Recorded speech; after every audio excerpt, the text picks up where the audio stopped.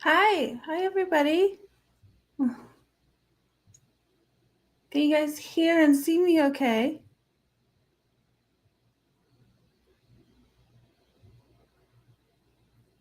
I hope everybody's having a great morning. Oh, I even got a notification that I'm live. Awesome. So I don't even think I've ever been on the on stream like in the daytime. So like I don't even know how the light is in here. At night I can kind of control all my cool gamer lights, like LED lights that I love. But I didn't put on any today because I didn't think anyone could see it. Oh, good. Welcome, Meg P. Welcome, everybody who's watching. Welcome, replay crew. I have some really exciting things to show you all today. I have to give a shout out to Sarah D. Irish. She shared all of her research with us today. So I'm so excited to show you guys what she found. And these things are just absolutely amazing. She's always looking out for good research, just like Truth and Justice with Anna D. So if you get a chance, check out Truth and Justice with Anna D's YouTube channel. She does some great things on there. She does some great research behind the scenes, just like Sarah D. Irish. Actually, Sarah D. Irish has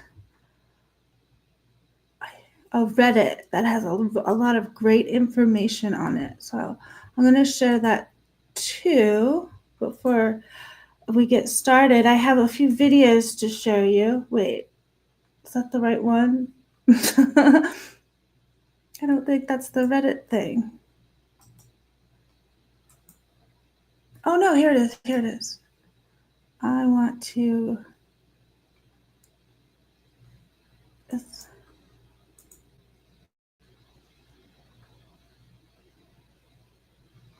Oh. Okay. I think I found it. Meg P says, I think everyone is researching this case. I agree. Hey, Too Fast for Flea's best name. Welcome. Uh-oh.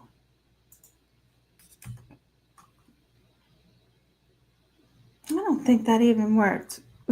Sorry, guys. I'll have to put her link in the description for the Reddit group. Kane B, The Purge. Welcome, Kane. Very good to see you. I'm glad you're all here. So, I have two shorter videos. This video is 10 minutes. The next one is 11 minutes. And I think the last one is like a lecture that's like an hour. But I think I watched a little bit of it and I was like, yeah, this is good. So I think it's just going to be jam-packed with all kinds of things. So if we don't get to watch or I get booted for streaming some of these videos, then, we can watch it in chunks. But I think it's a really good thing to watch. All right. All right. Thank you for coming. Let me know if you can't hear me or see me or, we're in Lag City today. So, all right. So,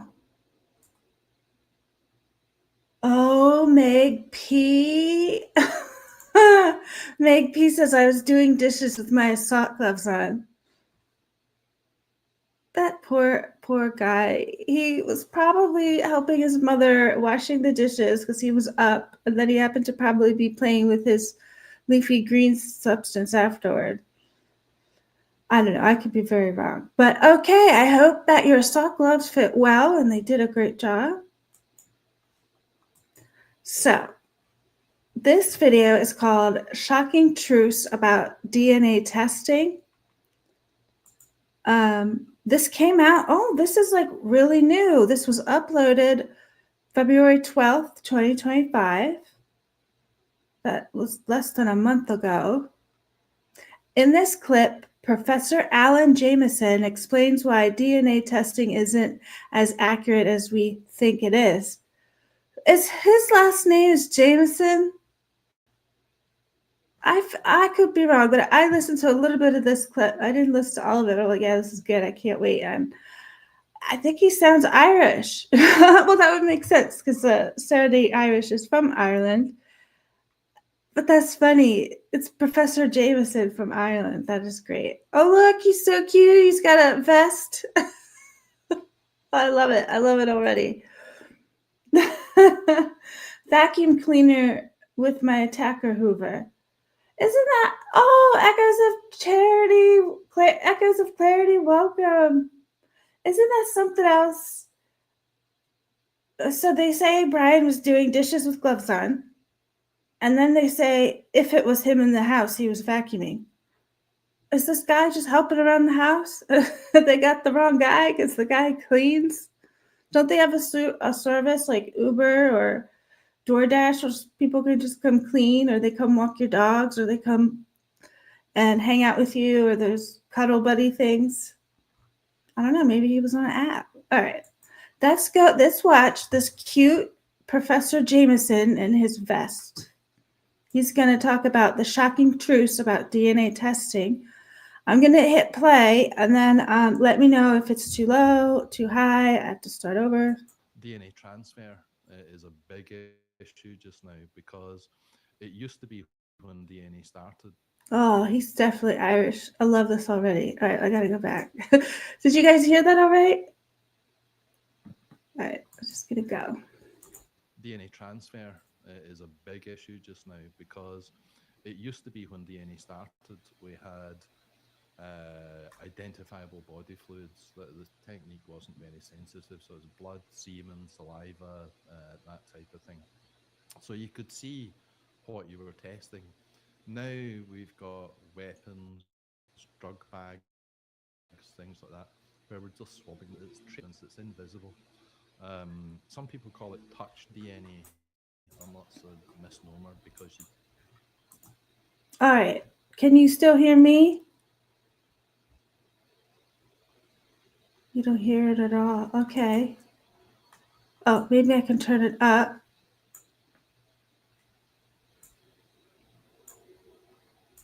When he started, we had Oh, he's Scottish. identifiable body Welcome. fluids. The technique wasn't very sensitive, so it was blood, semen.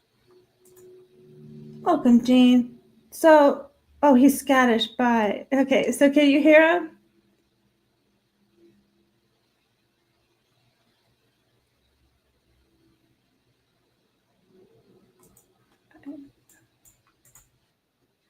DNA transfer is a big issue just now because it used to be when DNA started, we had identifiable body fluids. The technique wasn't very sensitive, so it was blood, semen, saliva, that type of thing.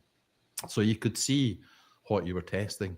Now we've got weapons, drug bags, things like that, where we're just swabbing. It's trace evidence, it's invisible. Some people call it touch DNA, and that's a misnomer because you don't need to touch something. Yeah. You know, as I'm speaking just now, my DNA is going all over this table, so I hate to worry you. But, and you know, so you took this glass and you put it there, right? And I touched that glass. I could pick your DNA up from that glass. And then if you were to touch something else, you could spread my DNA. Yes. So that's right. Well, remember that so going back to these swabs. Yeah. So you now do a swab, and you find 4 people's DNA on there.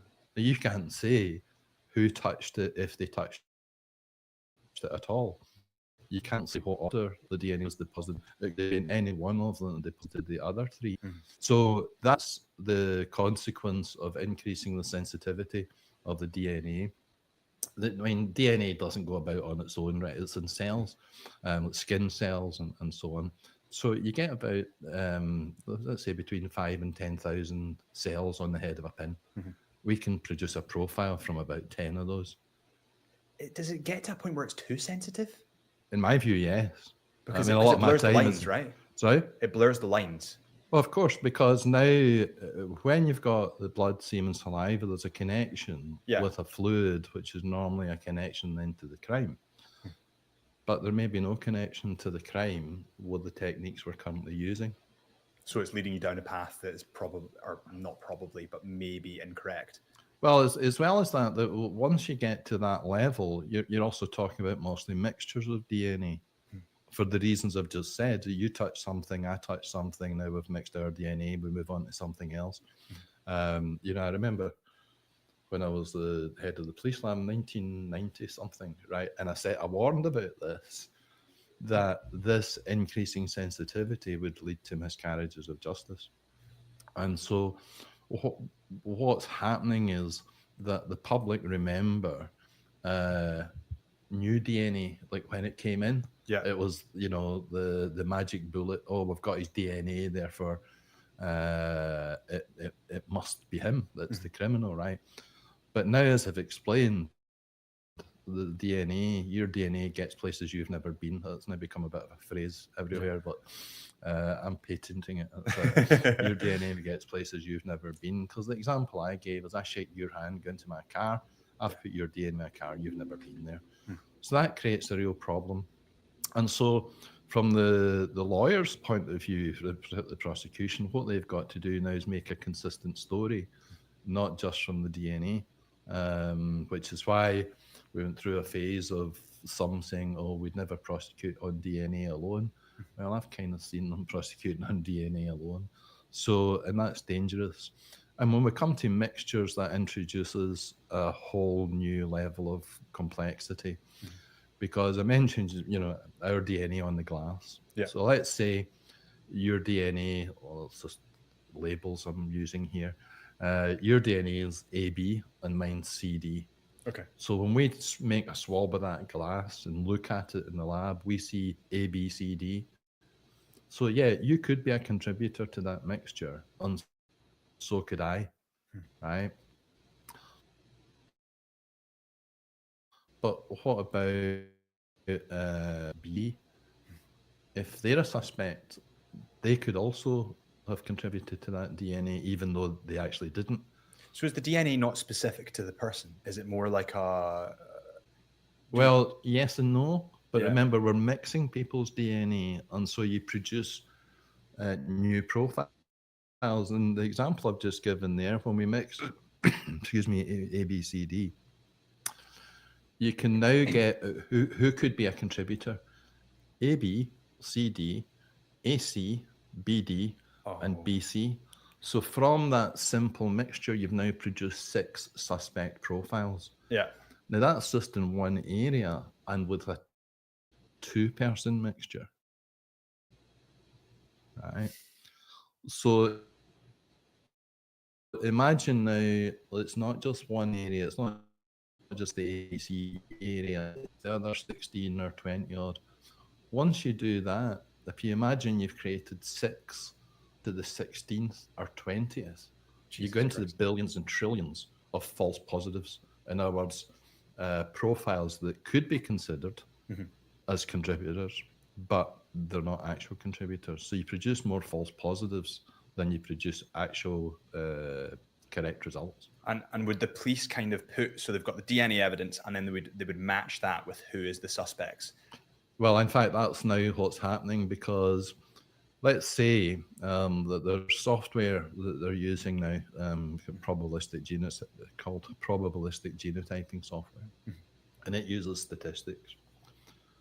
And what it does is it looks at the profiles and it generates all the possible profiles the software thinks could be there. Yeah. And it gives each of them a weight, right? So it might say AB's number 1. Yeah. Right.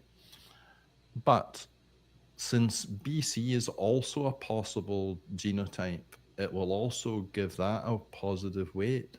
In other words, if somebody's BC, it will produce a high number for them as well, even though they're not contributors. Okay. So the software produces a big list of these genotypes. And what I do is go through it and see where the suspect is.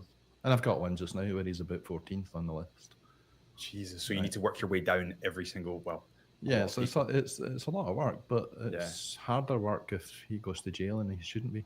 Yeah, yeah. So, you know, my role is to point out the limits of the evidence, rather than follow the leader. Is there a difficulty when it comes to the cooperation of the police department in terms of giving you everything? Oh, Is that- yes. In have I- Scotland, hit a nerve. you've hit a nerve on there. Scotland has the most restrictive disclosure regime in the world. Right. Okay, I do work in America. In fact, just now, I think I've probably got more cases in New York than anywhere else. Florida, Australia, New Zealand,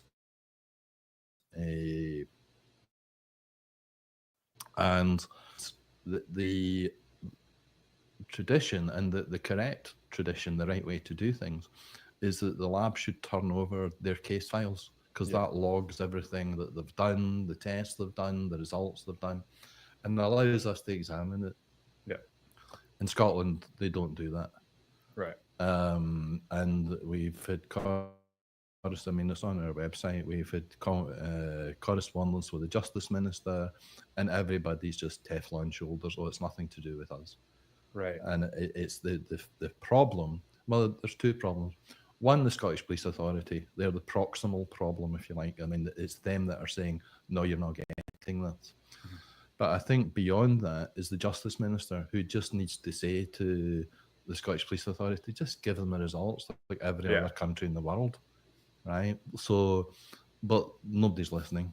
And when the lawyers, that's, well, maybe not for this case, because they don't want to challenge it. So it's very disappointing. I mean, the Herald did an editorial on this in 2011. That's how long it's been going on. We cannot properly analyse the evidence by simply visiting Gartcosh. The Gartcosh is where the police lab, or the main police lab is. Now, you have to remember here that we're paid by legal aid. Yeah.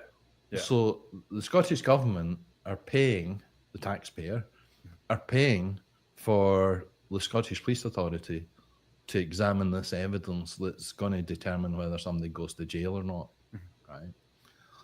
So they've paid for that work.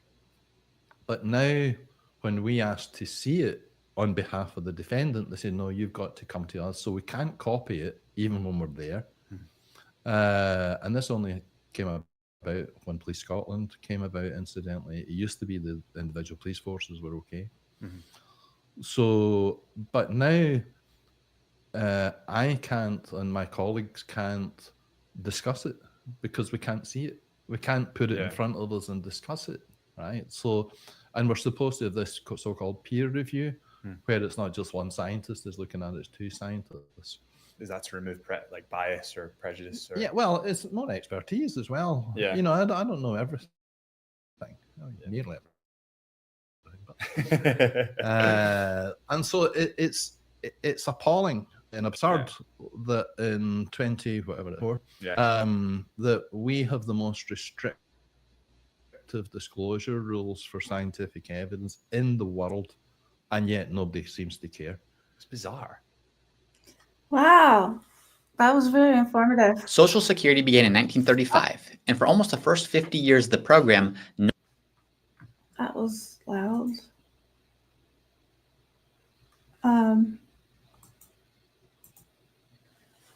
So that was great. Oh, welcome, Swamp Rose. And Kane B, thank you. Yes, I finally reached 500 subscribers. It's so exciting. Thank you, everyone. Oh, I love your emoji. There's sunglasses. All right, so I think that guy is from Scotland. Thank you, Jane Kendall. And yeah, he says a lot of the things that we've all been learning about lately. And I didn't know that about Scotland, where they may not even release the information. And here we are with Ann Taylor, and she's getting pushback from asking for this type of information. Very interesting. So this next one here, it's the same professor, and he's going to talk about an STR mix. And this is from Texas of 2018. Momo, welcome. Aw, I'm glad you can make it. Okay. This is from the Forensic Institute in Dallas, Texas. Wow. So this is, so Professor Alan Jameson was invited to talk in Dallas, Texas, on issues with probabilistic genotyping software called STR-Mix. All right, let's see what he has to say. The last interview was very good.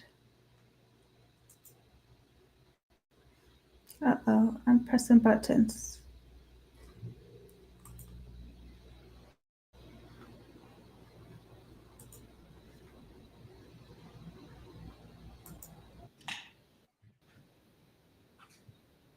You'd be relieved. Oh, you'd be relieved to hear I don't have any slides.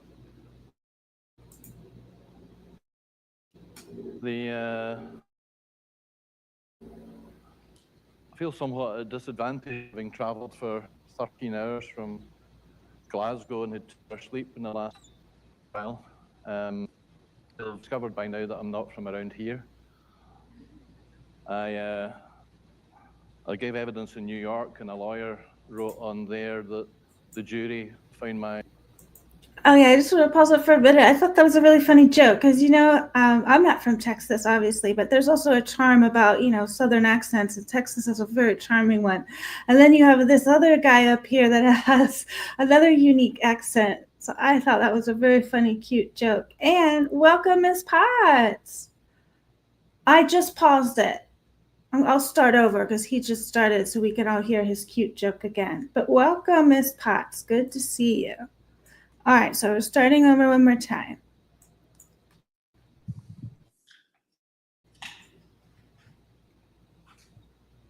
You'd be relieved. Oh, you'd be relieved to hear I don't have any slides. I feel somewhat at a disadvantage having travelled for 13 hours from Glasgow and had 2 hours sleep in the last wee while. That I'm not from around here.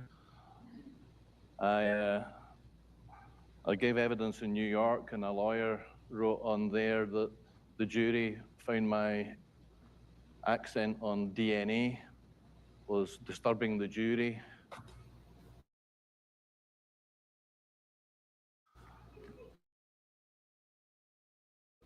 Wait till they hear how I pronounce murder. That foundational validity, what is it that we're talking about here? I come at this as an analyst, not as a statistician. I come at labs across the world, Australia, New Zealand, the UK, and the States. And the StarMix developers have said we should judge on the output, and that's where my concern arises, is the output. Because what we see in casework is strange things happening. We see differences between, serious differences between each version of the software. When we talk about foundational validity, are we talking about the published work? But if the software is changing almost monthly, what formulae are actually being incorporated into the software? What changes are being made that are not reflected in the published papers? At what point do the published papers become irrelevant because the software is now so far away from those foundational equations that we can't see whether the algorithms are actually incorporating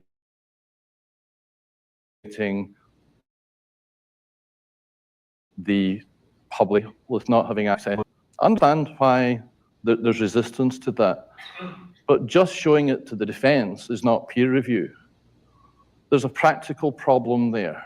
Most countries are working on legal aid, but what I know is I couldn't get all the kinds of resources that the StarMix team have employed in developing StarMix.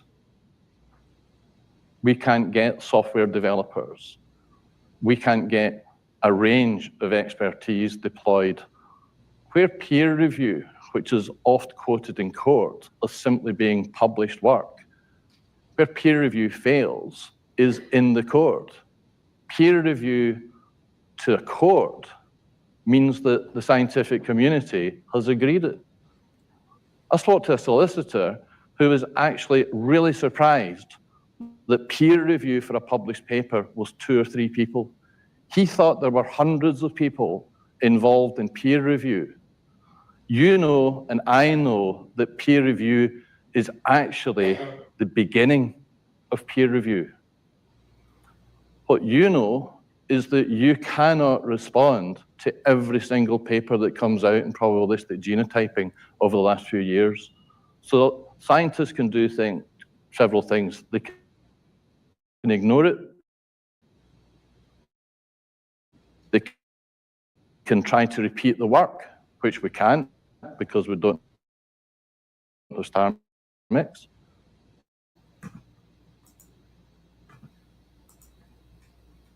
It's there or not. The formula looked correct, but to go to the output, I think what we haven't done is something that the Swigdam standards used to incorporate, which is establish the limitations for a technique. Is there a profile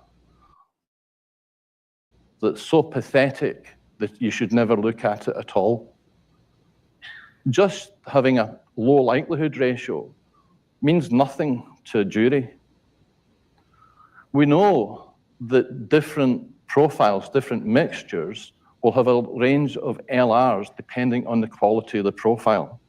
So you can have an LR of 1 million, 1 billion, whatever you like, that in one circumstance could be the best LR you could get out of that profile, and another it will be the worst.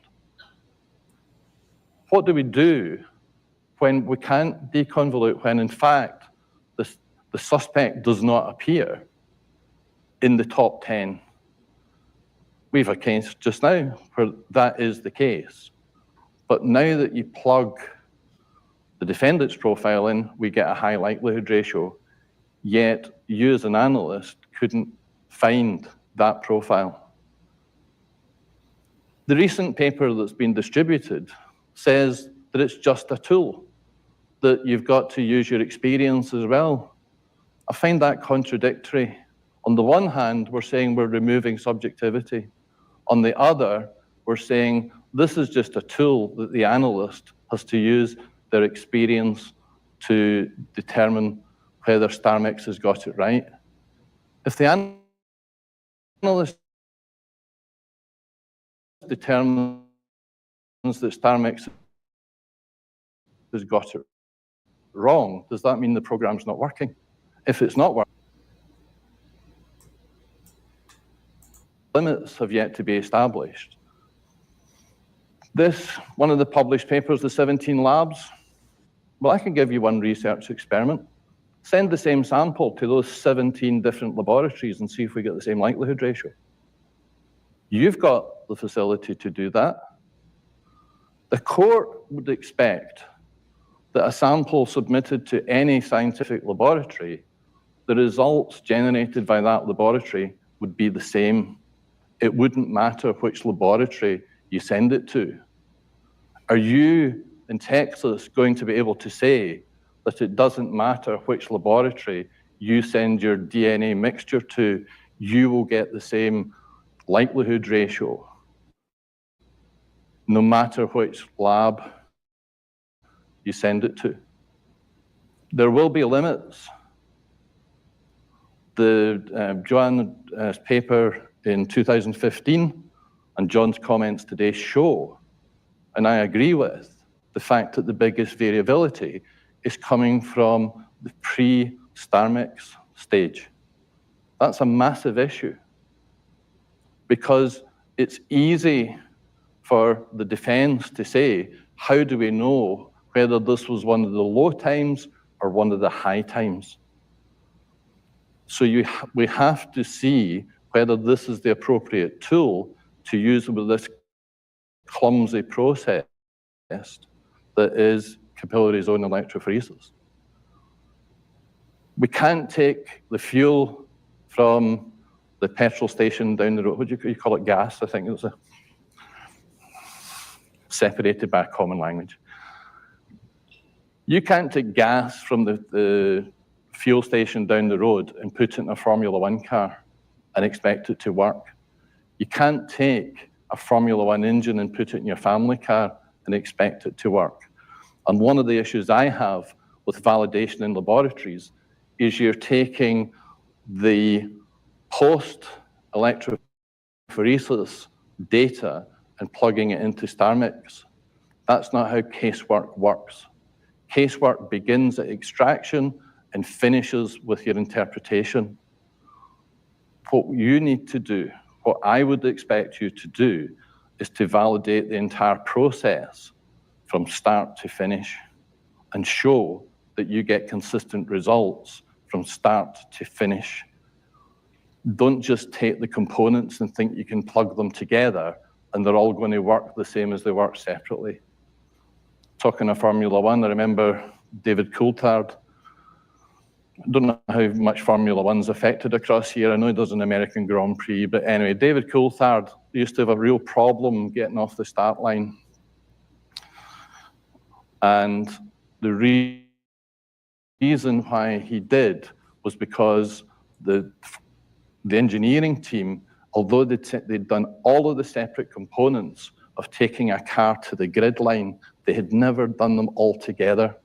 So ultimately, the car thought it was in the pit lane and wasn't getting away fast enough. The lesson, you must test the entire system. We see in casework these issues. When the software changes, some labs revalidate. It's a no-lose situation.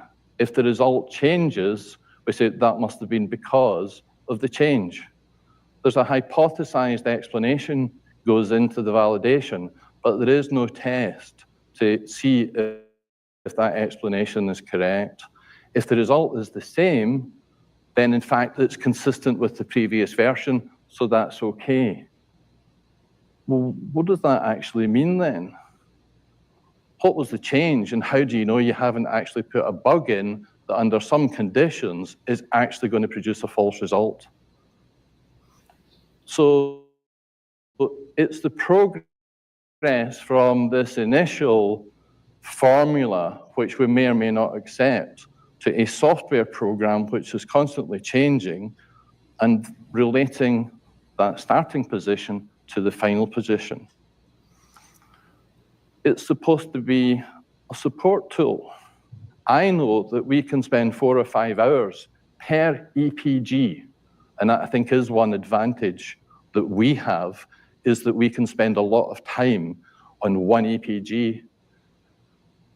I manage the police laboratory in Edinburgh. I know the pressure on work and to get it through.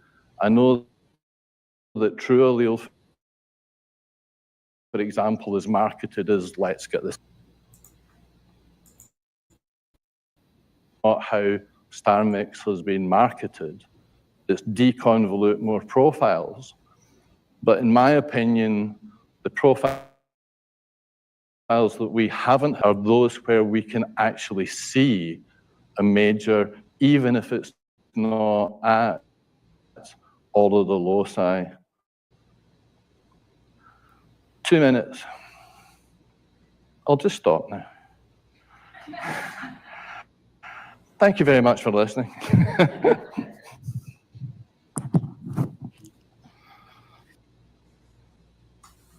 Wow. Subject. Because President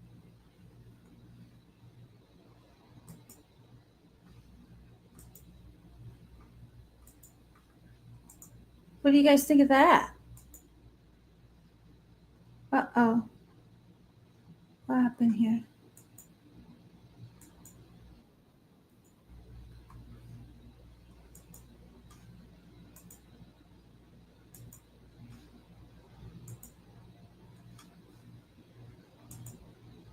Oh.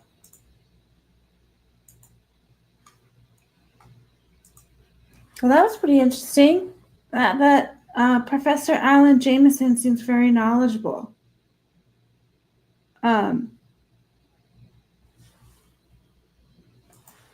So welcome, a people for his name. They say this information is crazy. I would agree. Kane B. the Purge says, this would be a perfect mini DNA lesson for Hitler. Absolutely. Good thought. Momo's thinking says, if there's at least one person like me, they will question everything involving the DNA. Oh, let's hope there's someone like you out there.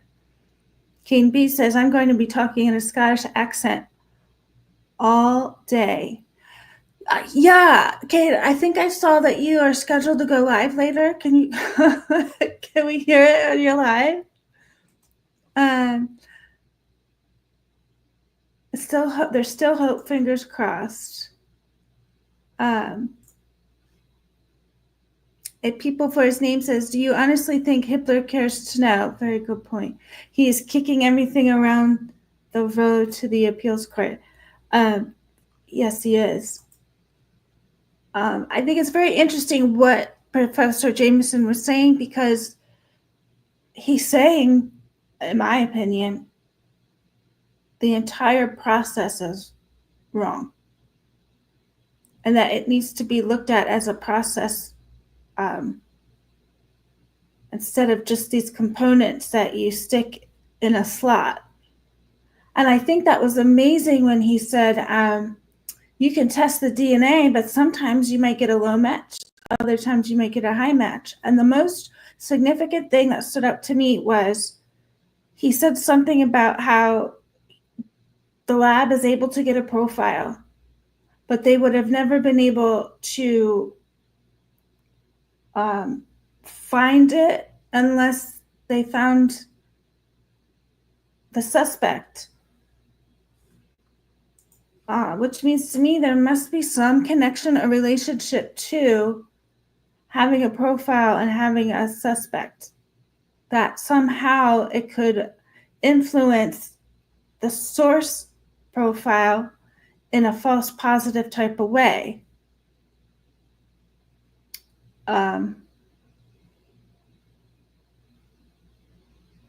Yes. Okay, so Momo's thinking says he is opening himself up to judicial misconduct investigation. I hope so.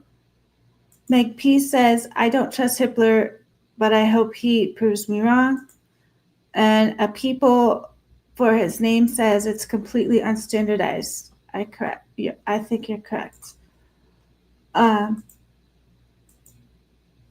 me see if we can go back, because I'd like to hear what he said about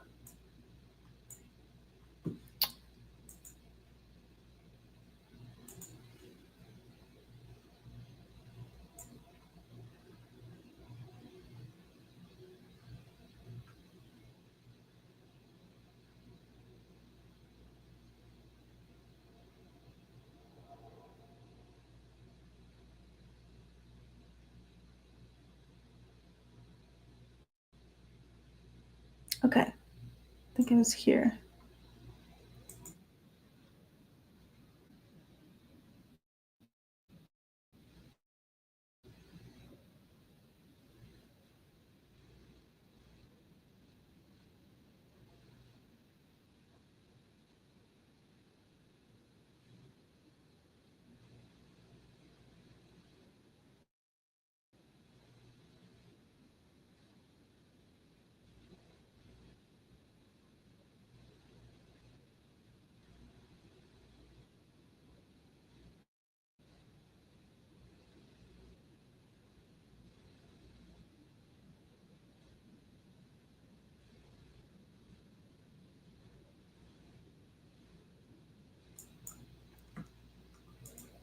Isn't that interesting?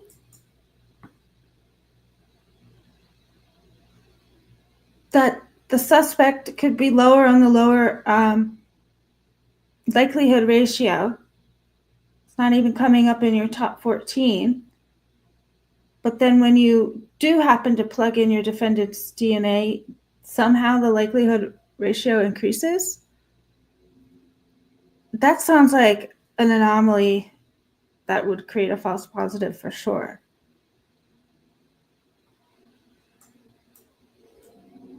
Meg P says, I don't think they should be doing anything with DNA until there are DNA statutes and guidelines. I agree.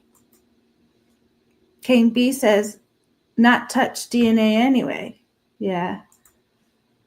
A People for His Name says they can complete the profile with the suspect's DNA, complete snake oil. Pav has a video on it. It's shocking.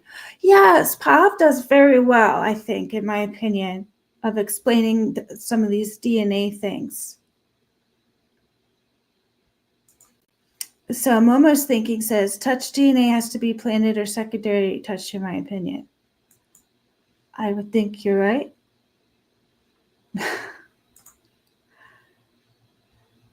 All right, so the last video that I have for you guys is really, really long, but I think we can watch it in pieces.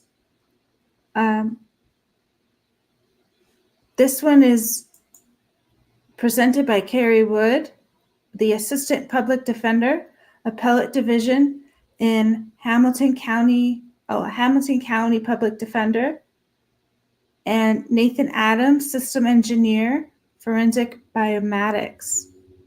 Trial Advocacy, Forensic Science Training. I guess this happens to be Philadelphia, PA, 2018. Oh, it has chapters. That is helpful.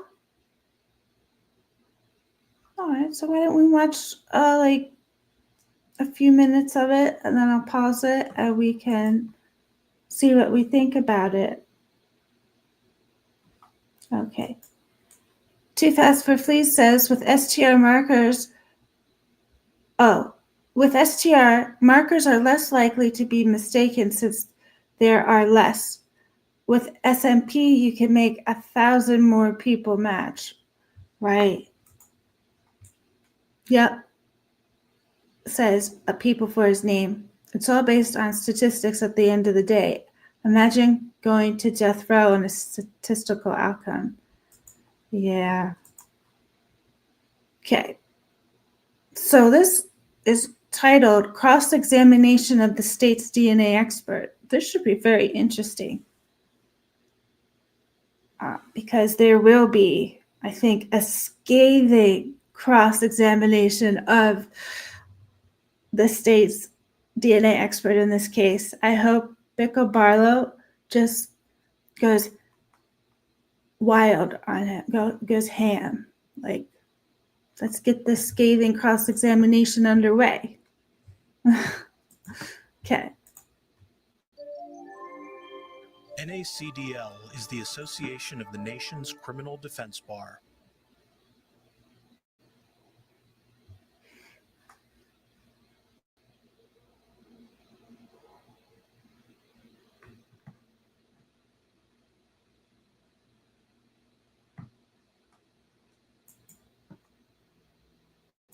Wait, does that say I can't use it?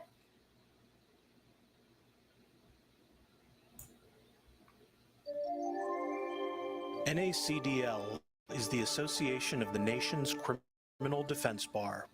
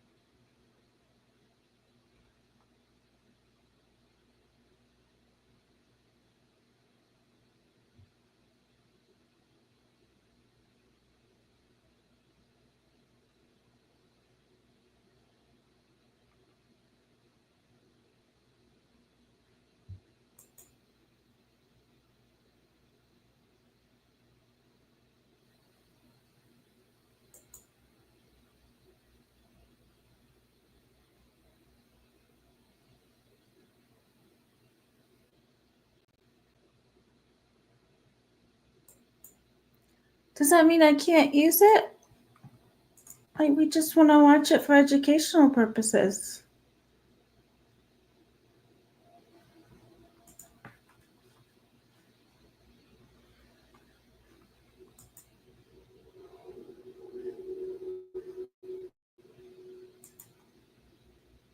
The state of New Jersey is using infant blood stored in government facilities and taken from newborn babies and using it to get probable cause to take our own clients' blood, you can imagine why my mind went like right here. So let's first talk about the blood. This is an infant blood screening card. When any baby is born in the United States, any of you who have children, when your baby was born, their heel was pricked by the nurse, and that little baby heel was pressed up against a card like this, and 5 or 6, depending on the state, blood spots were taken from your child. And the purpose was really twofold. The first purpose was, as I said, to identify those diseases that were hard to clinically diagnose, but if they showed up early, doctors could treat them. And the other thing was to really have this early checkpoint in our healthcare system. When you think about it, babies are really a captive audience. All right. Well,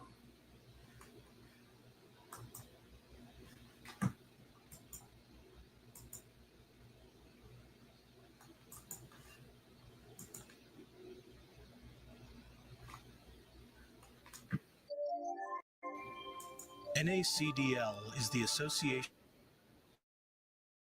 of the Nation's Criminal Defense Bar.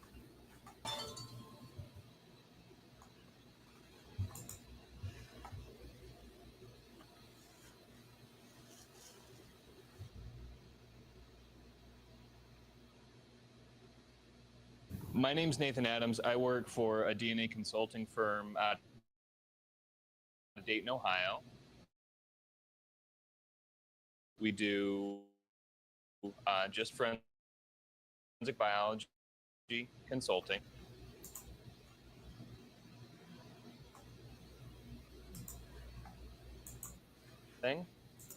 My background is actually in computing. It's in bioinformatics, so the using computing tools to solve biological questions, or at least try to get a better idea of them. And I found myself doing forensic DNA work, which has actually coincided with a big uptick in the use of software to solve forensic DNA questions. Any work out of Philly, and not a whole lot out of Pennsylvania, honestly. I don't think I know anybody here. And I don't know what your guys' experience is with DNA. Have you all had a case involving DNA? Okay, many it looks like, okay. Are mostly out of, is it a city lab, state police? City lab, Jersey, okay. New York City. Oh boy. All right. That's great to hear. So you guys know the basic vocab.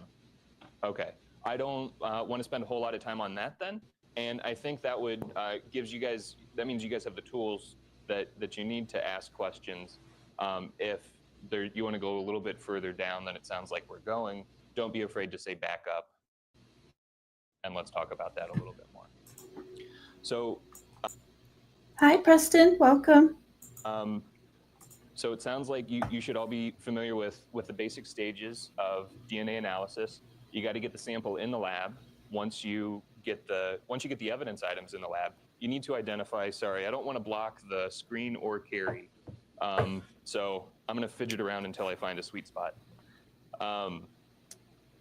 You got to get the evidence in the lab, and then the lab needs to determine whether the items that the investigator, the police thought were probative actually could be probative. They need to get the samples for the biological materials for serological testing or DNA off those items, then send them through the process of actually developing a DNA profile. And these are going to be consistent from lab to lab. So I'm talking to everybody throughout this whole presentation. I tried to make this very general, especially since I don't have Philly PD. Is that who does the DNA testing here? Okay. And that's something that I am happy to talk to you guys about. If you do have particular questions about your lab's protocols, the things that you work, if you do want to pull me aside, I'm here talking obviously right now. I'll be here tomorrow, and but I'm not talking tomorrow. And then I'll be doing one of the workshops with Carrie on Sunday, or the small, if you do have particular things to talk about. So you should all be familiar with an electropharogram. If you are not, this is the ultimate end goal of the DNA testing process. It is not the end of the DNA process. This is the data that an analyst or increasingly a computer program has been brought online to use. Actually, quick question, has Philly PD brought on probabilistic genotyping? They have not yet, but you are aware. Okay. All right. Okay. Like I said, I'm a computer guy, so when computer software is being used, it's something not that I'm excited to hear necessarily, but it is certainly interesting. So we have, this is one dye lane off of an electropharogram. This is a PowerPlex Fusion profile. What test kit do you guys have in Philly? Identifiler, PowerPlex 16? We're at 23. Global Filer? Global Filer, okay. So this is the chief commercial competitor. This is the other company's answer to Global Filer. It tests the FBI's new 20 locus minimum criteria for doing database entries. And that's what, some of these slides are from the materials that we're going to be going over on Sunday. We're not going to go into the depth that we would on Sunday, but the PowerPlex Fusion has 5 dyes and tests 23, 24 locations on the human genome.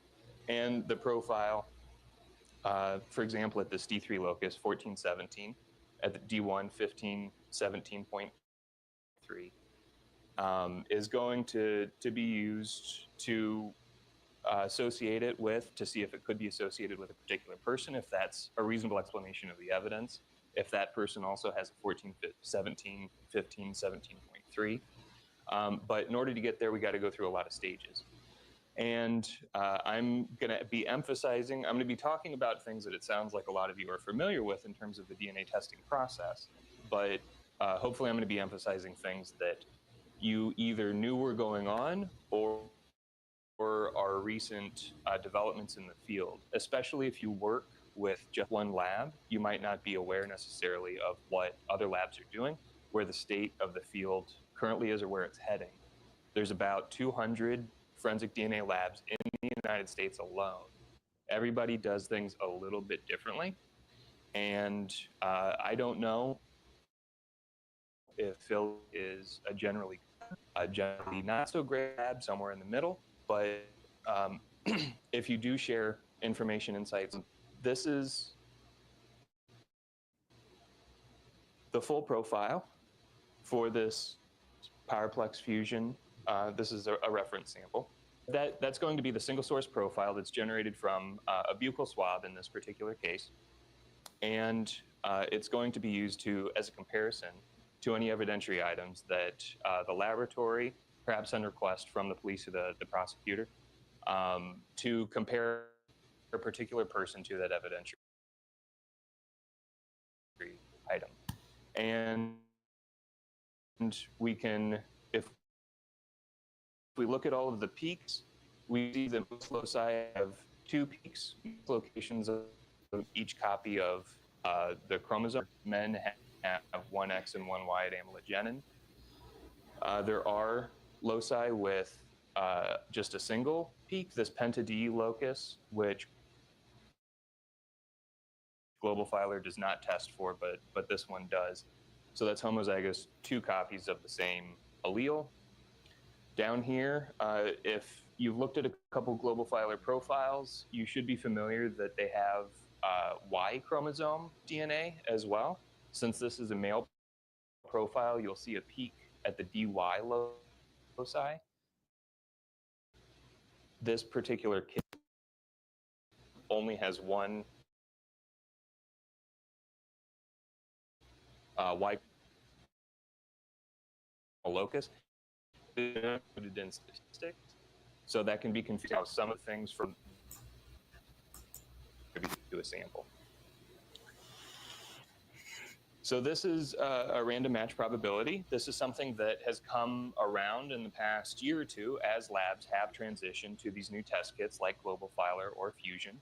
You see words like nonillion, whereas before we might have seen things like quadrillion, quintillion, billion, trillion, words that we're actually more familiar with because we maybe don't encounter them on a daily basis, but hear about them on the news or whatnot. Typically, the only people I hear talking in the non-aliens are like astronomers talking about the numbers of atoms in the universe. I don't know. But we're talking about them here, and it's very difficult for people to relate to these things. And honestly, I don't have a great way to make that number relatable. This number has 30 zeros after the 3, so it's tough. It's a reality of the world that we live in. So we're going to talk about some of the calculations that you might have seen in the past, and that it sounds like you are still seeing today in the absence of probabilistic genotyping. And then we will get towards the language of probabilistic genotyping later, and a couple of issues that are surrounding the use of that software. But this might be familiar to you. This is a profile that has 3 alleles at several loci. So this D3 locus has 14, a 15, and a 17 labeled. And this D2 locus has 4 peaks that are labeled, indicating that since each person has only 1 or 2 alleles at a locus, this is a mixture of at least 2 people. So do you understand where we're coming from with peaks and the labels? I did over a lot, assuming that everybody had gone through DNA cases and was familiar with loci and alleles and peaks, electrophorograms, and stuff like that. So we can spend 5 minutes now to just go over what this actually is. So we have all of these different locations. Each one of these is a different location on the human genome. And since we're 99.9% similar genetically, each of us is identical to the other one for 99.9% of our genome, we have to find the little bits of differences if we want to use this information to form a conclusion about identity. And look at the locations that we have identified, that medical science, biological science has identified throughout our genome in order to say this person does not match this particular sample, because when we looked at the D16 or the THO1 locus, information that they have in their genome was not present on that sample.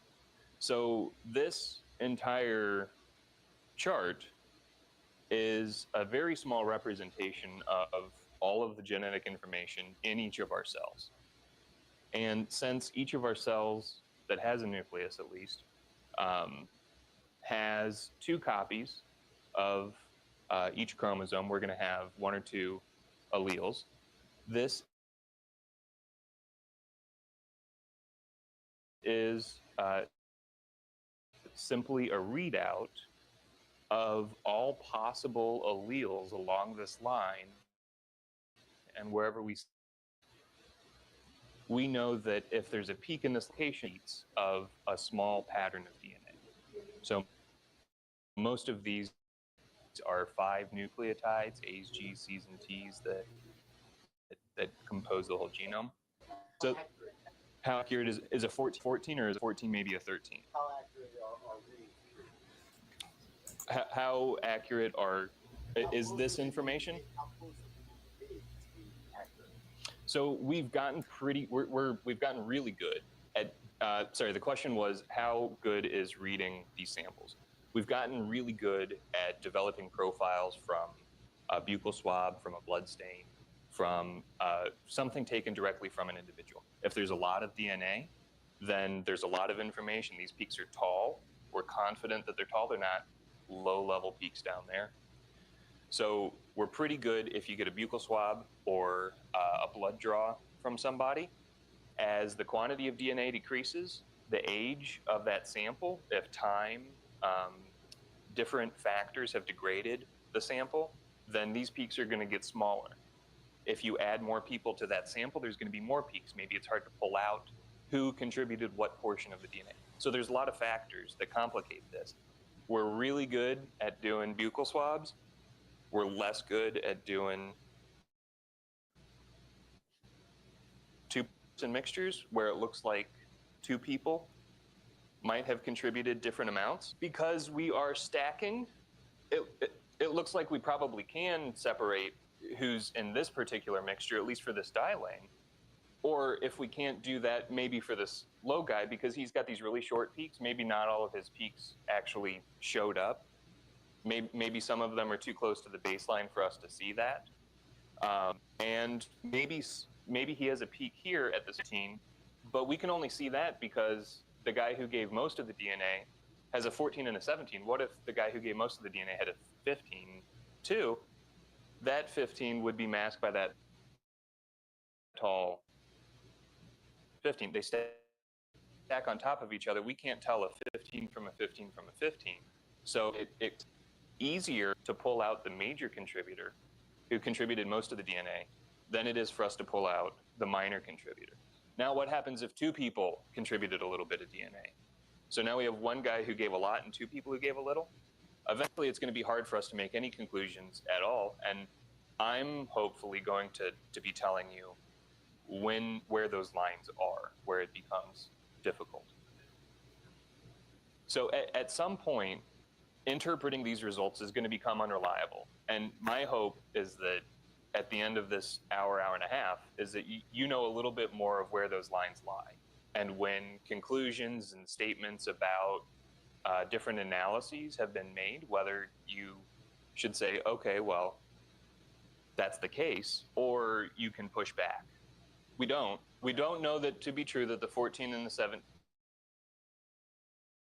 came from the same person. The more locations that we look at, the more content, and we never see more than 2 tall peaks, it might be a reasonable conclusion to say that this probably came from a single person.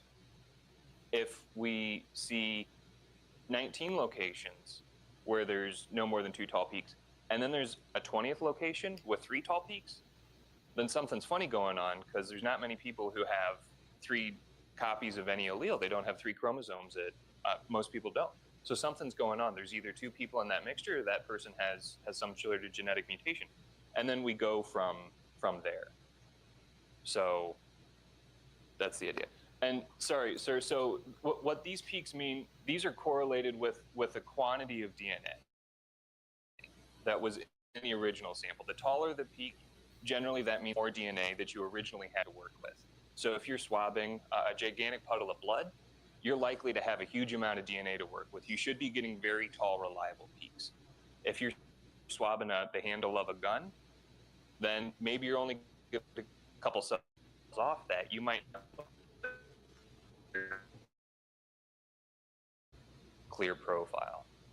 So the question is about DNA. There's something we should talk about later that's outside of this, but it's a great question. If somebody gave a 14 and a 17 here and they gave a lot, there's tall peaks, should they also be giving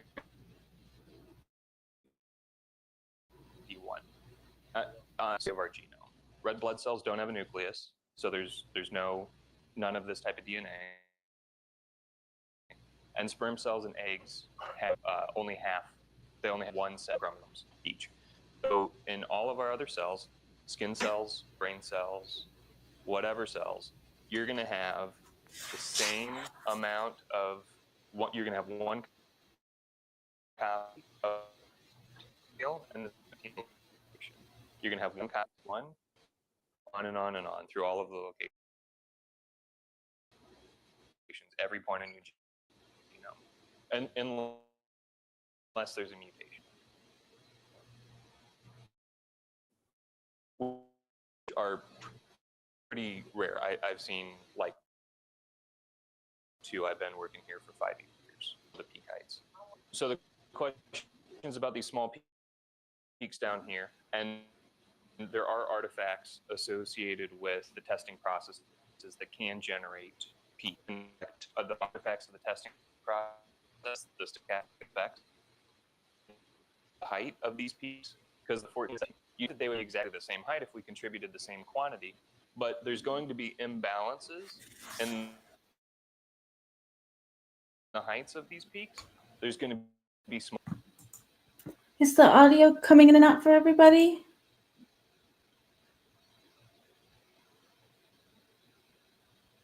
Okay, Tara. Well, we can pause there for a minute. And what do you guys think so far? I I know that the one person asked a question about shedding, which would be, the trace transfer DNA, and this presenter did say that was outside of the scope that he was talking about today, but nonetheless, they're still talking about a lot of the things that we were talking about when we were reading that large document.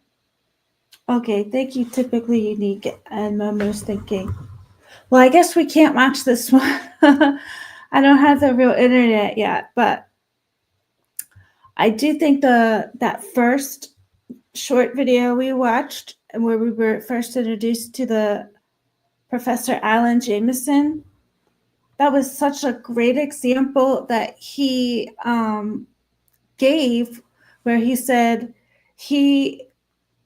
the person interviewing him has the DNA profile of AB. He has the DNA profile of CD, but it's a mixture. So they could pull out somebody that has a DNA profile of BC, even though that person wasn't present. So there's a lot of this type of trace DNA mixtures that it just doesn't really seem all that scientific. It seems like just there's a lot of chance, and there's a lot of theories, there's a lot of computer programs, but how accurate is all of that stuff? And in addition, on the second short video we watched of Professor Jameson, he was saying that the entire process is flawed. That, like, in order to ensure that you have something accurate, you have to look at the whole thing from start to finish. And if we look at the IDAHO4 case, it's been pretty jerky all the way through between the ISP lab, Ortham, FBI. So that entire process has not gone smoothly. There's holes in it. There's questions about how did one place get to another. No, Tara. Tara says, did you see there's a new order on the court documents website? No, let's see. What is it called? The Idaho. It's called the iDocket, right? Idaho.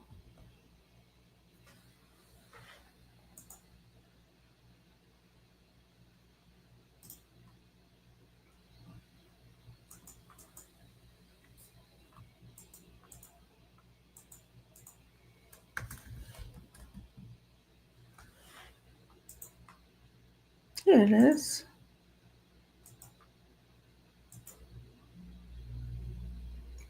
It's only on the case summary. Oh, Tara says someone has been served a subpoena. Could it be labs? I would say that's a pretty good guess, because the last thing that we heard, we were talking all about the procedures of the labs.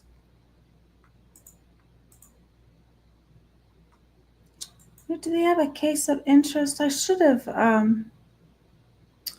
you know what I could do? I gotta bookmark that.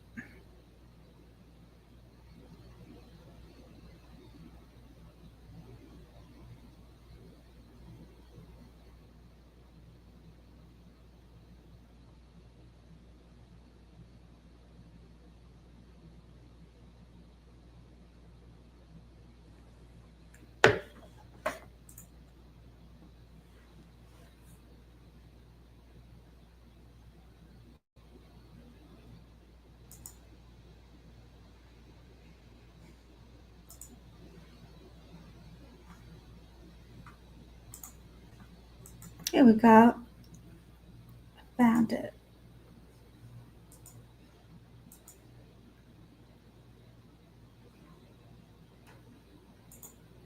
So Tara says, Anne has stated she lacks lab data. Oh yeah, she's just saying that. She was attacking it hard. I guess she realizes the procedures that we were going over in that big document we were reading for the past 2 times. Oh, But that's something to attack because, as you can see, I don't know. You know how they say that IgG is more of an art than it is a science? What if that's just across the board for trace transfer DNA as well? Here we go. It says, I zoom in, you guys can see, looks like this date here, 2/28/25, goes with this Ducas tecum.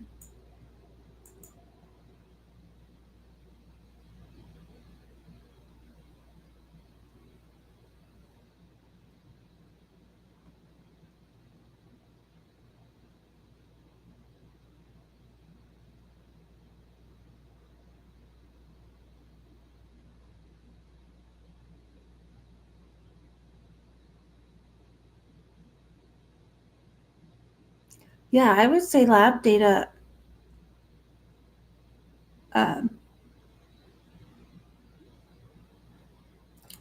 Well, is this inconclusive data and the statistical analysis? Do you think that's of Brian or those the unknown profiles B, D, and I don't know. So Brian was unknown profile A, right?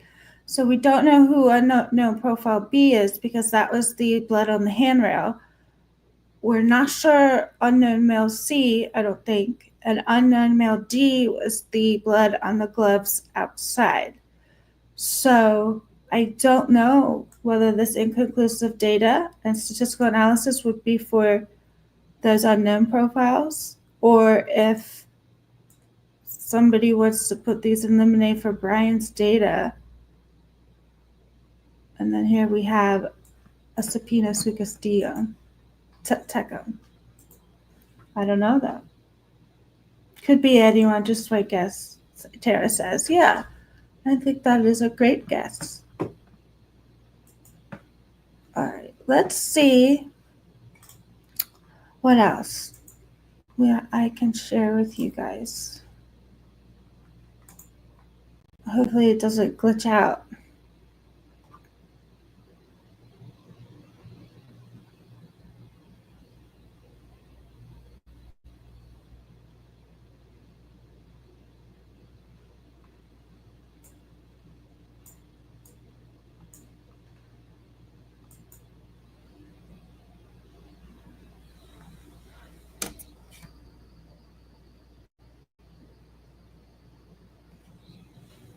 Okay, how about this? Trace DNA and its persistence on various surfaces, a long-term study investigating the influence of surface type and environmental conditions. Part 1 is metals. Uh-oh. Can you guys see me? You guys visited Lag City today. So the warning is in the title. It says your browser has lost connection to your screen share audio. Try sharing your screen again. Restart your browser if it continues to be a problem.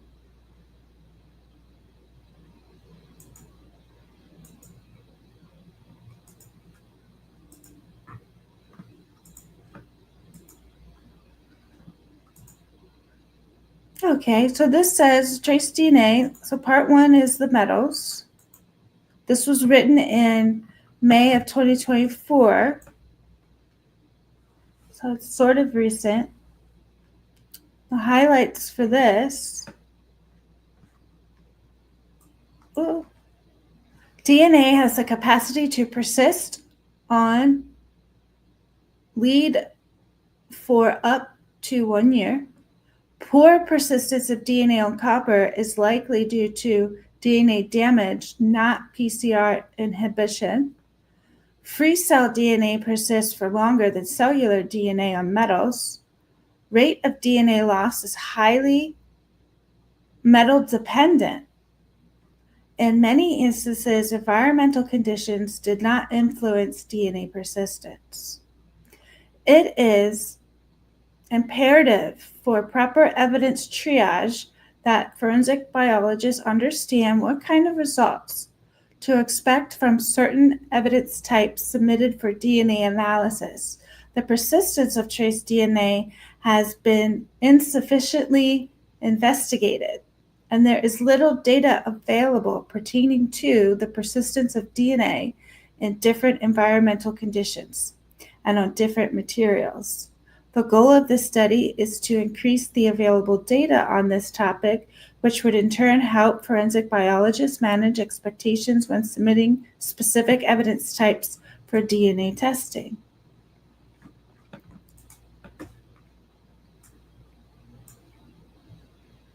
The work presented herein is a large-scale persistence project aimed to identify trends in persistence of trace DNA and indicate how different environmental storage conditions and target surface characteristics influence the persistence of cellular and cell-free DNA over time. To eliminate variation within the experiment, we used a proxy DNA deposit consisting of a synthetic fingerprint solution, cellular DNA, and/or cellular-free DNA. Samples were collected and analyzed from 7 metals over the course of 1 year, 27 time points, and 3 different environmental storage conditions. The results of this experiment show that metal type greatly influences DNA persistence. For instance, copper exhibited an expected poor DNA persistence up to 4 hours, which a purification step did not help increase the DNA yield.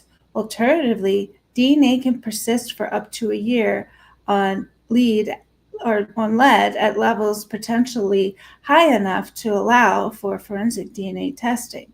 Additionally, this study showed that the sample storage environment had no impact on DNA persistence in most cases. When considering DNA type, cell-free DNA was shown to persist for longer than cellular DNA, and persistence as a whole appears to be better when DNA is deposited as a mixture over when deposited alone.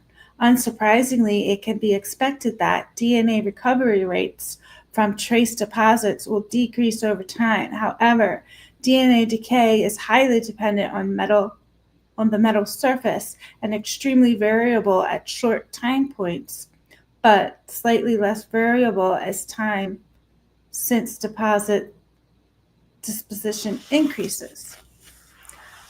This data is intended to add to our understanding of DNA persistence and the factors which affect it.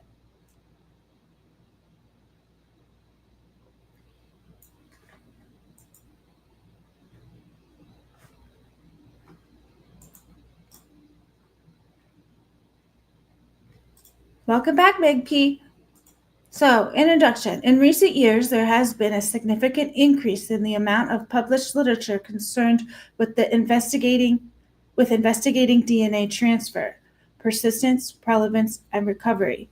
So here's that acronym that we were seeing in that large document. It's the DNA TPPR, which goes along with transfer, persistence, prevalence, and recovery. It's all a part of examining this transferred DNA. Recovery is also a very important part of it. This is due to the ability to now obtain DNA profiles from minute amounts of deposited DNA. With this ability comes a shift in the propositions. We went over some of those propositions not only in that video that I made from some universities in the Netherlands, but also that big document we were reading yesterday. With this ability comes a shift in the propositions a forensic biologist must consider from the subsource and the source level questions to activity level questions. This is awesome. There's another paper talking about the activity level questions that we learned about. Let me just double check something. Look at these last names. So I feel like this is a paper that was written in the United States, so that makes sense because they're coming right out and saying activity level, which is amazing, but we're just getting introduced to that here in the United States, which is better late than never, but it does need to hurry up. All right, so where were we?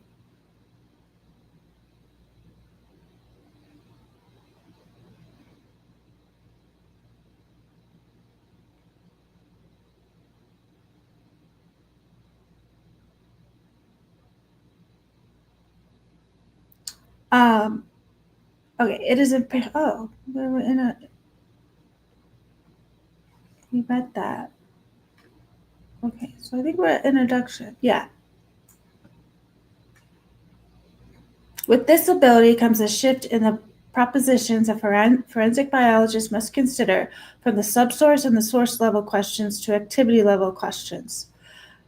This shift has led to a more Bayesian approach to DNA evidence, and with this has come an increase in the number of experiments performed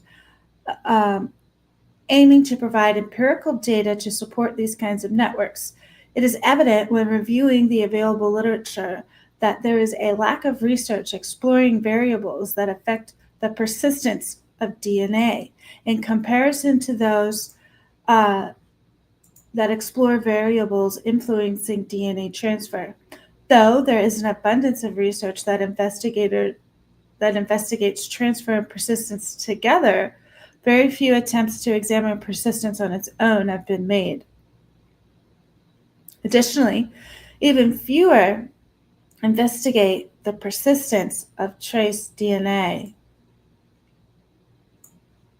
They're still researching that in the field. They don't know. Touch DNA, look, they put it in quotes.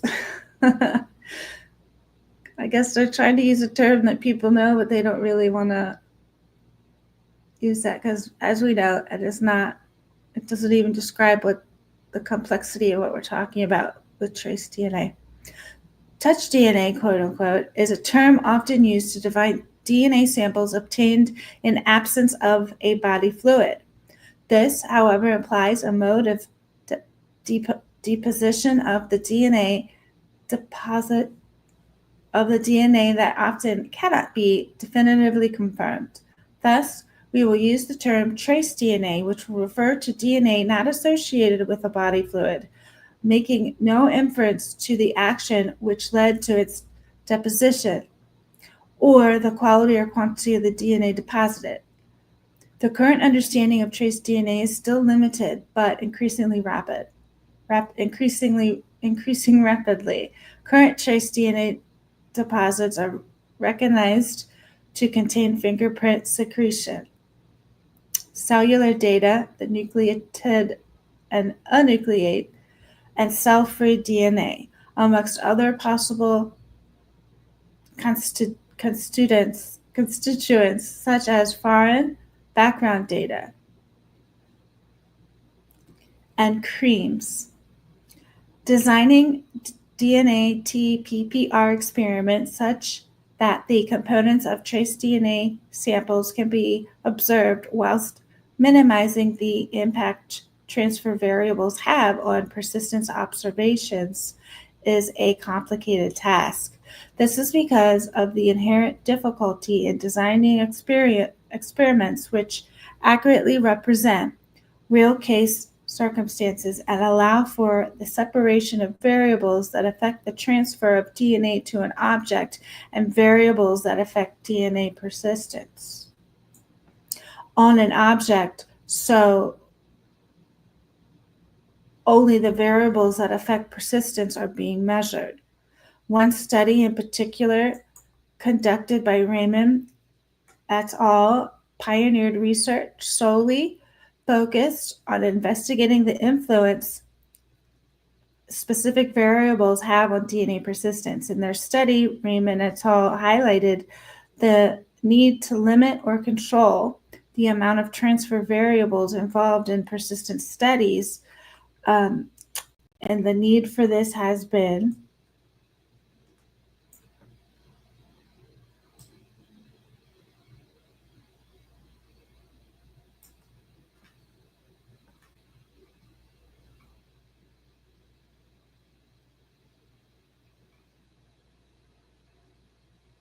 emphasized since other studies. Raymond et al. Identified one of the main issues in DNA TPPR research, which is the difficulty of controlling the quantity of depositive trace DNA during wearing or handling of an object. To remove the inherent and highly variable nature of DNA deposits, which is unavoidable when using human volunteers to deposit trace DNA samples, a transfer variable, Raymond et al. Aimed to control the starting amount of DNA deposits on objects. To do this, they used human Buffy coat and a controlled DNA solution, both with known starting concentrations dispensed onto their target items instead of being transferred from skin contact. Since the work carried out by Raymond et al., there have been a small number of studies that have attempted to thoroughly investigate the impact different variables such as time, environmental conditions, and surface type have on persistence of DNA. Like Raymond, Lee et al. Aim to control transfer variables by using blood in addition to cultured carriocyte cells at known concentrations as their deposits in conjunction with mock exhibits with no control for transfer variables, which are handled by volunteers. Additionally, Potech aimed to control transfer variables by using blood and saliva to regulate the amount of deposited DNA, whilst also using donor-provided non-controlled samples that were deposited through rubbing of a surface on the skin of a volunteer. In contrast, recent studies by Kessler and Meakin and Pfeiffer used volunteers touching objects as their mode of DNA disposition. Though Kessler aimed to decrease transfer variables and control the DNA deposits by only using one handler, we argue this may minimize but does not eradicate the impact transfer has on their findings, as noted by other authors.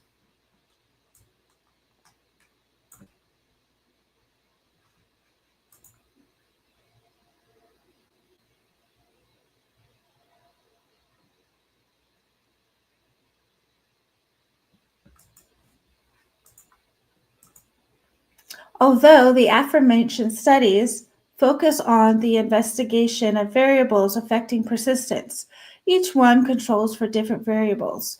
For instance, the control of deposition, but not amount or control, or amount of control of amount but not disposition. Some of these studies use a body fluid, blood or saliva, as their DNA deposits, which is not a true representation of trace DNA samples as defined above, and thus the results therein may not be truly representative of trace DNA deposits. Most of these studies incorporate samples consisting of cellular data or cell-free DNA, independent of body fluids, thus being more representative of trace DNA samples. One of the studies that utilized cellular DNA deposits, 5 used volunteers to deposit their DNA through direct skin contact, and the remaining one used a cell culture model to obtain cells used for deposition. The deposit approaches taken by these studies are potentially problematic in 2 ways. The deposit of DNA through volunteer handling provides no control for transfer variables, and thus the initial deposit DNA, amount or type of biological material on items cannot be definitively known. And 2, cultured cells deposited on surface in a buffer are not representative of true crime scene deposits. Though depositing cellular material in this way allows for known starting point and better mimics trace DNA deposits than body fluids. These samples still lack the natural secretions deposited by the hand. The same holds true for the studies that have used suspended cell-free DNA as deposits, as the buffers are not completely accurate representations of trace DNA deposits found at a crime scene. There are three major factors that affect DNA persistence: time, environmental conditions, and surface type. It is well known that time is a major factor influencing the persistence of DNA, and that DNA can persist for upwards of 6 weeks and possibly much longer in optimal laboratory storage conditions. Additionally, it is generally accepted that with the increasing time comes a decrease in the quality and quantity of the DNA required, with subsequent decrease in DNA profile quality. A select group of studies have shown that altering the storage conditions from favorable lab conditions to more extreme environmental conditions, including increased humidity, temperature, and water exposure, participation or submersion, can accelerate the degradation of DNA. In contrast, experiments have shown the ability of trace DNA to persist on non-porous objects even after targeted cleaning using basic household cleaners intended to mimic real-world cleaning products possibly used after the commission of the crime. Furthermore, it has been shown that the ability of DNA to persist on objects, in part due to the surface characteristics of the items, more research investigating the impacts that changing variables have on DNA persistence is required for a more comprehensive understanding of persistence mechanisms. The difficulty recovering DNA from metal surfaces is a well-established but not understood issue. The current literature on the recovery of DNA from metals has recently been presented in the form of a review by Pant-suit et al. Since firearm ammunition is mostly made of brass. Much of the literature investigating the transfer, recovery, and analysis of DNA from metal surfaces focuses on brass, as this is one of the most problematic and abundant metal evidence types submitted for DNA analysis in gunmetal-related crimes. Brass is an alloy composed of copper and zinc, each of which are known PCR inhibitors. In addition to PCR inhibition, DNA is susceptible to oxidative damage, which occurs when DNA comes in contact with copper-containing surfaces. So this oxidative damage, that is a chemical reaction that occurs that kills the DNA. And so it wouldn't persist that long and it would be damaged. And as time goes on, the quality and quantity will decrease. So both PCR inhibition and DNA damage are thought to contribute to the unique difficulties encountered when recovering and analyzing trace DNA deposits collected from brass and other materials, as opposed to non-metal surfaces.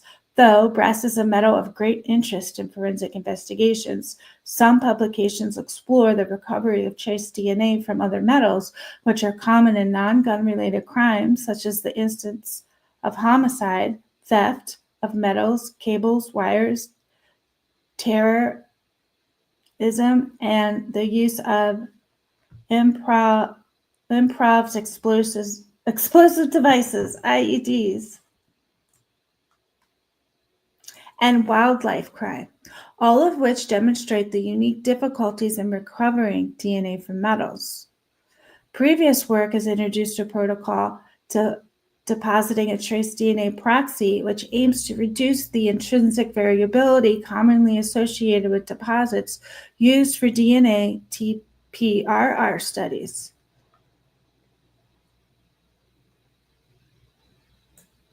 That one looks different.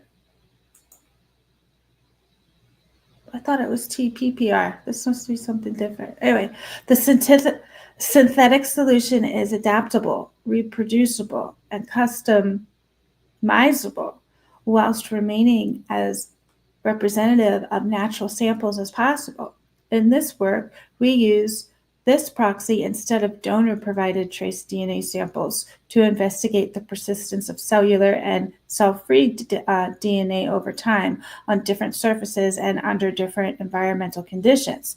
The use of this proxy is beneficial as it eliminates sample deposit variation and in turn significantly decreases the influence transfer variables have on the persistence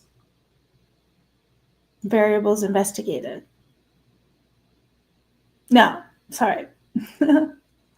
In turn, significantly increases the influence transfer variables have on the persistence of DNA, therefore allowing us to obtain a more accurate measure of persistence variables investigated. The work presented here is part of a large-scale persistence project. The project is in its entirety investigates 3 DNA deposits: 1, cell-free DNA; 2, cellular DNA; 3, mixed cellular and cell-free DNA deposited in a synthetic fingerprint solution. These deposits were tested and triplicate on 15 different surfaces: aluminum, brass, cardboard, copper, cotton, drink cans, galvanized steel, glass, laminate, lead, mild steel, paper, plastic bag, tin, and wood. Over 27 time points from hours to 1 year. Materials and methods, section 2.7. Under 3 environmental conditions: normal, dark, and humid. What about cold? Or maybe cold, it just freezes everything and it lasts a really long time. This results in 14,580 deposited samples. In this manuscript, we report the results for the 7 metal surfaces commonly encountered in a forensic context. In a subsequent manuscript, we report the results for remaining 8 items, 4 non-porous and 4 porous. The aim of this project is to identify trends in trace DNA persistence and indicate how different environmental storage conditions and target surface characteristics influence persistence over time. Are we all still in here? Hi, welcome, Justice 4MKXE. Oh, Christina Vada, welcome. Good to see you. Awesome. All right.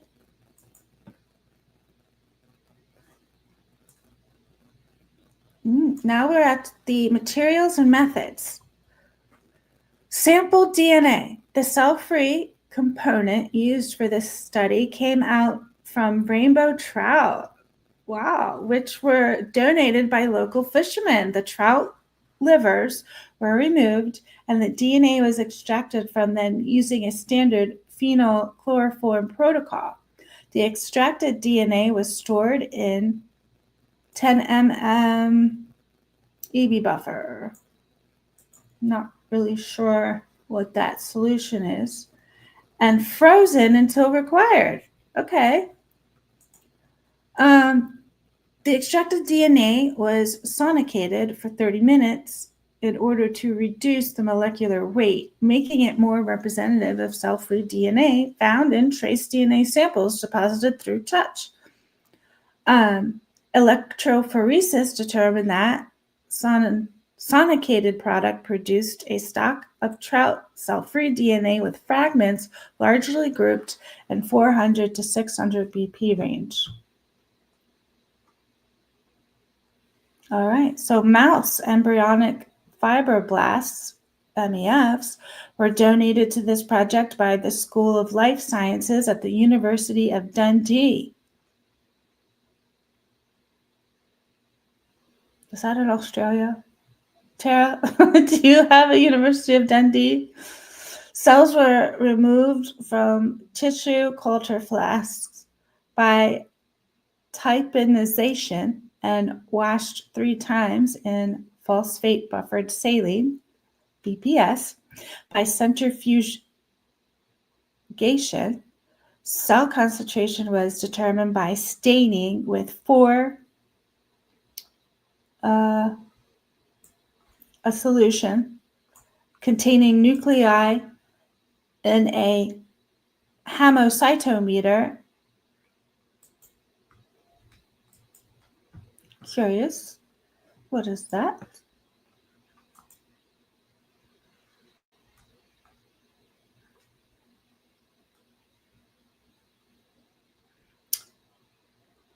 Okay, so hamocytometer, blood, cyto, a cell, meter, I guess is measure. Am I sharing this page? Yeah.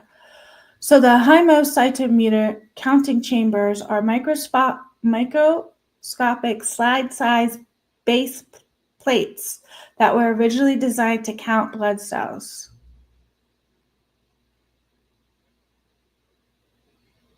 It's an apparatus for counting blood cells. Yeah, it says blood cell measure. Yeah, okay. So we have that. All right. Where did my page go? Oh, here we are.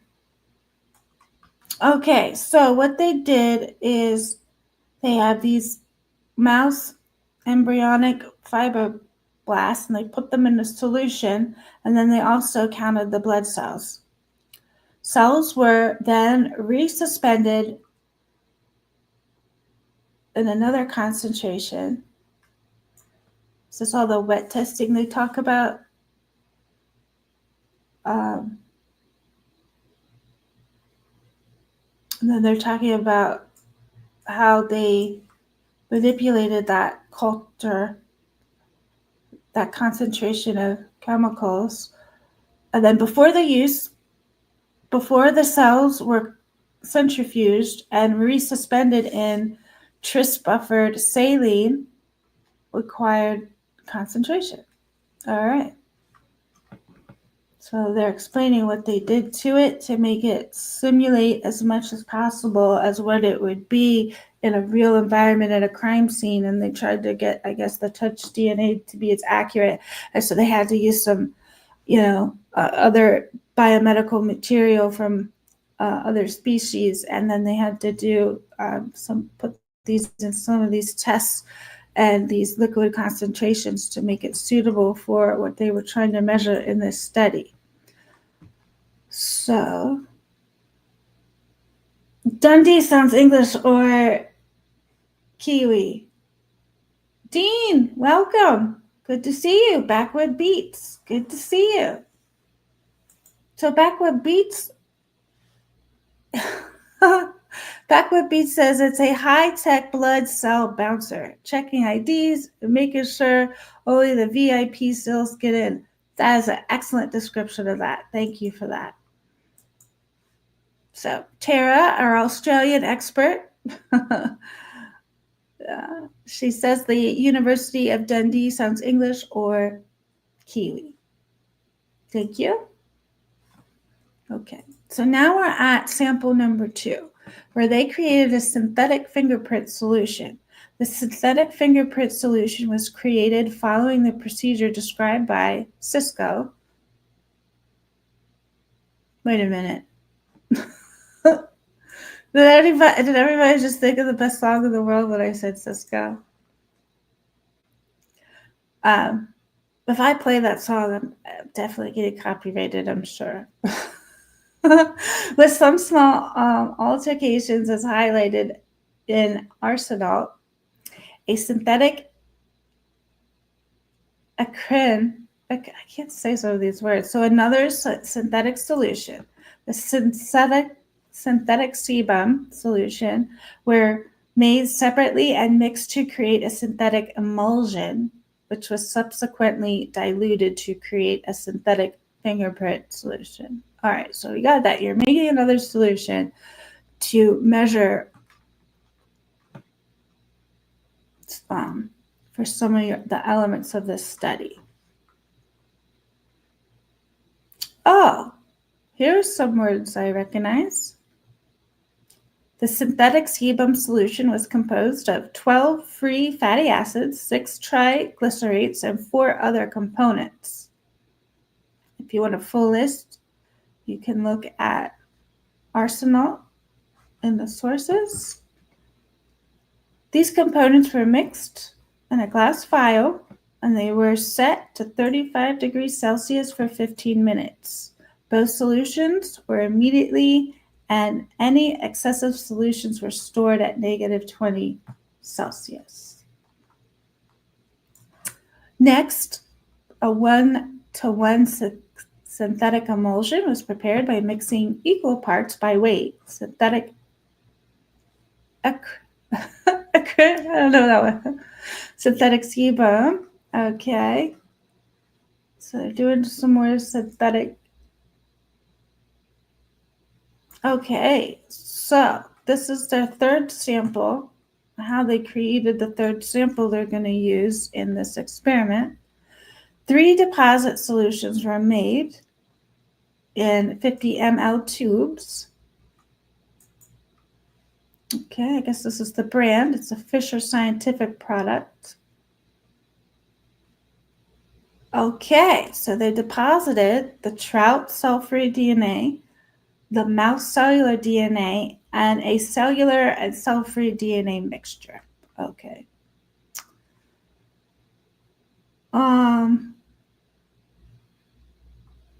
So these solutions, one of these 3 samples of what we just read and sort of what they were doing in the actual lab, were deposited onto 7 metal surfaces using a positive displacement repetitive pipette fitted with a micro district tip. Okay, so now they're depositing them on the surfaces. These quantities of DNA are based on a recent review, which summarized the existing literature published before 2019, reporting the quantity of DNA recovered from touched or handled items with a cumulative range of 0 to 169 ng. Since this review, other studies have published additional data containing DNA recovery ranges from handled objects. Oh, I recognize this name, Atkinson. This article sounds familiar. So the choice to deposit 50 ng of DNA was determined reasonable and realistic after an examination of the previous published data recovered from touched or handled items. Okay, so they're referencing another article to give more of a background of what they're doing. All right, did I?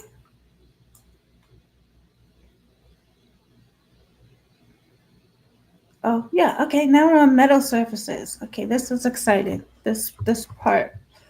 The metal surfaces used in the experiment were aluminum, brass, copper, galvanized steel, CR4 mild steel. Oh, they even say they got it from Metals for You Limited in Winterberry, UK. Lead and tin from London, UK. Whole metal sheets were purchased and cut into 16 centimeter by 6 centimeter. Oh, Tara, I think you were right. English. See, our Australian expert knows a lot more about a lot of other things too. Wow, good call, Tara. Square pieces by the University of Dundee's workshop after cutting metals were subsequently cleaned with PCR cleaning, followed by 70% ethanol solution to remove background DNA and debris from the surface. Using a marker, the pieces were divided into 4 quadrants and labeled. Each square contained 3 deposit quadrants intended for DNA deposition and 1 blank negative control quadrant. So the sample storage in a simulated environmental conditions. All samples were stored in transparent plastic storage bags with securely fastened lids under 3 environmental conditions. In the first environmental condition, samples were exposed to the natural light available within the storage room and will be further referenced to as normal samples. The second environmental condition was storage in the dark, where sample boxes were enclosed in a double-ply black garbage bag, shielding the samples within from the light and will further be referred to as dark samples. The third environmental storage condition was high humidity. Samples were treated in the same manner as the normal samples with the addition of wet paper towels moistened with ultra-pure type 1 water placed inside the box to create a humid environment. These samples will henceforth be referred to as humid samples. The paper towel was remoistened and replaced if necessary on a weekly basis to maintain high humidity levels inside these boxes. All boxes were stored with the lids securely fastened in the same room at ambient temperature. A data logger was placed inside a storage room to track the temperature and humidity. Additionally, a second data logger was placed in the copper containing humid box to monitor temperature and humidity levels inside. This reading was used to represent the relative temperature and humidity values inside. This reading was used to represent the relative temperature and humidity across all humid boxes. That just made me think. So they have the data logger was placed in copper containing humid box. Keep in mind, this alleged trace transfer DNA sample was enclosed in a brass environment in the SNAP. Immediately when I saw that, I thought, okay, how likely is it something to survive if it's in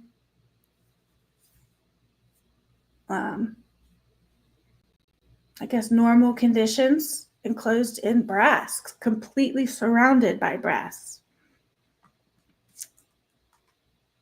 Oh, we got some pictures and shelves. Look how organized they are.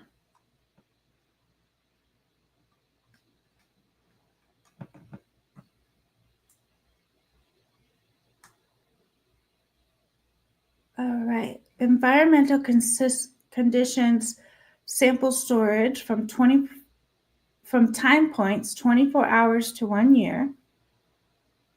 A normal storage condition as displayed by aluminum samples. Dark storage condition as displayed by tin samples. Humid storage condition as displayed by copper samples.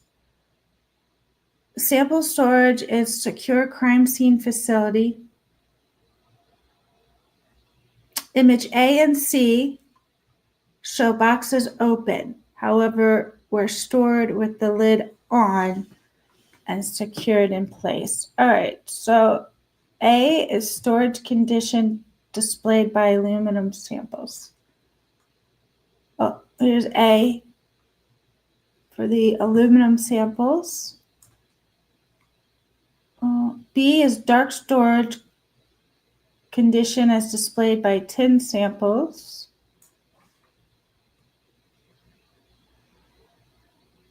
Tin dark, okay. C, humid storage condition as displayed by copper samples. Okay. Oh, look, there's that paper towel they put in there to make it humid. Okay. D is the sample storage in a secure crime scene facility. Okay, so D is this entire part over here. Okay. So image A and C show boxes open.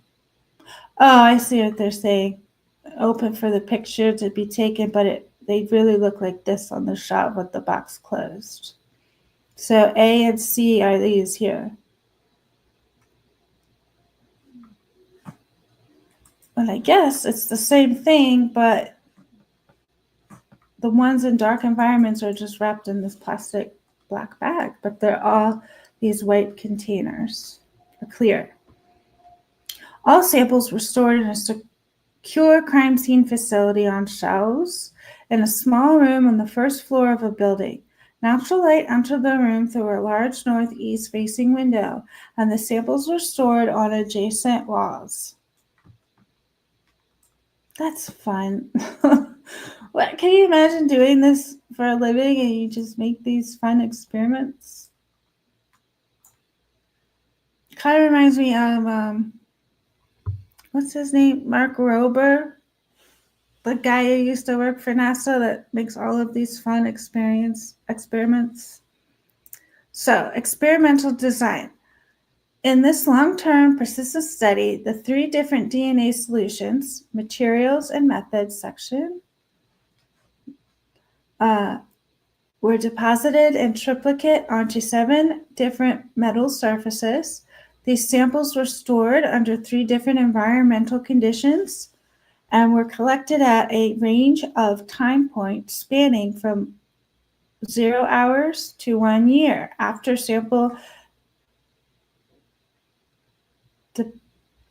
deposition. The overall experimental workflow is shown down here. Okay. So they started out with the DNA in vials, and then they extracted them and put them on these metal sheets. They, I guess, assigned them time points, and then they also assigned them the condition that they would be in. And then they have some more time points here. Okay. So figure 2, experimental workflow repeated for each of the 7 metal surfaces. DNA type is depicted as this little circle indicating trout samples only, the double circle indicating mouse-only samples, and the 3 red circles indicating mixed samples.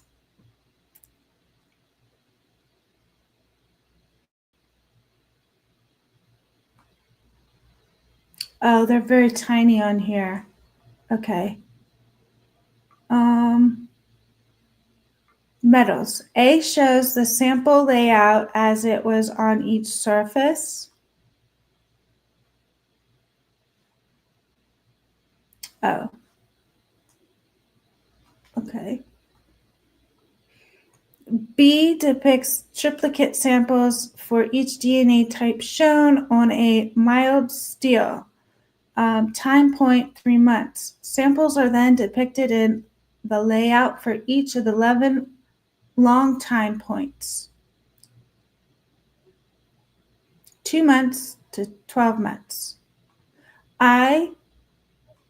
Each of the 16 short time points, 0 hour to 12 hour, and 24 hour to 4 weeks. So let's double check I, because our time frame, or is it 1?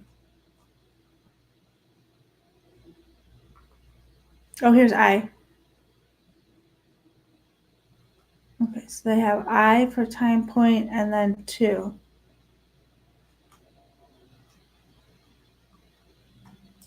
Okay. 3 boxes were set up in each time point configuration per metal. Each of the 3 boxes were then stored under one of the 3 conditions used to simulate different environmental circumstances. 1, normal, natural light at room temperature. 2, darkness at room temperature. And 3, humid under natural light.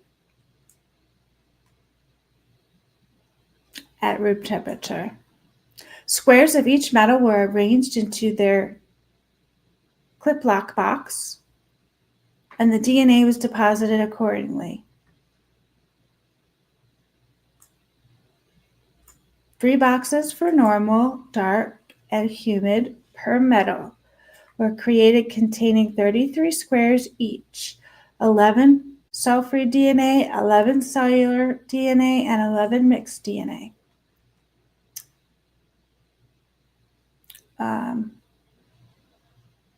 For short-term points, 3 boxes, normal, dark, humid, per metal, were arranged containing samples for the 0 to 1 hour time points. And there's 18 squares for those.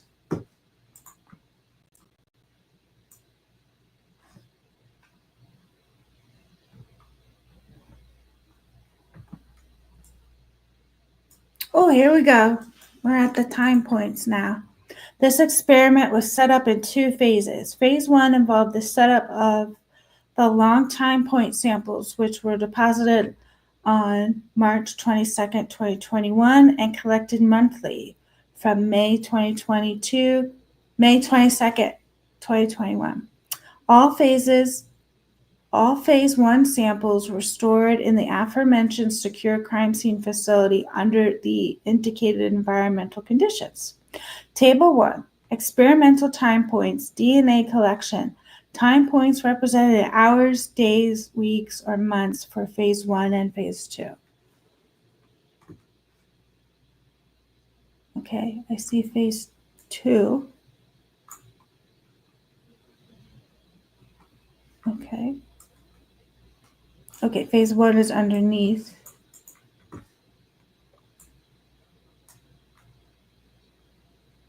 All right, so we are probably concentrating here on the hours, which is the 3rd column down.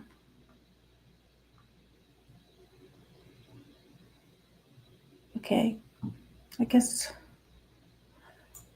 all right. So phase 2 involved the setup of short time point samples.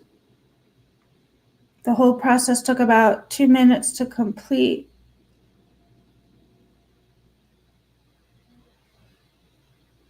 Okay.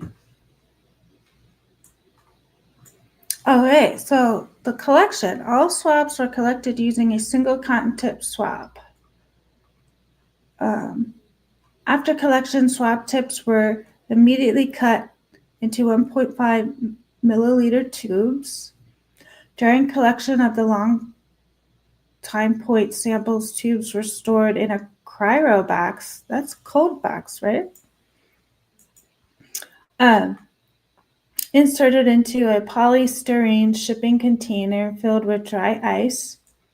Once the box was full, it was moved immediately to storage at -20 Celsius. All right, so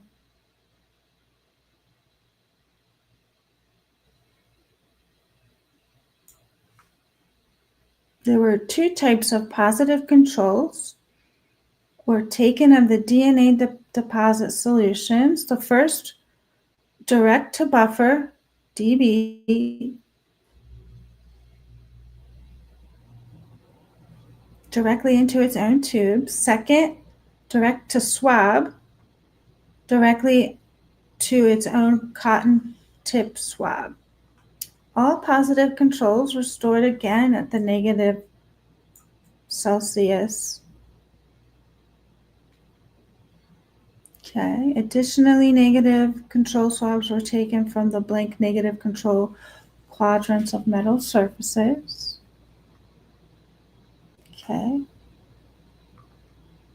Let's get, all right, so we know how the study was set up. Hopefully I can scroll down to the results so we can see what happened. Quantification and data analysis.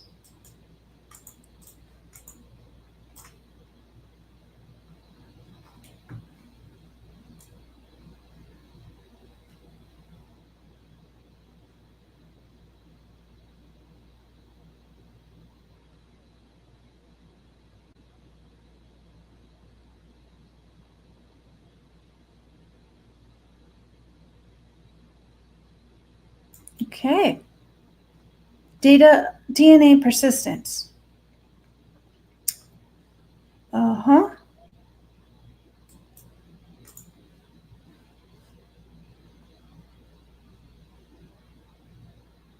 For all item types, the time zero value was used when calculating the percent recovery, as it represents the maximum amount of DNA reasonably expected to be recovered from the surface.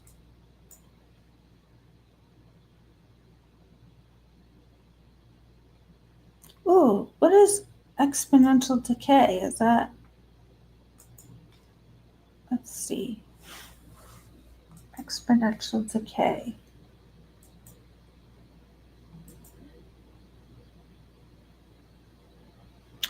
Exponential decay. The law describes the exponential decay of light penetrating a fluid layer at a rate dependent on intensity, wavelength of light, and attenuation coefficient of the fluid.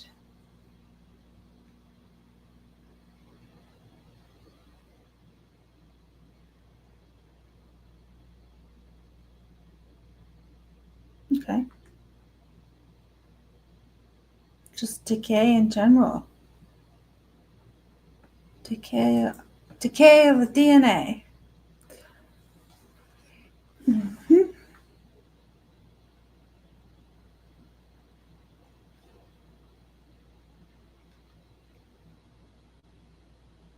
So during collection and analysis, it was found that the DNA became undetectable for some conditions. Here we go. Let's get started. Tell us what happened.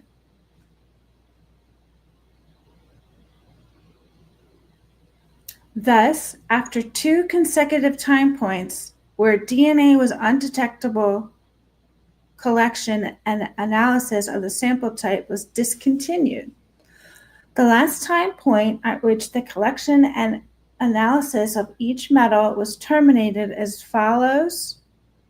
So lead, 12 months, galvanized steel, 7 months, aluminum, 4 months, mild steel, 4 weeks, tin, 4 weeks, brass, 24 hours, and copper, 4 hours, as displayed in Table 5 in more detail.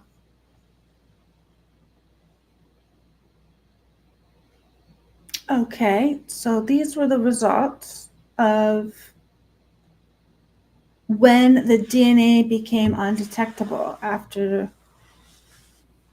Okay. So, Table 5 will tell us in more detail about that. So, time after which DNA became undetectable, the table shows each DNA type and the time it became undetectable on each metal, listed in descending order, in each environmental condition.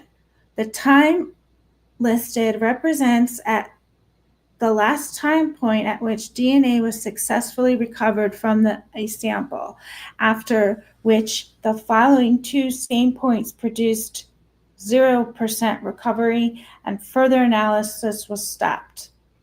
Where M indicates months, W indicates weeks, D indicates days, and H indicates hours past DNA disposition.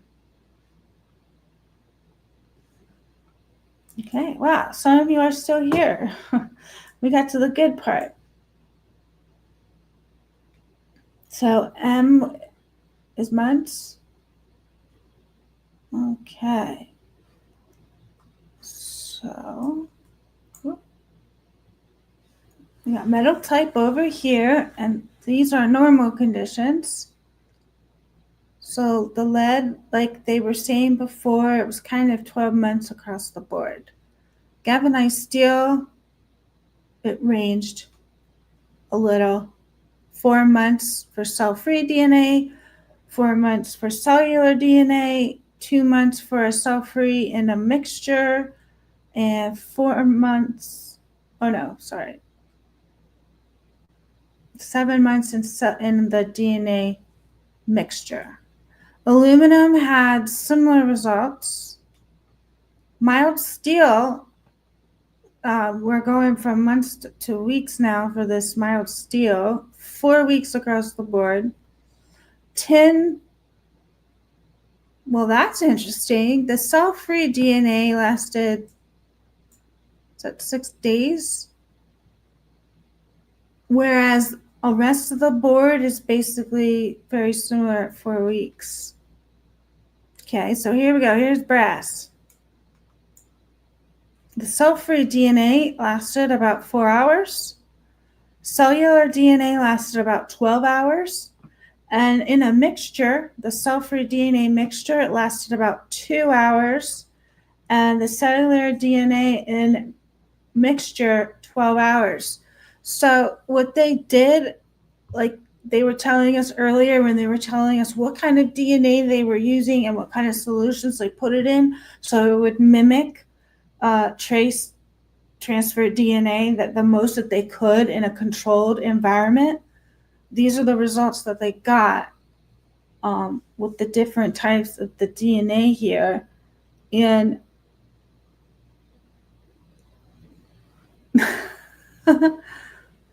oh, copper, look, copper's even worse. Copper didn't last at all. Copper like immediately vaporized on the cell-free DNA. On the cellular DNA, copper lasted an hour. On the cell-free DNA in a mixture, 1 hour, and the cellular DNA in a mixture, 1 hour. Now, isn't brass a combination or an ally of copper and nickel? Let me see. I feel like that's right. What is brass?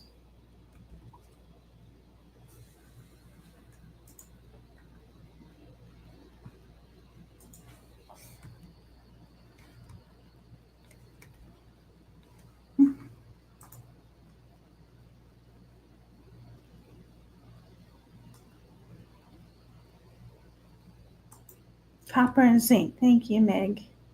There, see, look. Brass is an alloy of copper and zinc, plus trace amounts of other elements like lead and iron. Okay.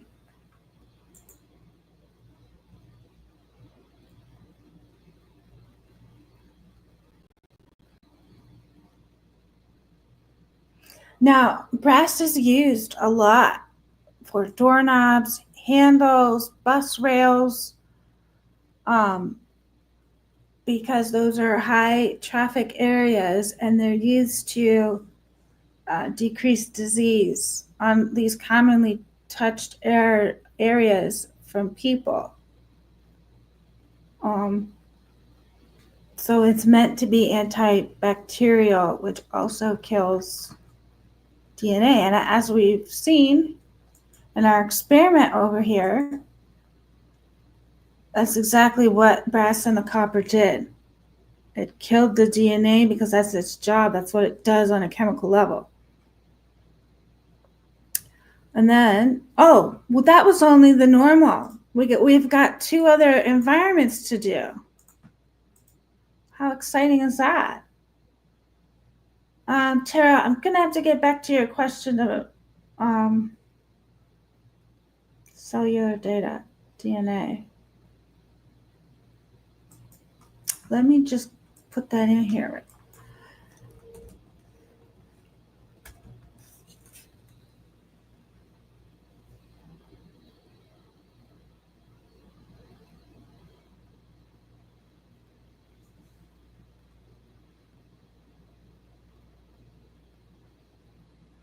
So cellular DNA can be more than just sweat.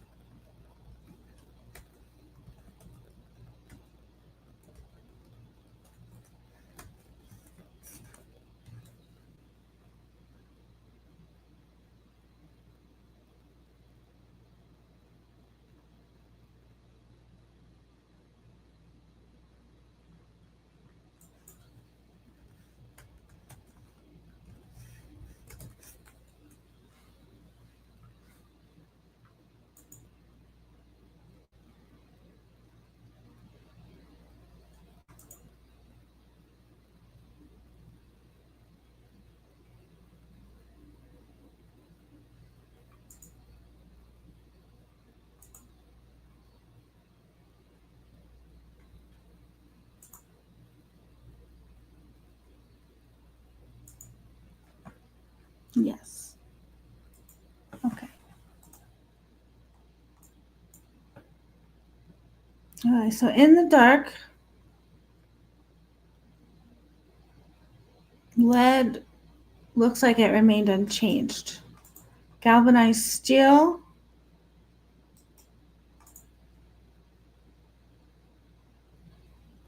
pretty close to being unchanged. Aluminum, pretty close. Mild steel.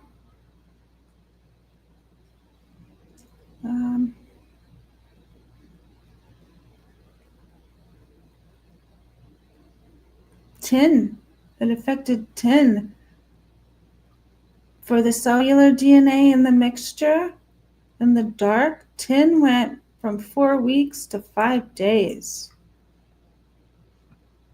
And same over here with the mixture, 4 weeks to 3 days. Wow. So in the dark,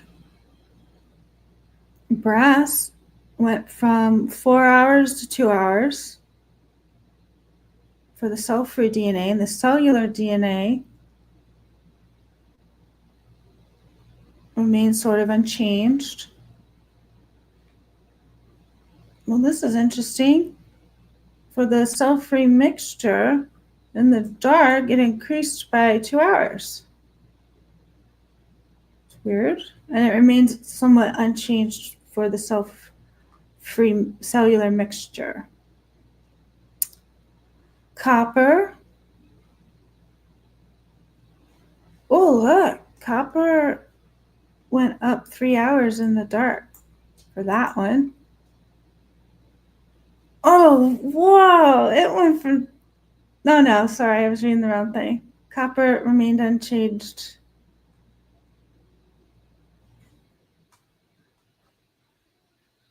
With the cellular mixture.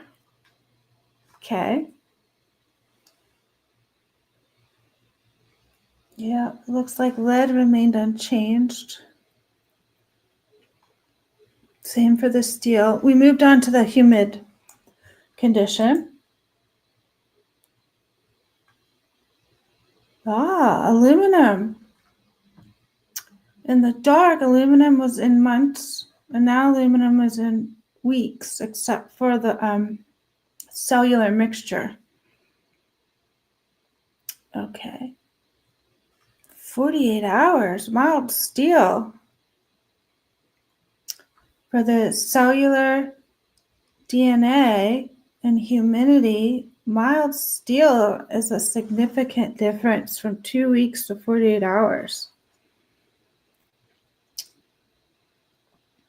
And this is 6 days. So humidity really affects this mild steel. Steel in a cellular mixture was 4 weeks in the dark and 4 weeks in natural light.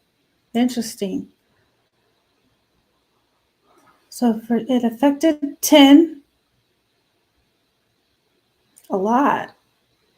Went from 4 weeks to 3 days in the cellular mixture, 3 weeks to 1 week in the cell-free mixture.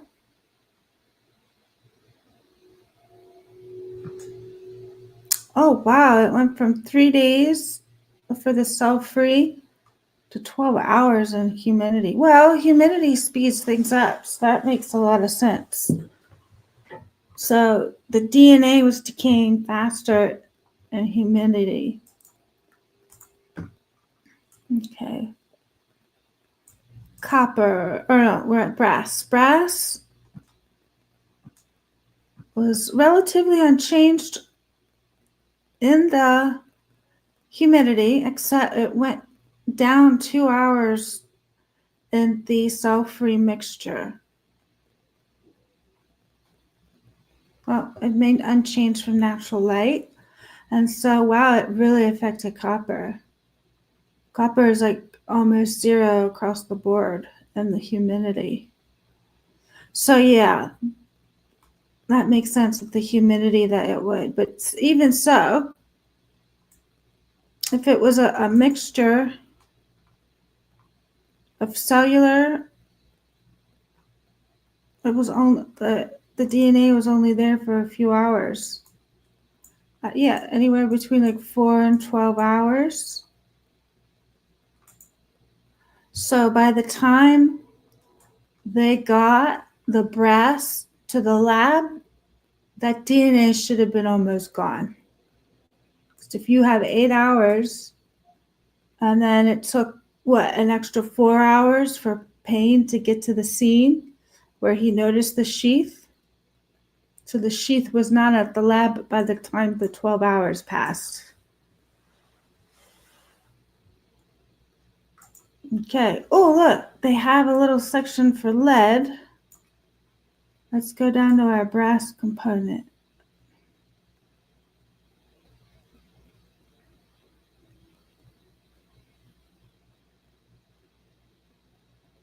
Wow, that's interesting, isn't it? Give or take a few hours here and there, and, could stay maybe up to 24 hours, but this pretty straightforward study just shows us the likelihood of the DNA still being present. Mild steel, tin,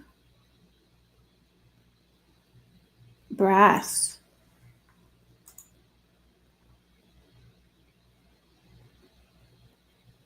Oh, Tara. Oh, I guess maybe you weren't here earlier.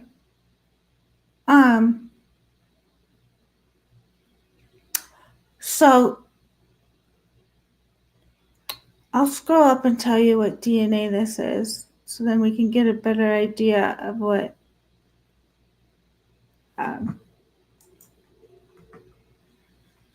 what the numbers that we're looking at here. So what they did is they tried to create as best they could trace DNA, but they didn't use human DNA.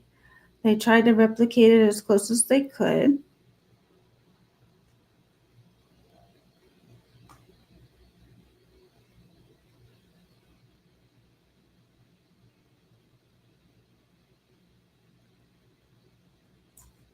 Oh, there it was. Where did it go? It's a sample.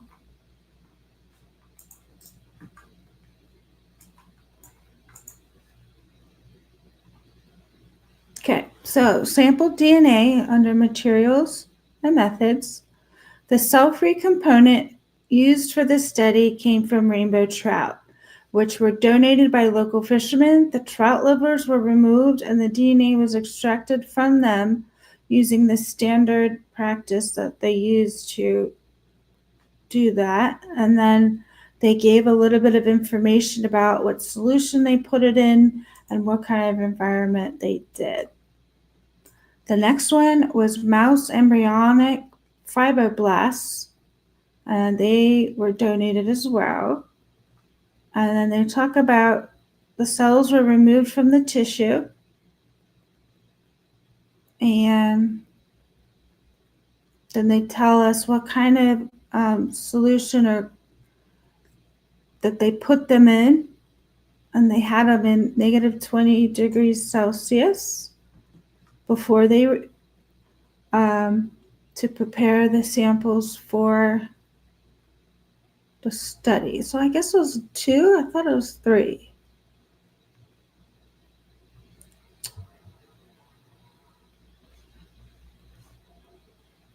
Okay, so here's what they said. They did whatever they did to this cell-free component for the rainbow trout because they were making it more representative of cell-free DNA found in trace DNA samples deposited through touch. So they were trying to replicate what it would look like and what the closest they could get to human touch DNA by using these other parameters for the study.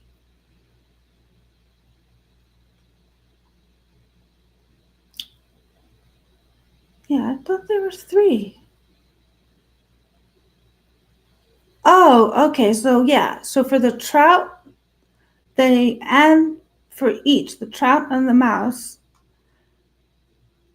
they created a cell-free DNA, a cellular DNA, and a mixed cellular and cfDNA samples of each. So they had one of these for the trout, one of these for the trout, one of these for the trout, one of these for the mouse, one of these for the mouse, one of these for the mouse. And so they did these things to these types of samples so the samples behaved the most like touch DNA behaves in the real environment. They had to simulate that, and this was the closest they thought they could get. Which makes sense because a lot of the other things that we were reading about, what was it? There was a Reddit post that said that brass lasts 8 hours on, or trace DNA lasts about 8 hours on brass. I think a lot of us saw that. Which, yeah, it sounds like trace DNA, depending on the environment, can stay on brass anywhere between 4 to 12 hours, is what we've been reading here. And I kept saying 24 hours just to give it a little bit of room and to, you know, be over generous. But everything I've read is between 4 and 12 hours.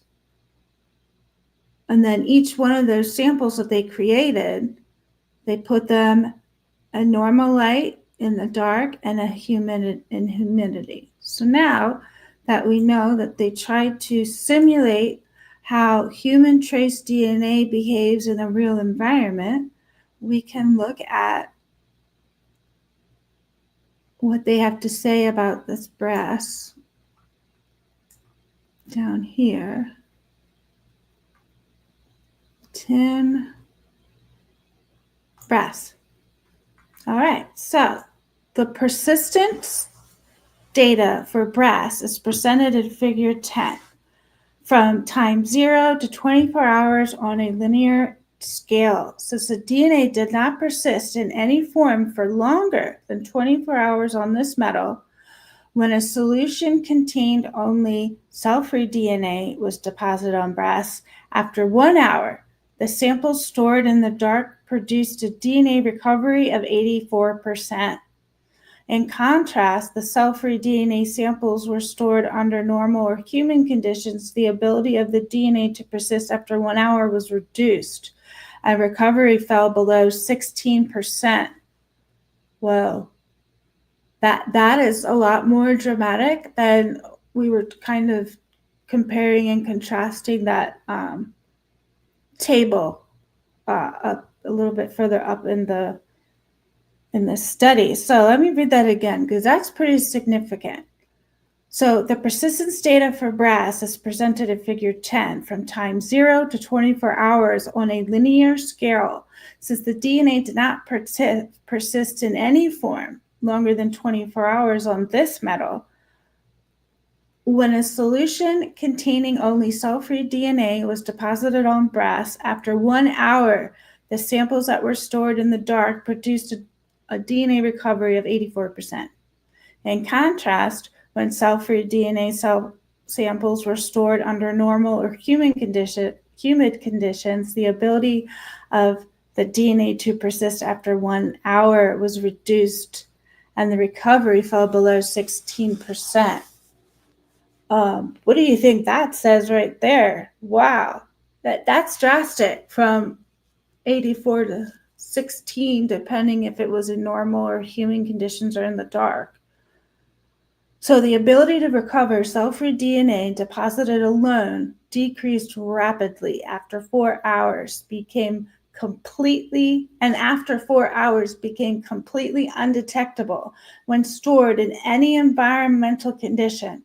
Unsurprisingly, samples stored in the dark and normal environments persisted longer at higher amounts than those stored in humid conditions. All right. We have some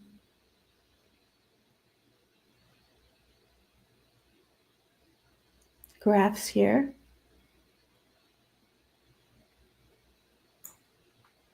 All right, there should be a little bit more about this brass. Okay, so figure 10 time course of DNA persistence on breast. The DNA presented as percent recovery over time from 0, 100% recovery, to 24 hours for both cellular and cell-free DNA deposited on breast. The different environmental storage conditions, as denoted as follows. This little dot represents normal condition. The big red dot represents the dark condition, and the upside down green triangle represents the humid condition. The figure A shows the decay curve of samples containing only cell-free DNA. B, the decay curve of samples containing only cellular DNA.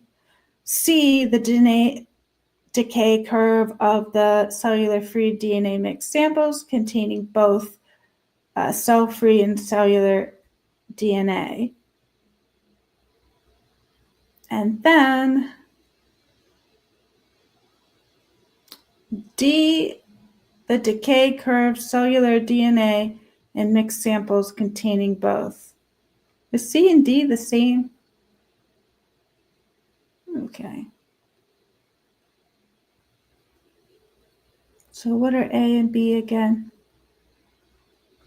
Cell-free and cellular. Okay, so the cell-free is over here on A, and then the cellular, B.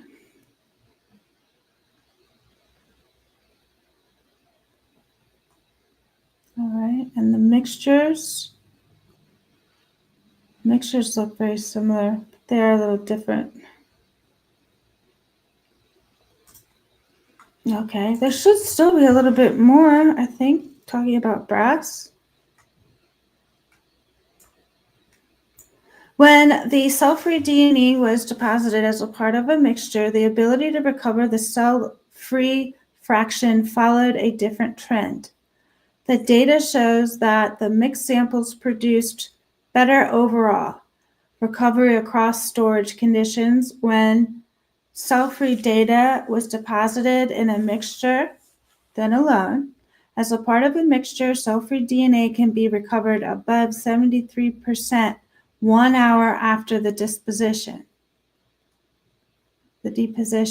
and 36% after 2 hours. When DNA was detected at 4 hours, the cell-free fraction of the mixed sample produced much better at 48% than it was deposed alone at 0.8%. After 4 hours, the cell-free DNA in mixtures exhibited the same trend as when it was deposited alone and became completely undetectable regardless of the storage condition. That's after 4 hours.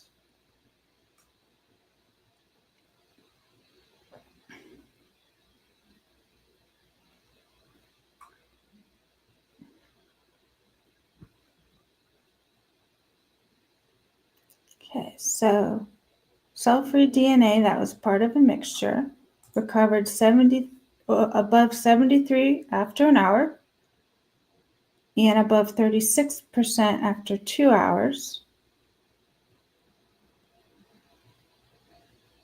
Okay, and when DNA was detectable at 4 hours, the cell-free fraction of the mixed samples produced much better.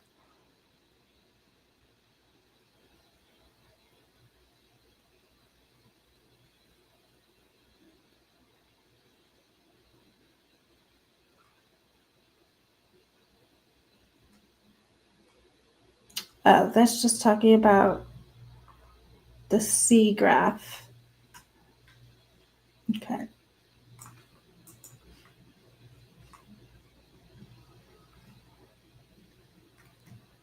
But then it says after 4 hours, the cell-free DNA in mixtures exhibited the same trend as when it was deposited alone and became completely undetectable regardless of the storage condition after 4 hours.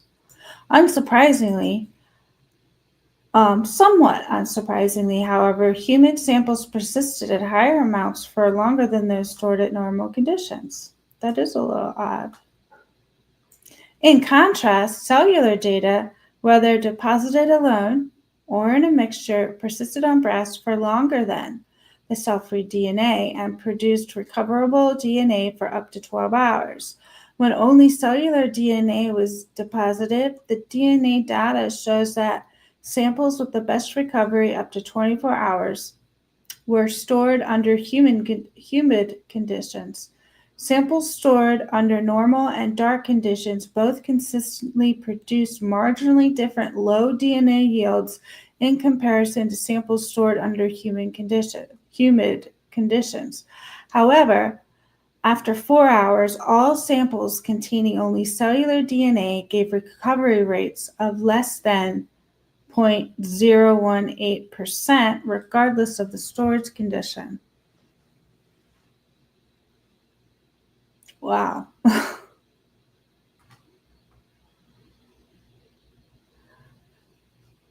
So it sounds like the cell-free DNA, which we can look that up in a second to get an idea of exactly what that is. That was variable between the three environments, whereas the cellular DNA was pretty consistent underneath each of the environments. And it was detectable for up to 24 hours, but at that 24-hour mark, you're getting 0.018% of recovery. And at that point, it's like, I don't know. It's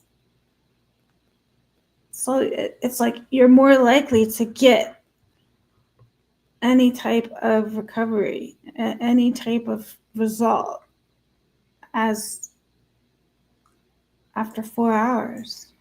All right, so considering the cellular fraction of the mixed samples, DNA stored in the dark constantly persisted at higher levels than samples stored in normal or humid conditions. Uh-oh.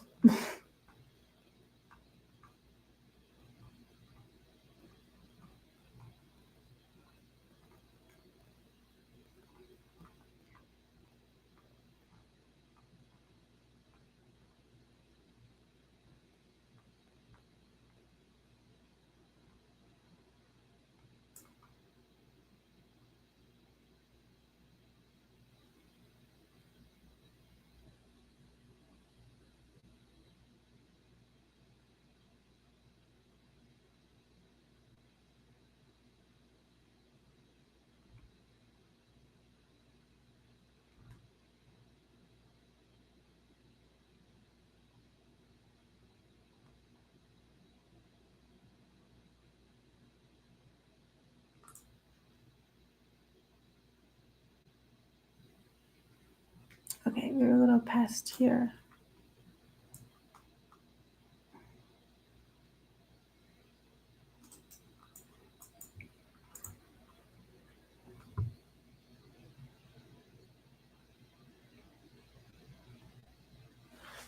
So, samples stored under normal and dark conditions both consistently produced marginally different low DNA yields in comparison to samples stored under humid conditions. However, after 4 hours, all samples containing only cellular DNA gave recovery rates of less than 0.018%, regardless of the storage condition. Considering the cellular fraction of mixed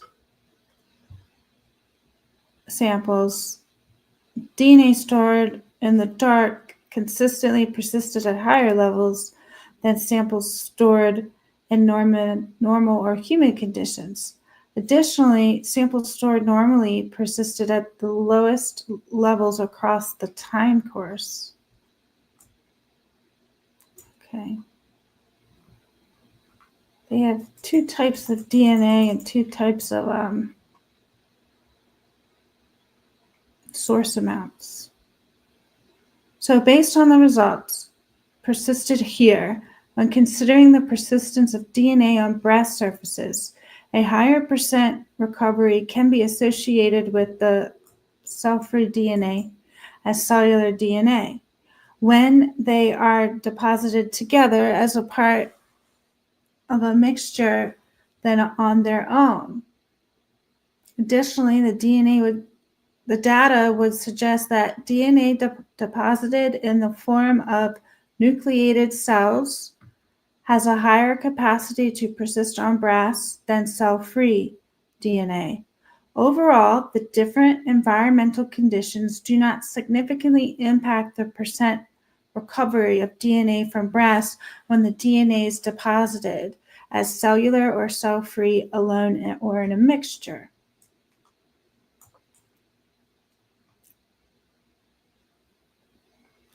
Yeah, and on copper, all of it was basically non-existent under 2 hours.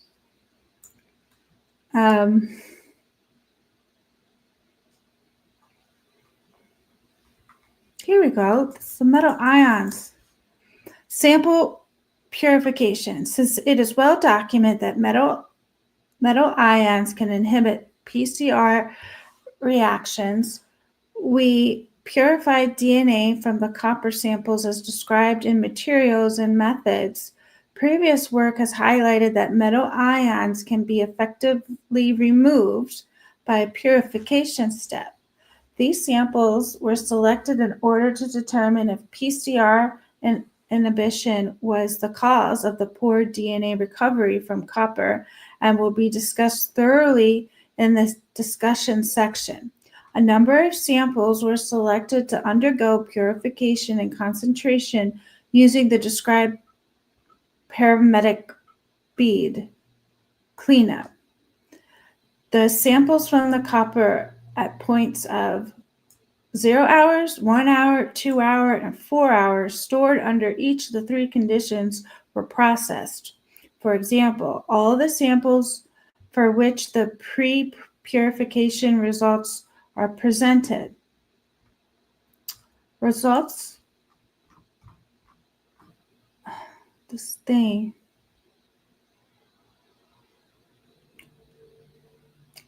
of the purification show an increased recovery rate of DNA by 16% or 3.8% from time 0 samples compared to the results obtained pre-purification.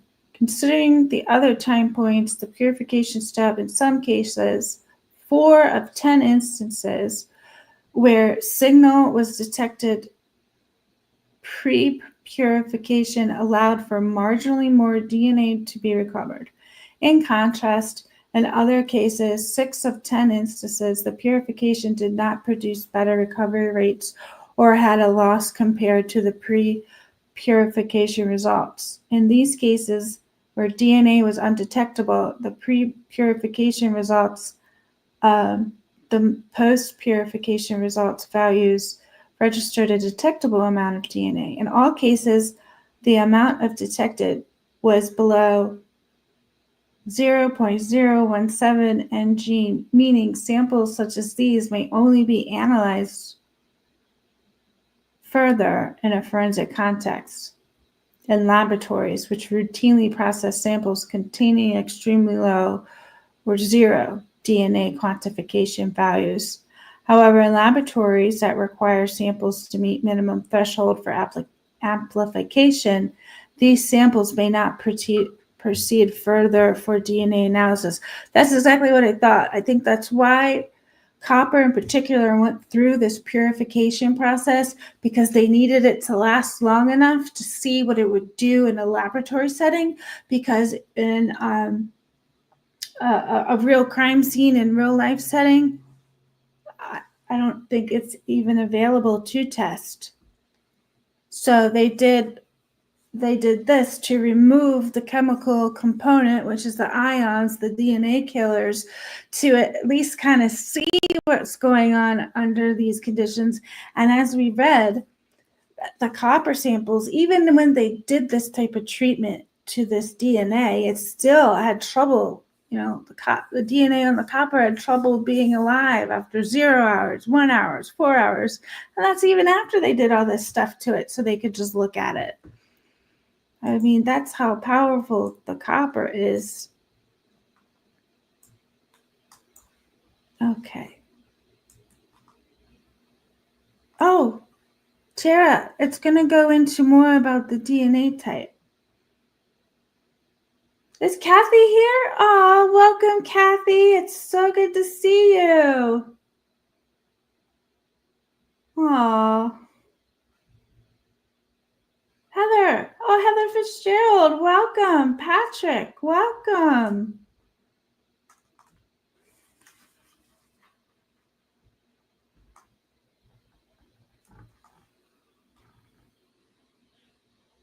Awesome. There are a bunch of you guys here. You weren't scared away by all of this DNA talk. Okay, in this study, we used trout, cell-free DNA, and mouse, cellular DNA. Surrogate DNA in place of human DNA, which has the advantage of easily allowing for the determination of persistence difference between cellular and cell-free DNA in mixed samples. Though using human DNA is possible, many more considerations would need to be accounted for, such as the human DNA must originate from individuals with little overlap in their STR profiles. The use of surrogate DNA also removes concerns pertaining to contamination of extraneous human DNA from the environment. That's a good point. So they went with that type of DNA because the very nature of trace DNA, you can have all this foreign DNA, you have no idea where it came from. So to be in a more controlled environment, they opted for as close as they could get to the cellular or human trace DNA. That's very interesting, and that was very perceptive on their part to try to reproduce everything they could as closely as they could. So the use of they're calling it surrogate DNA, also removes concerns pertaining to the contamination of extraneous human DNA from the environment. For the recovery and analysis of DNA, we used our in-house methods, and whilst true that using commercial quantitation kits and STR profiling would have given more detailed information on the persistence of inhibitors and DNA degradation, the cost of applying these methods, in addition to a routinely used profiling kit to over 14,000 samples, would have been prohibitive. Using our in-house methods made a study of this magnitude feasible. However, we recognize the value of continuing this study with human DNA, utilizing routine coursework practices, and how valuable this information would be. Considering the persistence of DNA deposited in 3 different forms, consisting of cell-free DNA, cellular DNA, and a mixture of both, the data shows that in general, cell-free DNA persists for longer when deposited in a mixture with cellular DNA. In the cases of brass, mild steel, and tin, in those cases, the mixed cell-free and cellular DNA persisted longer. When deposited in a mixture on aluminum, cell-free DNA does not persist as long as when deposited alone. In the instance of lead, when the complete time course is taken into consideration, there is a small difference in persistence of cell-free DNA when it is deposited alone or in a mixture, favoring lone deposits. However, the examination of the data for the long lead time points suggests that cell-free DNA persists at higher levels when deposited alone. Considering the entire time course for galvanized steel, results show that cell-free DNA persists better in a mixture. However, the long time points exhibit little difference in persistence between mixtures and lone deposits.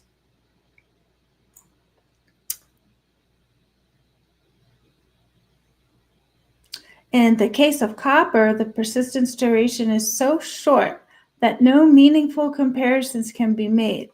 A possible explanation for these results could be that when in a mixture, the cell-free DNA is, to some degree, prevented from harmful interaction with the metal surface due to the persistence of the proteins from the cellular material, which may provide a protective layering shield the cell-free DNA from direct contact with metal surfaces, as in the case of brass, mild steel, and tin. It is also possible that normally the cell-free DNA would be degraded by enzymes released from the cellular material during deposition, which would result in the cell-free DNA alone persisting for longer than in mixtures as observed for aluminum. However, the contribution of the metal surface needs to be taken into consideration, since it may have inhibitory effect on these enzymes. The results observed are probably a combination of the protective effects of the cellular material in the deposition. The degradation due to the enzymes present in the cellular material. The potential damage to the cell-free DNA by the metal surface and inhibitory effects of the metal on degradative enzymes from the cellular material. Thus, we have found that cell-free DNA persists better when it is deposited as a mixture than deposited alone. Considering the persistence of DNA deposited in 3 different forms, consisting of cell-free DNA, cellular DNA, and a mixture of both, data shows in general that there is no clear distinction between the ability of cellular DNA to persist better in mixture deposits or alone, as in most cases, persistence is similar. In contrast to the results for the cell-free DNA, where the presence or absence of cellular DNA had an effect on the presence of the cell-free DNA, the presence of cell-free DNA had seemingly no effect on the persistence of the cellular DNA.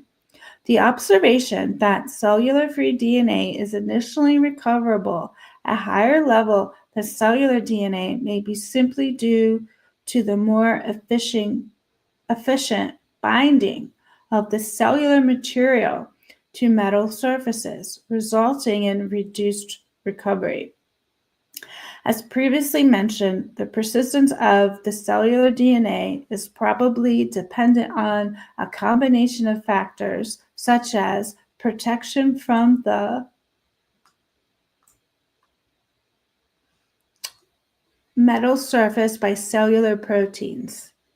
Furthermore, cellular DNA is contained in a compact nucleus, which would also provide enhanced protection from the metal surface. In addition, the presence of cellular DNA degrading enzymes and the effect of the particular metal on the inhibition of the enzymes could influence the persistence of cellular DNA. Thus, we have found that cellular DNA persistence is variable, and that at this time, no substantial conclusions can be made about the influence DNA deposit composition has on the persistence of cellular data. When considering if cellular, I keep calling it cellular data, I'm sorry guys, it's cellular DNA. When considering if cellular or cell-free DNA persists better on metals in cases of aluminum, lead, mild steel, and tin, cell-free DNA was recoverable at amounts higher than those of cellular DNA at 1 hour past deposition. In the remaining cases, it was found that cellular and cell-free DNA persisted equally in the cases of brass and galvanized steel, and that cellular DNA was recovered at higher amounts than cell-free DNA in only one case, copper. Thus, we have found that cell-free DNA has higher persistence on metal surfaces than cellular DNA. Since time zero points cannot be plotted on a log scale, our data is representative as percent recovery relative to time zero. We have provided the data for total DNA recovery at time zero relative to the input amount in supplementary data table 1. Okay. Environmental storage conditions. The significance of the 3 environmental conditions were assessed by analyzing the variance between the recoveries of DNA over time. It was found that in only 4 cases did the environmental storage conditions have a statistically significant impact on the recovery of DNA from metals. This is similar to Kessler, who also found that climatic conditions did not greatly affect the amount of DNA recovered in their study. The cellular DNA deposited on galvanized steel showed a statistically significant difference in persistence between storage conditions, with humid storage giving a lower recovery and persistence compared to dark and normal storage, which were not significantly different. Also, the cellular component of the mixed DNA on galvanized steel showed significantly better recovery and persistence for the dark storage compared to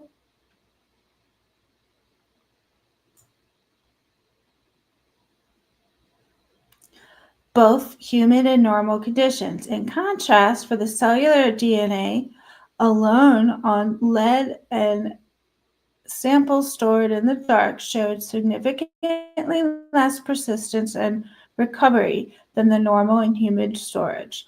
The cell-free DNA in the mixed depositions on mild steel stored in human conditions showed statistically significant lower recovery and persistence than the samples stored under normal and dark conditions. The remaining metals, aluminum, brass, copper, and tin, exhibited no significant difference in DNA recovery between the 3 environmental storage conditions over time.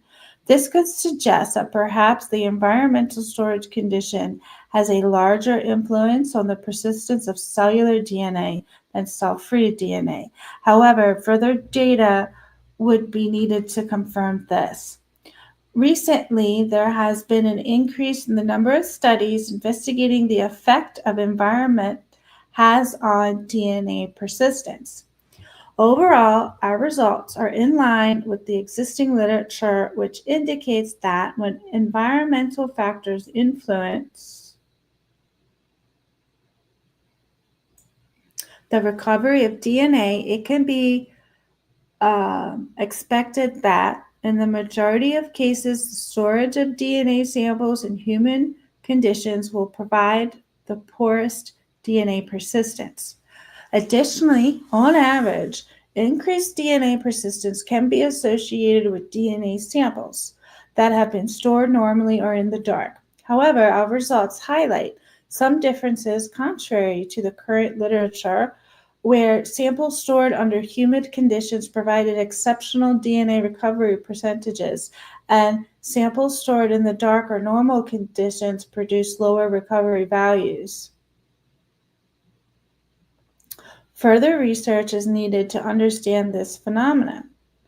The results presented here show that environmental storage conditions seem to have a greater impact on cellular DNA, 75%, over cell-free DNA, 25%, but impacts mixtures, 50%, and lone, 50%, deposits equally. As stated above, the environment seems to impact the persistence of cellular DNA more than cell-free DNA. However, the difference is marginal and no definitive links can be made regarding DNA deposit material and storage conditions at this time. Okay, metal type. Based on the longest time point at which recoverable DNA was obtained, the data shows that DNA can persist the longest on lead surfaces, followed by galvanized steel, aluminum, mild steel, and tin, which exhibit shorter DNA persistent times, respectively. As expected, brass and copper had the lowest DNA persistent rates, respectively, as summarized in Table 5.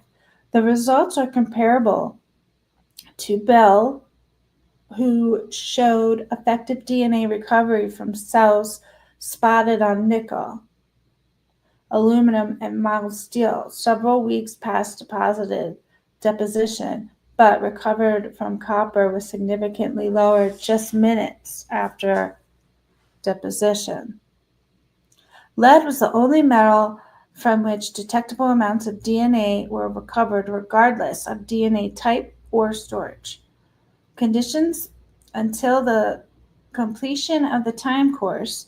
The fact that lead was the only metal to show this characteristic compared to the others is not fully understood.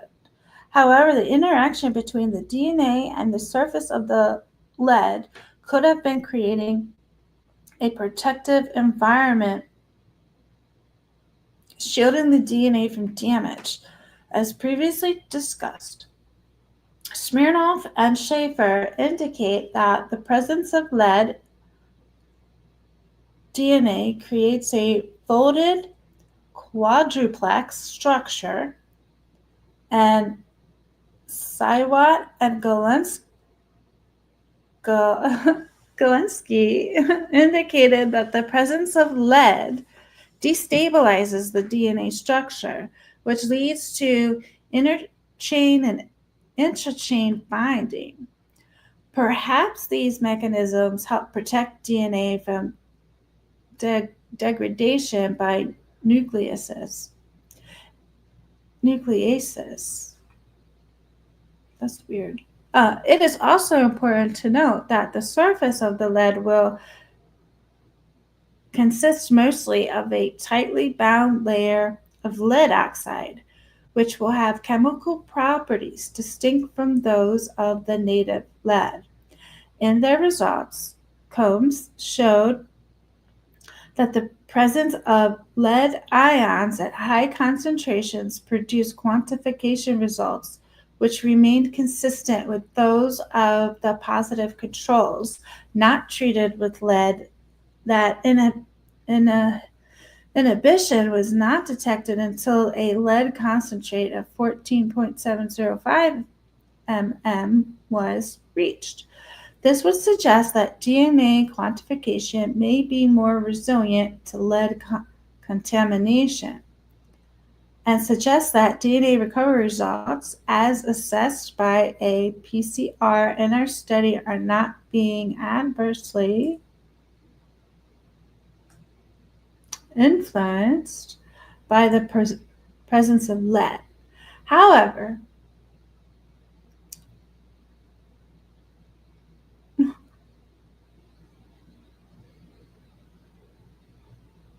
inspection of the raw fluorescence data from the qPCR reactions did not indicate any obvious effects on the fluorescence data from the qPCR reactions did not indicate any obvious effects on fluorescence of the reference or reported dyes.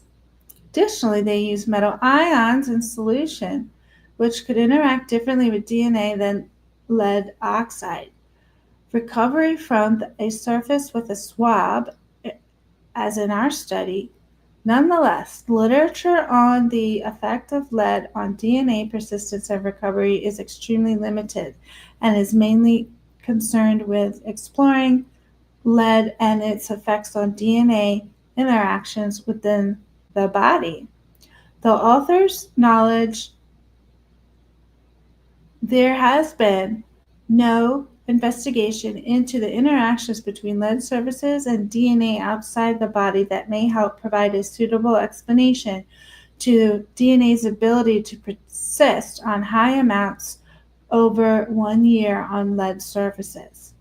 In this study, DNA persisted on galvanized steel for up to 7 months after deposition. Galvanized steel is made by treating mild steel with a protective zinc coating, which is done in order to prevent rusting and make the metal more durable. A recent study by Banzu has proposed that zinc is the main factor in PCR inhibition or DNA degradation on brass surfaces. In their study, they spiked saliva samples with metal ions to measure PCR inhibition and DNA degradation and found that zinc has the primary cause of the lack of DNA recovery from brass.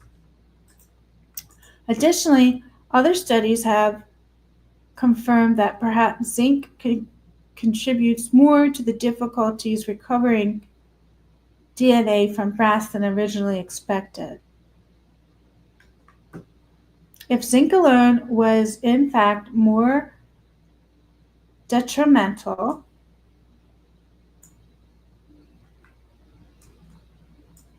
to DNA recovery, we would expect that our results from galvanized steel samples would produce similar results to those observed for the brass samples. However, this was not the case. Though our results for galvanized steel should be considered taking into account the fact that we are measuring persistence on a surface, whereas the previously published studies only considered the addition of metal ions in solution.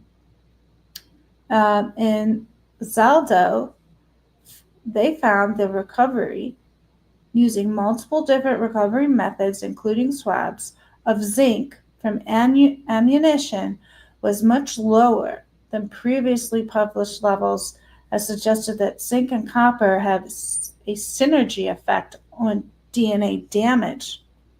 Whoa. This might explain why we saw less detrimental effects on our galvanized steel samples recovered from samples that were swabbed. Like in Zaldo, than indicated by studies that spike DNA with an ion solution. When DNA is spiked, it interacts directly with zinc ions in solution, but it is recovered from a surface. But when it is recovered from a surface, it interacts with a zinc oxide compound, which might produce different catalytic effects. The ability to recover DNA from galvanized steel samples was successful up to 7 months post-DNA deposition, with the cellular DNA persisting at higher levels for longer than the cell-free DNA, and where DNA was recovered from the samples fell below the minimum thresholds for amplification used in some jurisdictions. Another difference between our study and others is that the use of neat diluted saliva.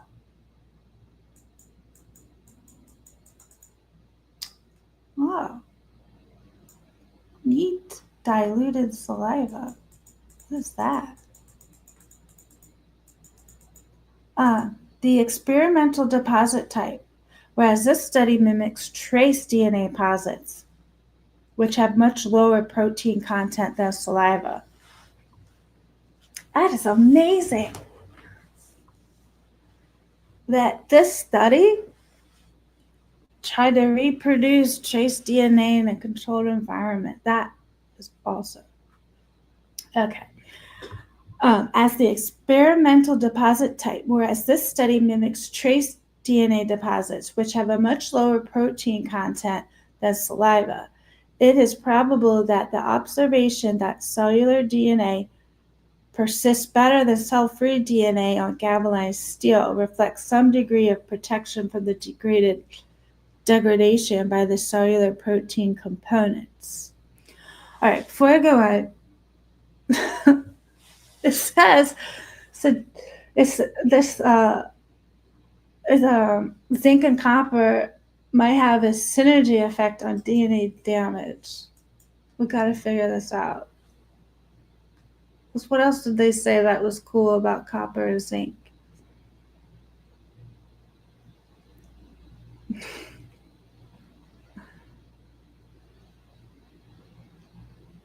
Oh, I think it was just that. Okay, what does it say about the synergy effect? So, synergistic effect is an effect that arises between two or more agents, entities, factors, or substances that can produce an effect greater than the sum of their individual effects. Yeah, they kill DNA. The atoms in multi-component MGs have different electron transfer directions, which will have a synergistic effect on the catalytic, there it is, the catalytic performance.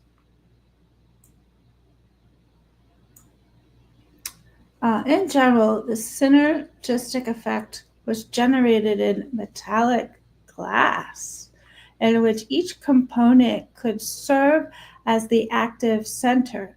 The synergistic effect between different active centers could supply more opportunities for reluctant molecules or intermediate species to obtain a more suitable binding configuration for promoting catalytic reactions.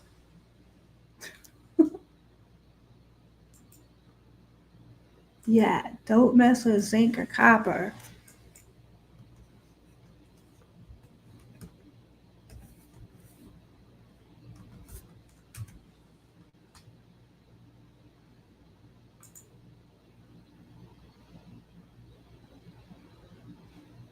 Okay.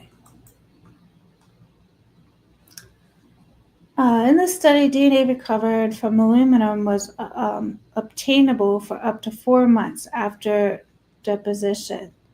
In their study, Lee deposit cultured keratocytes on aluminum. I think that's skin cells on aluminum surfaces, and were able to obtain 6.5 recovery of DNA after a 3-week period on samples stored under similar humidity conditions as our humidity samples, but under warmer temperatures. Overall, they showed a higher recovery percentage. Okay.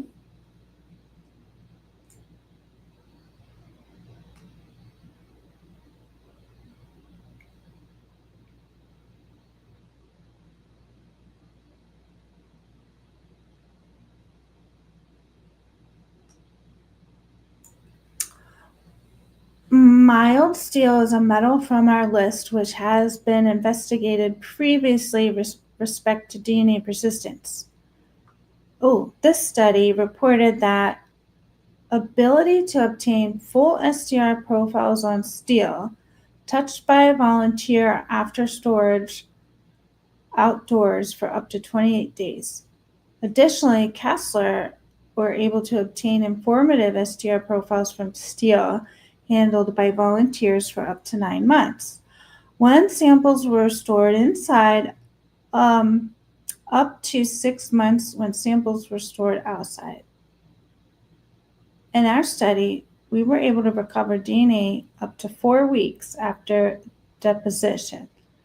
One explanation for our shorter recovery time compared to Kessler is the relative humidity in their experiment does not exceed 63%. Over time, while the relative humidity of our samples stored in the dark and normal conditions were comparable in relative humidity over time, our samples stored in human conditions were constantly exposed to relative humidity levels of 96%. Oh, well, that's why it only lasted 4 weeks compared to how many? 6 months for them? Yeah, they had a humidity level of 63, and this study had a humidity level of 96. That there's definitely a correlation there. It was the percentage of humidity that made it degrade way faster. The increased humidity contributed to increased levels of rust in the locations where the DNA was deposited. And this phenomenon was observed across all metal types, not just mild steel. As explained previously, the presence of rust could have damaged the DNA, causing it to degrade or cause inhibition during DNA processing, causing the recovery of DNA from humid samples to drop off after earlier than that of samples stored in other conditions. One explanation as to why our results differs from that study and Kessler in that the former used steel wire and stainless steel, which is quite different to mild steel. In addition, to add complication, the mild steel used by Kessler may be very different in composition to that used in this work. Since our knowledge, there are many types of mild steel available with 10 different types listed, one supplier alone with all variations in the metals composing the alloy in their study. Kessler used DNA IQ extraction system, which has purification steps built into the standard protocol, which would have allowed the removal of rust from samples and enabling them to obtain better recovery over time. Whereas our extraction does not have a purification step, and thus the rust could have impacted the successful recovery of DNA over longer periods of time, longer time points.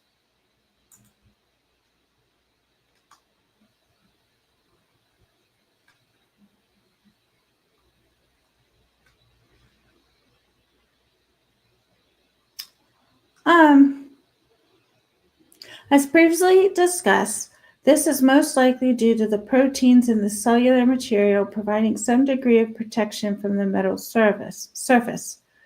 There were no statistically significant differences in the effects of storage conditions on any of the DNA. To our knowledge, this is the first reported data regarding the persistence of DNA on this metal. Are they still talking about steel? Yeah, I think they're still talking about mild steel. However, an investigation into the ability of tin ions to interfere with PCR by Banzu has indicated that tin can influence overestimation of DNA concentrations in different PCR-based DNA quantification methods, and interference seems to be assay specific, though based on our results, concentration over estimates is not a likely issue. These results of this study contradict some of the current literature, which suggests that DNA recovery from brass, a copper zinc alloy, is more challenging than copper alone. Oh, tell us more. In our study, if this were true, we would expect the DNA recovery from brass to be worse than that of copper. However, this was not the case. Our results from brass show that in some cases, DNA was recoverable up to 24 hours. Some, that's the key word, some. After deposition, whereas on copper, it was undetectable after only 4 hours. Well, when we were reading that earlier, it was kind of, I think it was 0.018% at the 24-hour mark. That's so low. So even though genetic material may be detectable at the 24-hour mark on brass, I don't know if an identification is a logical conclusion for that. So from the things that I've read, and I think the things that I've seen across YouTube, is that DNA can live on brass anywhere between 4 to 12 hours. And then I was always giving it a little buffer, like, oh yeah, maybe it can last for up to 24 hours. Even though that's true, the likelihood of getting any type of reliable result, anything worth exploring, I don't know if you're going to get that up until that 24-hour mark.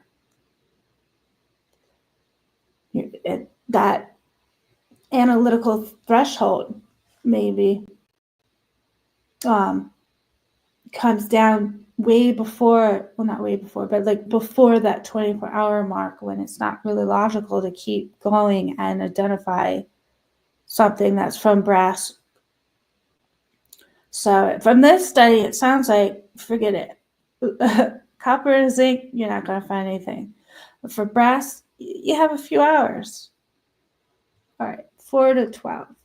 So if we can constantly read, whenever we're reading this type of research, and the majority of the answers, spread out between 4 or 5 articles, maybe in addition to some things that are said on Reddit that are backed up by some of the articles that we've read, then yeah, I think that begins to build evidence for this, because this range of hours is repeated throughout scholarly journals, and it's not just once, it's not just twice, it's kind of the general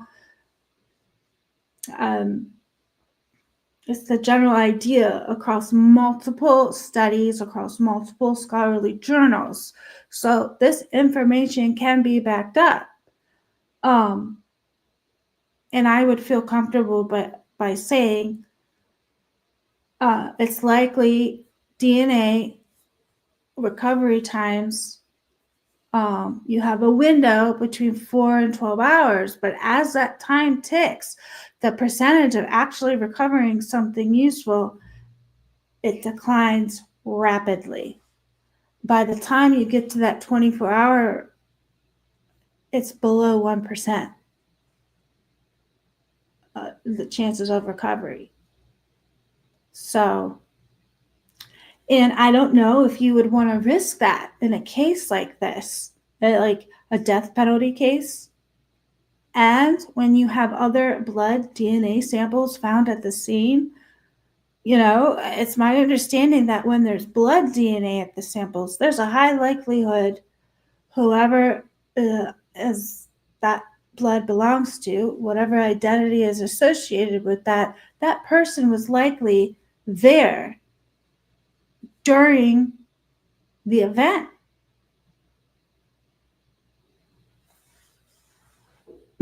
Like, what world are we living in where it's like, nah, they weren't there even though they bled at the crime scene? Nah, they weren't there.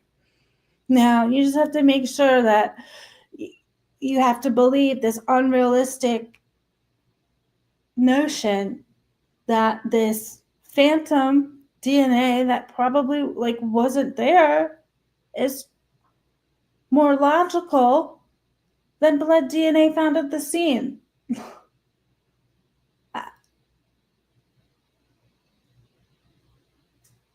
I don't know. I still come back. Does Idaho know that?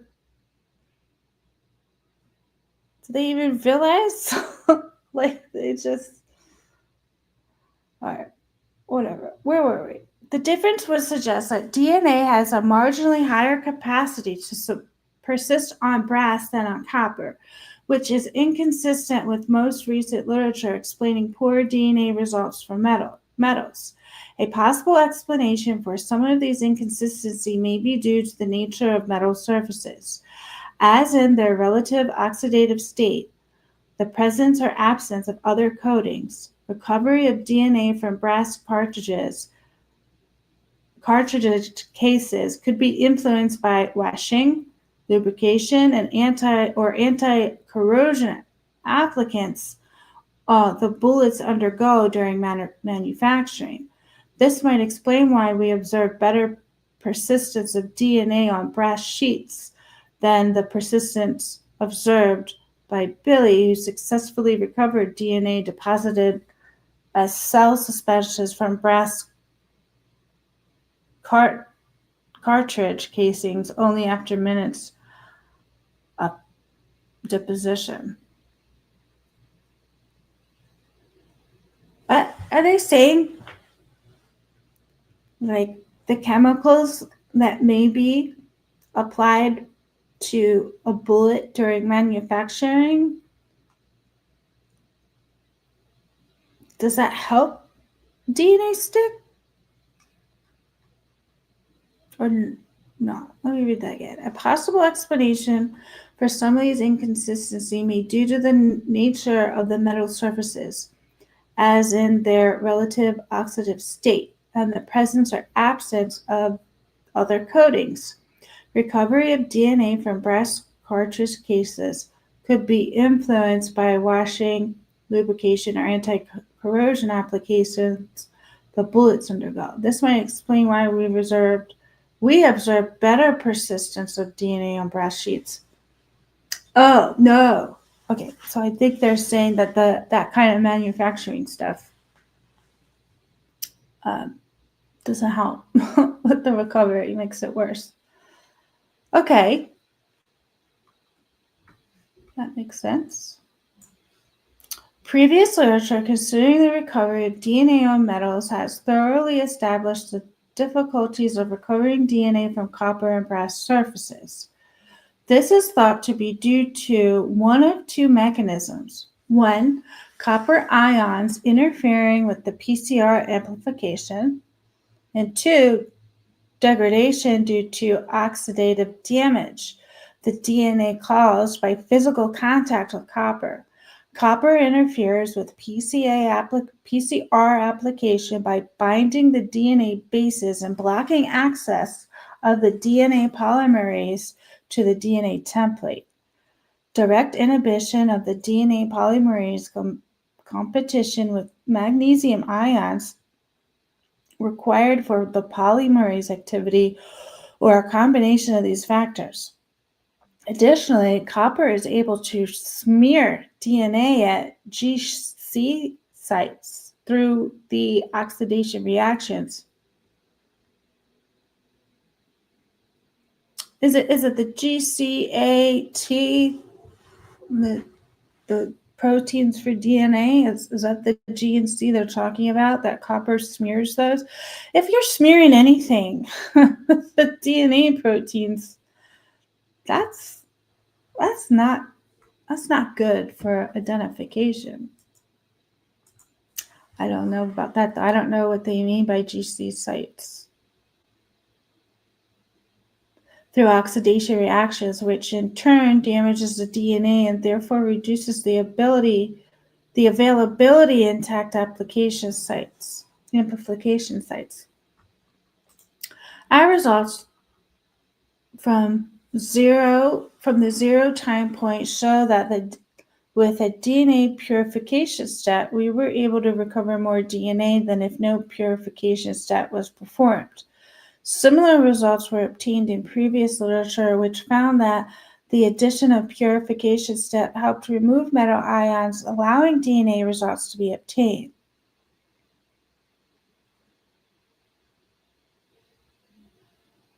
Which would support the idea that copper ions could have caused PCR inhibition in our study.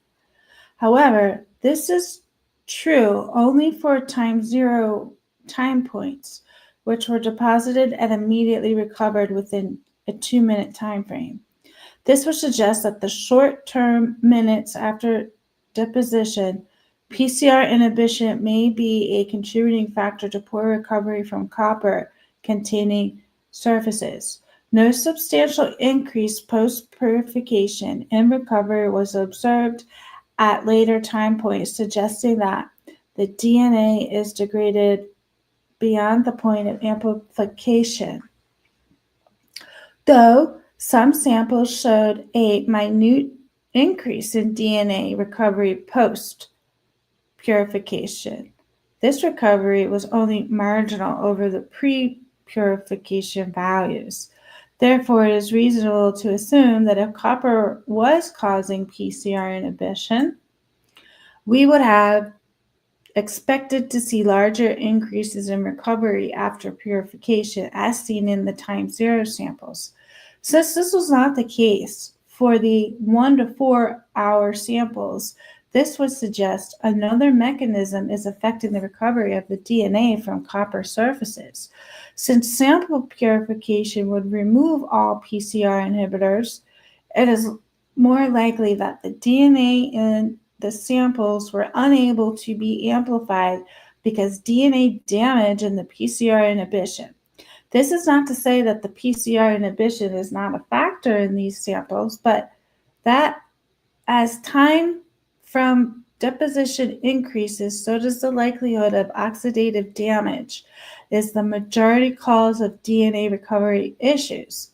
Similar results suggesting DNA degradation may play a more prominent role in poor DNA recovery from copper items or copper alloys over PCR inhibition have been published previously.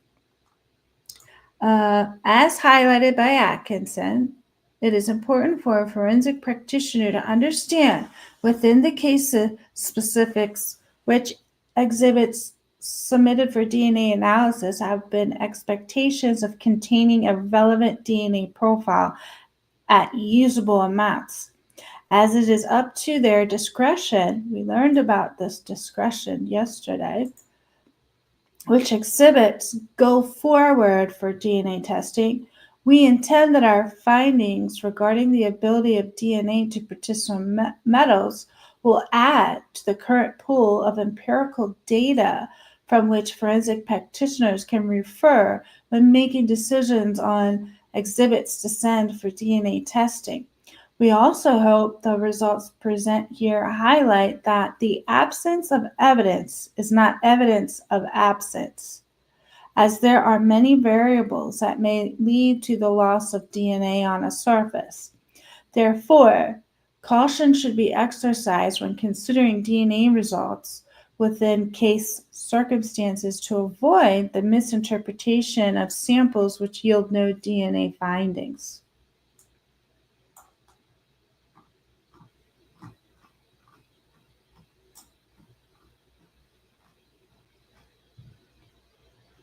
All right, let me just come and see what you guys are doing. Oh, you guys are still here. Thanks for.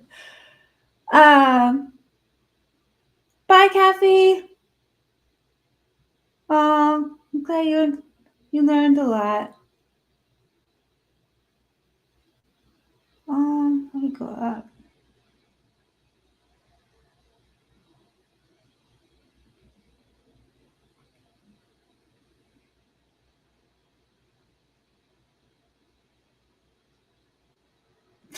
Heather, what are you doing? Heather, Riley's to see if she can float on quicksand. What? Oh, so how is she floating on quicksand? Did the Amish witch put her there?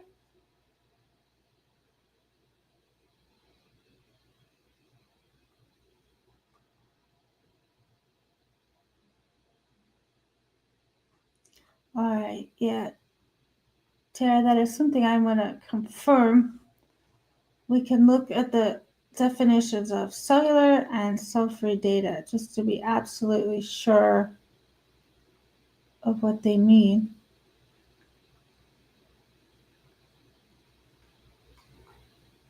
She can't float on quicksand, but I'd like her to try. Okay, Heather. Backwood Beat says, I'm still here listening, just listening in the background, crafting a song. Oh, good. We look forward to that, Backwood Beats. Blood, the old-fashioned crime scene evidence. Blood was nothing more than a vampire. Spit. Nothing to see here. Heather says, Stacy Chapman speaking about Hitler potentially throwing out touch DNA linked to Brian will while remaining silent about the blood DNA is far more telling than it was clever. Yeah. It's creepy. It's creepy how none of these parents are like, wait, what? Quicksand is what Hushley has. Heather says, quicksand is what Hushley has in her 2 buckets. Oh! Right, because she had to go back and check what was in the buckets. She didn't remember it was quicksand. She can't throw quicksand. Ah, you're so funny. All right. I want to finish this article. We're almost done here. In this section, they're talking about time. Our results, like many other studies, investigated DNA persistence, show that as time from DNA deposition increases, the percent recovery of DNA decreases, irrespective of the type of DNA, surface type, and/or environmental condition. Let me read that one more time. Our results. Am I still on here? Yeah. Okay. Our results, like many other studies investigating DNA persistence, show that as the time from DNA deposition increases, the percent recovery of DNA decreases, irrespective of the DNA type, surface type, and/or environmental condition. However, the rate at which DNA is lost is highly variable and impacted by surface type. In some cases, storage conditions. Additionally, similar to other published results, we have observed occasional DNA recovery of, was it less than 100%? This has 2 possible explanations, one for cellular data and one for cell-free data. In Redmond, they used buffy coat cells as DNA deposits in persistence experiments and found that in some cases DNA recovery exceeded 200%. Oh, occasionally they observed DNA recovery of over 100%. And then in this study, they experienced DNA recovery over 200% of their time zero samples. They attributed this observation to the uneven distribution of cells in the buffy coat layer, leading to variability in numbers of cells deposited. We propose that this phenomenon in our results was caused by a similar effect. It is common knowledge in molecular biology that it is almost impossible to obtain mono-dispersed cell suspensions, especially if they have been pleated by centrifugation during preparation. This was also observed by Lee, who reported more than 100% recovery from a selection of their samples containing cultured keratinocytes. Therefore, it is possible this clumping could have resulted in some DNA deposits containing more DNA than their deposits, thus explaining how we were able to obtain 100% recovery from selected samples containing cells. All right. They have mentioned this buffy coat a few times, so I want to see what this buffy coat is. Buffy coat is a layer of WBCs present in between the erythrocytes and the clear plasma obtained after the centrifuge of the anticoagulant treated blood. Many countries outside of the U.S. use buffy coat prepared platelets derived from whole blood. Okay, so it's a technique that the U.S. doesn't use. Okay. Okay, so it says here, when blood first undergoes a hard spin and Then the RBCs and plasma are removed, leaving the buffy coat. The buffy coat is then softly spun, after which the residual white blood cells are removed, leaving the platelet concentration, or the platelet concentrate. These buffy coat platelet concentrates can be pooled and stored in a single donor's plasma, usually male plasma, for the trail mitigation.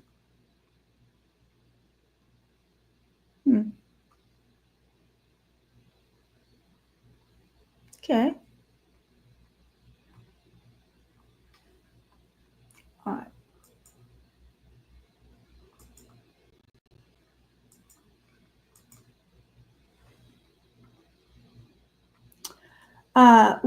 When obtaining results over 100% recovery for cell-free DNA, both Chen and Banzhou provided possible explanations for this phenomenon. Chen reported recovery percentages from day one, samples over 200% of a cellular DNA prepared from buccal swabs, and suggests that DNA substrate interactions could have been the cause of the variation seen in the results. Banzhou, however, reported that quantitation of DNA samples contaminated with tin results in a vast overestimation of the DNA present. This was shown to be due to an interaction between the tin ions and one of the reference dyes, resulting in overestimation.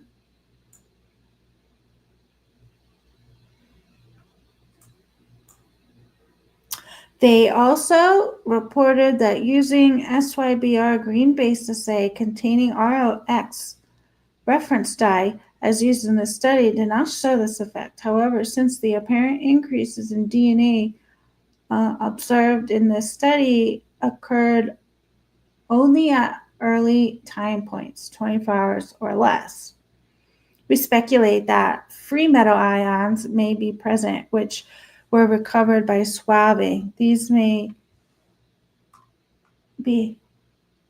have small effect on the fluorescent dye and the qPCR reactions. General considerations.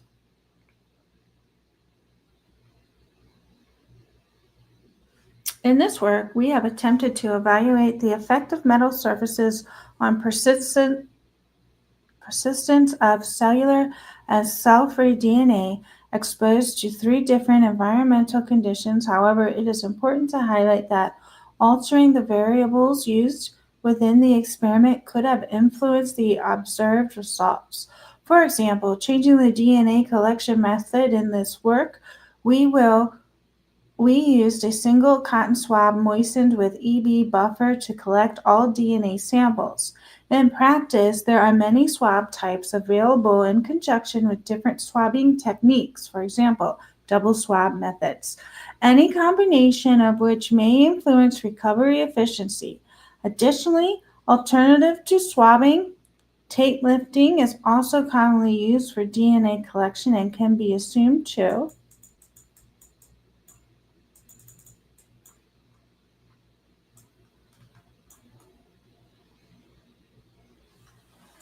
influence recovery efficiency in a different way had it been employed in this study.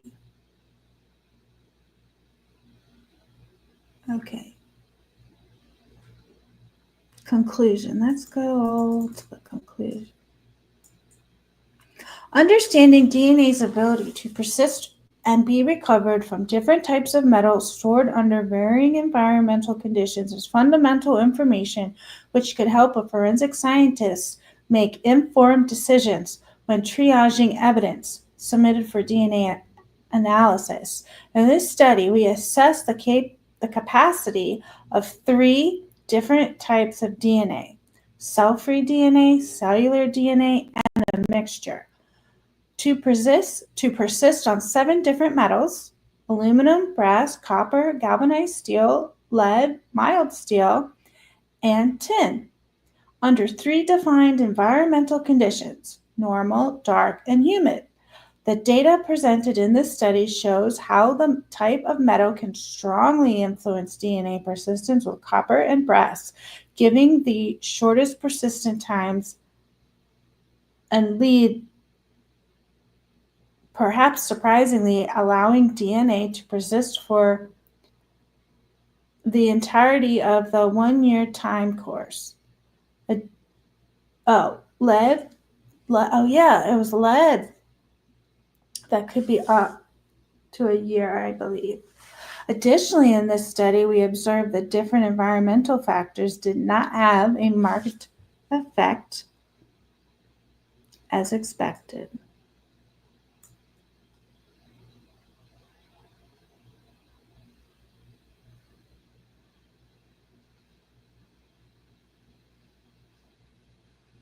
Okay, so this may suggest that cell-free DNA makes up the majority of recoverable DNA in trace deposits.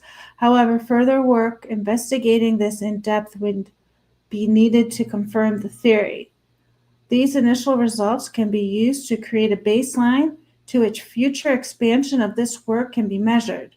Future expansion of this work should see this experiment repeated using human control cell-free DNA and cultured human karyocytes deposited in a synthetic fingerprint solution, then repeated again using samples deposited by volunteers. The intention of this large-scale persistence study is to highlight trends within the area of DNA persistence, for instance, to indicate whether trace DNA is likely to persist and for how long, which in turn can help to better inform propositions at the activity level.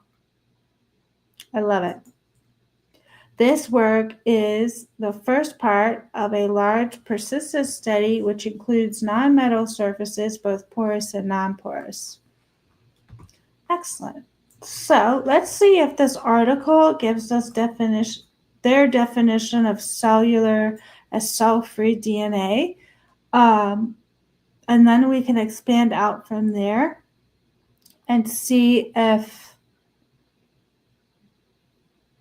let's read the highlights one more time because we read those first. So highlights. DNA has a capacity to persist on lead for up to 1 year. Yes, they said that a few times throughout this article. Poor resistance of DNA on copper is likely due to DNA damage, not PCR inhibition. Cell-free DNA persists for longer than cellular DNA on metals. They went into that a lot. So the rate of DNA loss is highly metal dependent. In many instances, environmental conditions do not influence the persistence. All right, let's see. We want cellular.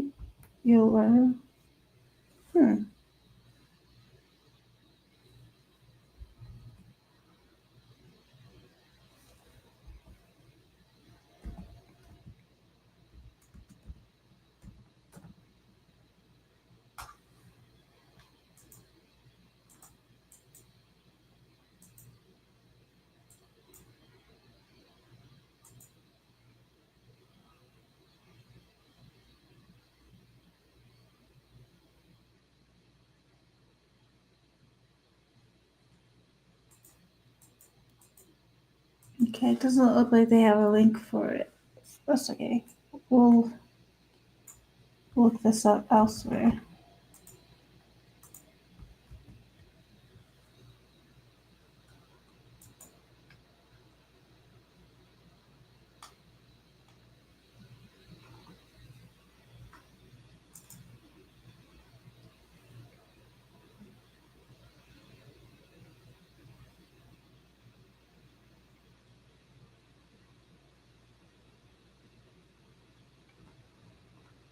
I feel like it has something to do with the nucleus and the proteins that are instructed to do different functions. But let's find out. Cell-free DNA. So cell-free DNA is DNA that is found in the blood and is not contained within cells. It's released when cells die from aging or illness. Okay, so Tara, I think you were right. Cellular DNA is the blood, sweat, semen, saliva. And then cell-free DNA, is that what it's found in blood only?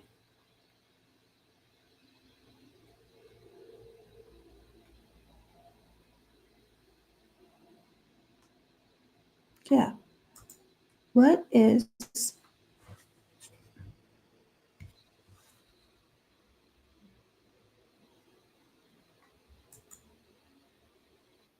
Are you looking to start using blood samples in your translational research? Or maybe you're interested in metastatic breast cancer or non-small cell lung. Or maybe the challenges and limitations of solid tumor samples have you thinking, it's time. But now what?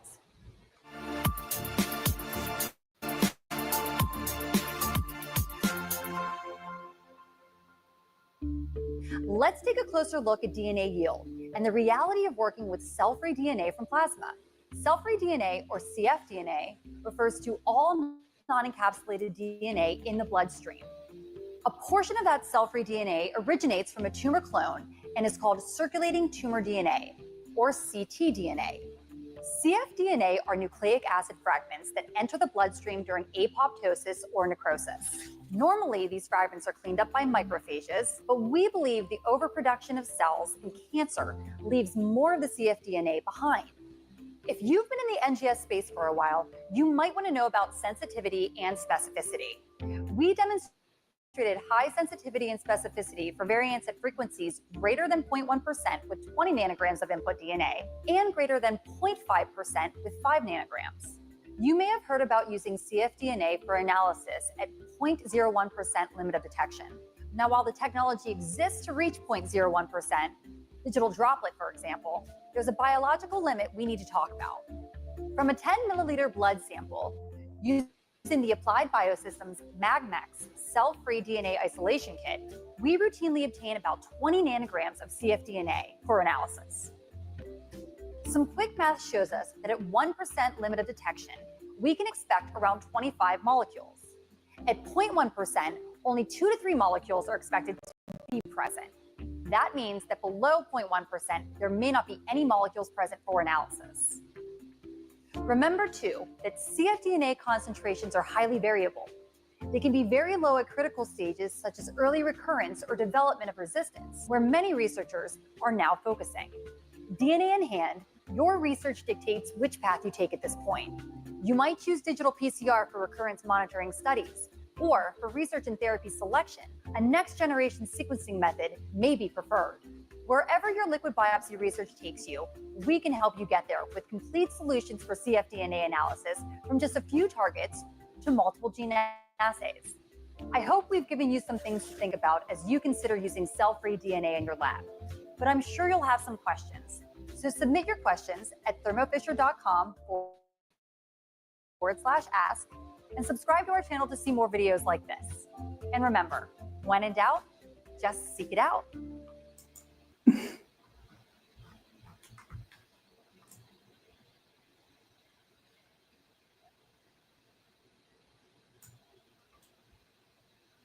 So cfDNA are nucleic acid fragments that enter the bloodstream during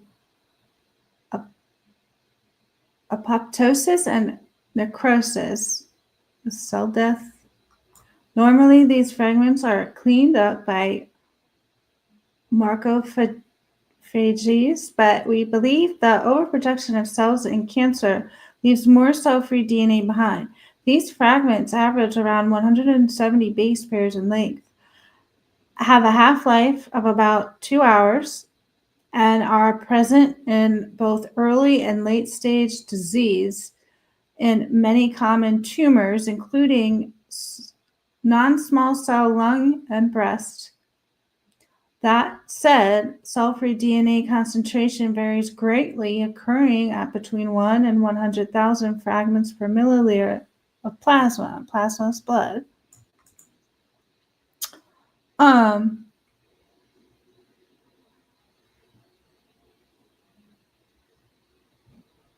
Well, wouldn't that mean if forensic science for criminal justice is using cell-free DNA, they're using health information?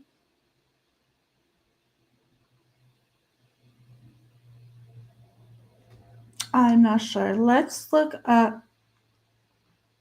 So we got to confirm that answer.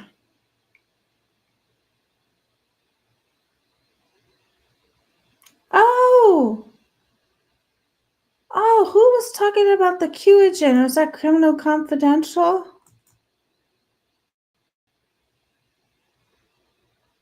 Mama's thinking asked, was the snap open or closed? If closed, who closed it? If open, was the victim's blood on it? Would iron from the blood affect the brass and the DNA results? Last time I'll ask. Oh, did you ask me a few times? Sorry, I was over there reading.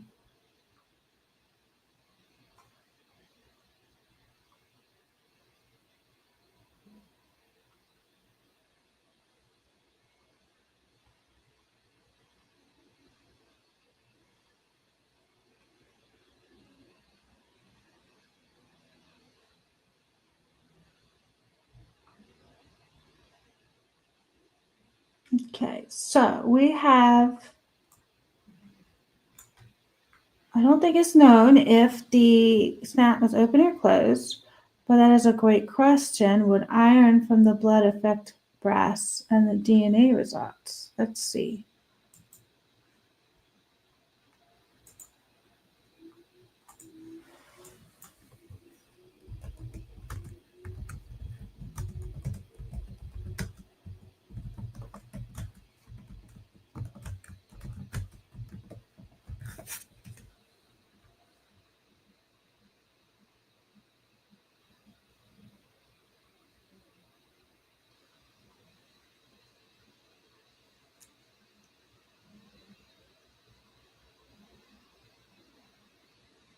Yeah, you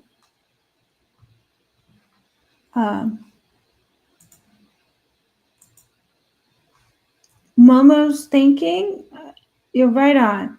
Diane, welcome. Good to see you. All right. So Momo's thinking her instincts are right, because from what I'm looking at here, iron could, oh, here you go.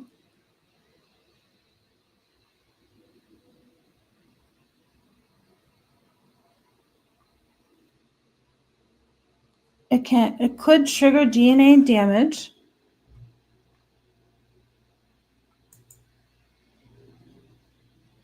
And it can induce mitochondrial DNA damage.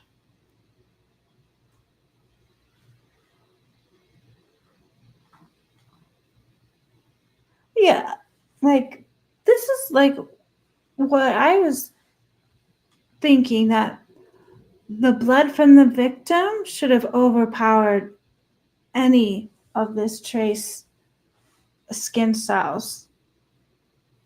And in combination with the brass, the iron, just like Momo thinking said, should have wiped it out.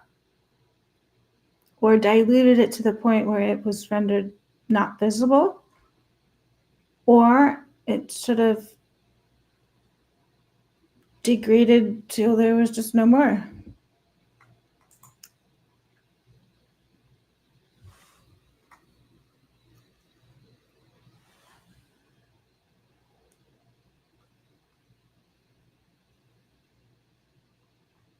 Okay. Let's look at, here we go. Look at this one.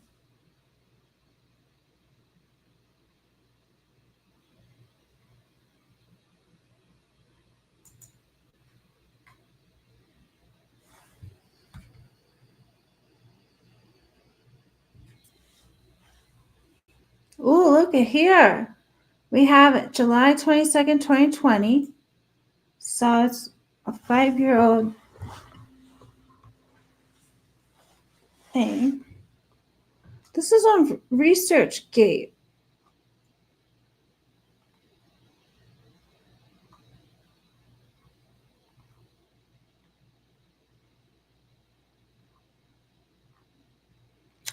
Is she answering a question?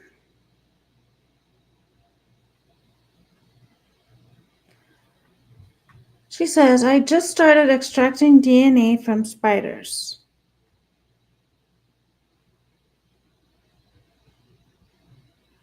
Okay.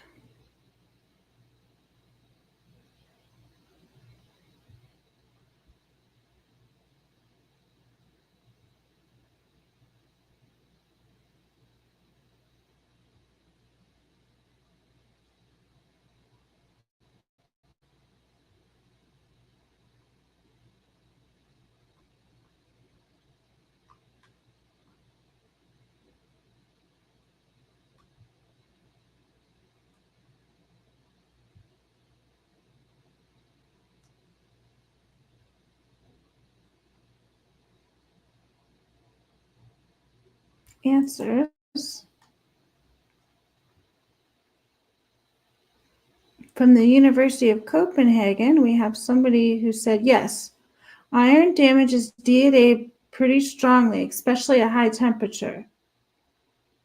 It is responsible for the generation of hydrolyl radicals, which are the cause of the oxidative DNA damage. Oxidative, that's exactly what metal does. And so iron is the metal in blood. So the iron in the victim's blood should have completely wiped out skin cells. On brass, you've got several types of oxidation processes going on. There's another person that says, this first guy, right? Yeah, is correct. The main problem with the iron will occur when any reducing agents are present because they help radical formation. However, most proteins are stored with reducing agents for enhanced lifetimes. So when you attempt to use this DNA in the presence of enzymes, it'll be cleaved extensively, I expect.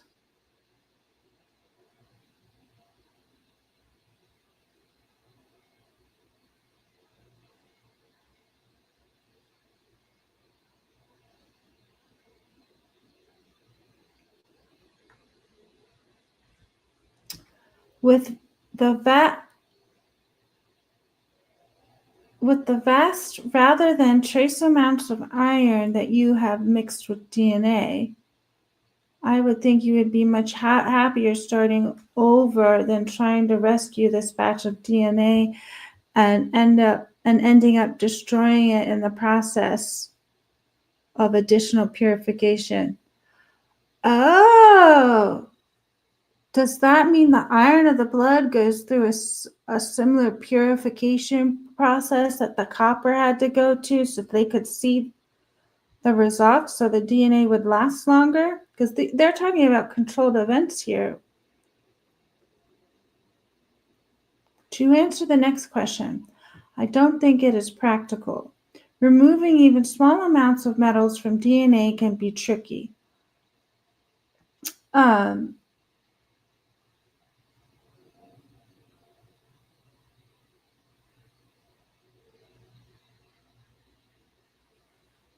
The problems are several-fold. You undoubtedly have in your sample that is typically insoluble except for very acidic pH, except that the DNA probably soluble. And another problem is even if the iron bound to the solution they use to purify it, can still damage DNA, even when present in small amounts. So it is important not to leave the DNA in the Kleenex Chenex. I used it overnight, for example, but rather a few hours. I don't have an exact protocol in mind, but it has been long since I did this last.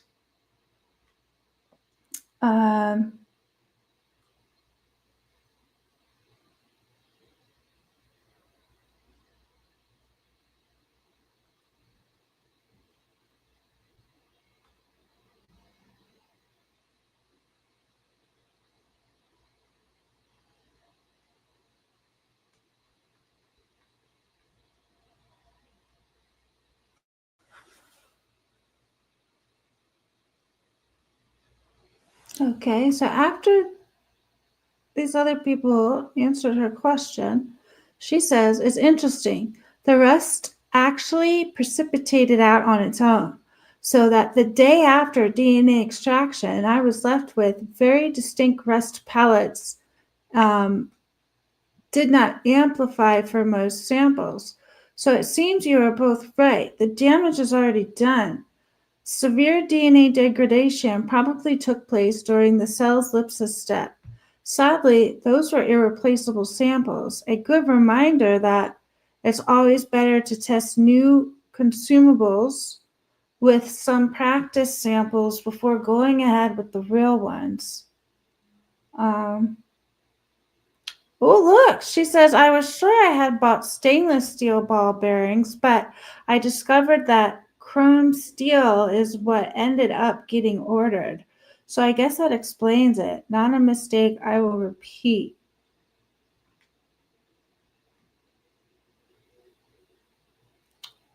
Interesting. So she's running into chemical issues, but she's also running into the issue of the iron actually being in the blood. All right, let's look up another just to confirm that. That was interesting. It was like a question and answer board on one of these scholarly websites. It was like universities are asking each other back and forth.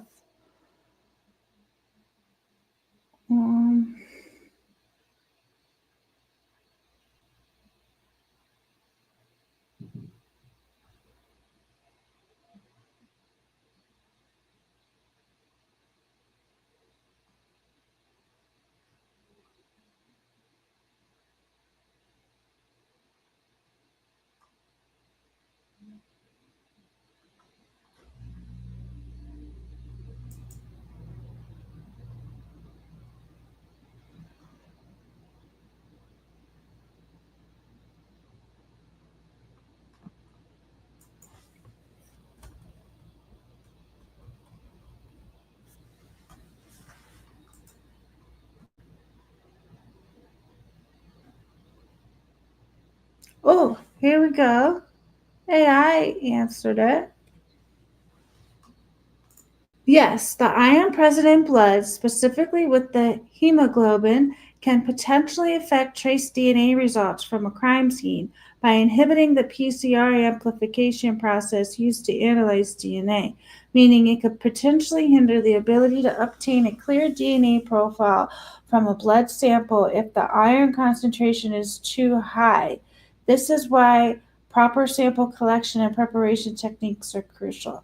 So what, you had like 8 skin cells versus what the victim could possibly have had. So not only did the iron in the victim's blood could have damaged the DNA or inhibited the PCR amplifications, you have that same process going on from the surface that this so-called trace DNA was collected from, which would be the brass. Oh, metal ion interference. Iron ions can interact directly with the DNA molecule, binding to its phosphate backbone, which can interfere with the enzymes used in the PCR amplification, potentially hindering the process. High concentrations of iron in a sample can act as a PCR inhibitor, preventing the DNA from being copied effectively, leading to weak or inconclusive DNA profiles.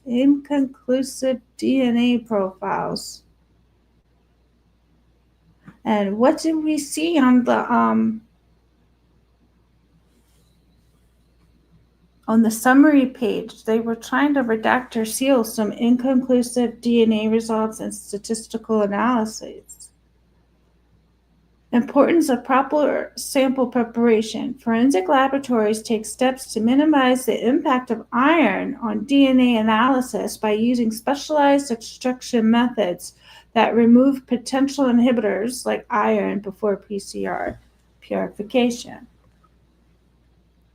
While iron in the blood is used to detect blood presence at a crime scene using chemicals like luminol, this reaction does not directly affect DNA analysis. That's when they use little bits of luminol, but that's different from directly from the source of the victim. Okay, it says down here, not always problematic. Depending on the amount of blood present and the quality of the extraction process, the impact of iron on DNA results can be minimal. Yeah, and I'm sure that's true, but I always had the same feeling as you, Momo, thinking that there was too much blood for their skin cells to be present or relevant.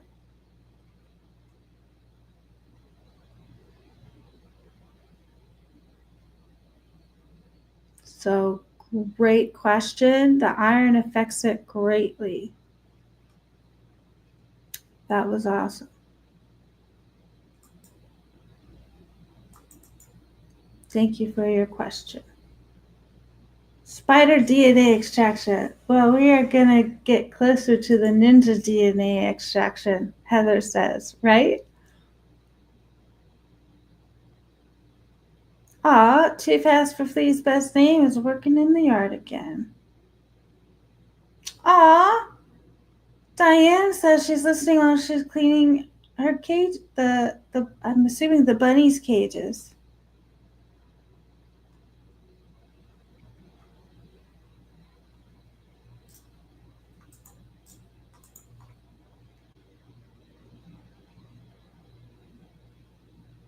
Oh, right.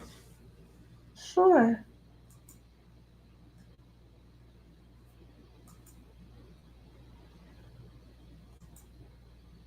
Well, and I probably didn't. So yeah, so we were reading this one about the study on the metal surfaces and the trace DNA. I will add this in the comments below. I will also link that big article we were reading yesterday. Yeah,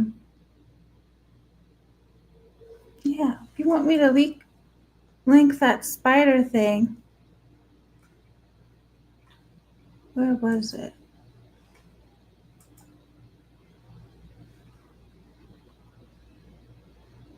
It was from ResearchGate. Here it is. I can also link this where the researchers and scientists were talking back and forth from their universities.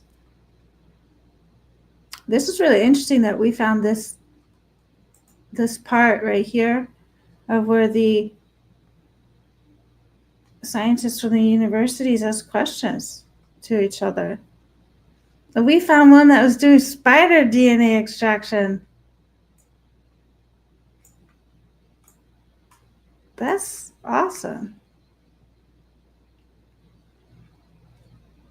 Yeah, thank you, Momo's thinking. Yeah, so I'll add this one.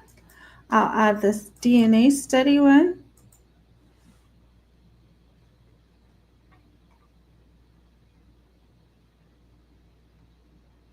Yeah, great idea, Diane.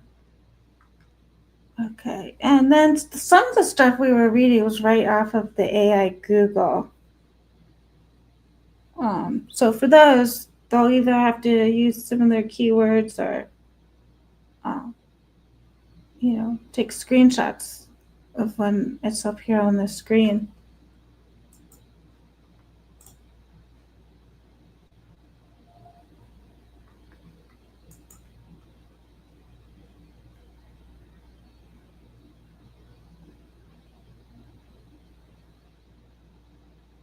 Okay, so cell-free DNA, is that something that they take out of the blood?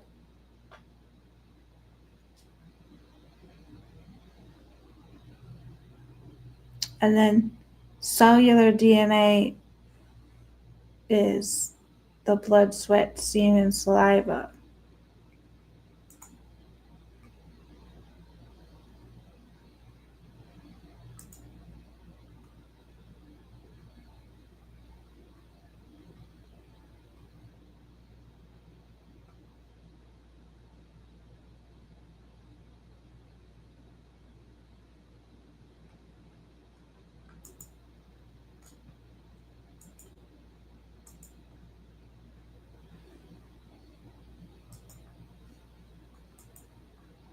All right, so we were looking at what is cell-free DNA.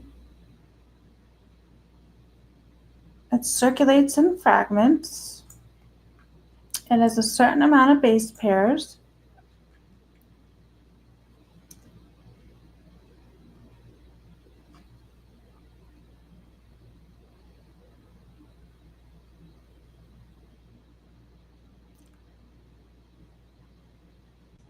So it can originate from tumor cells. And if it does, that's considered circulating tumor cell DNA, which is ctDNA.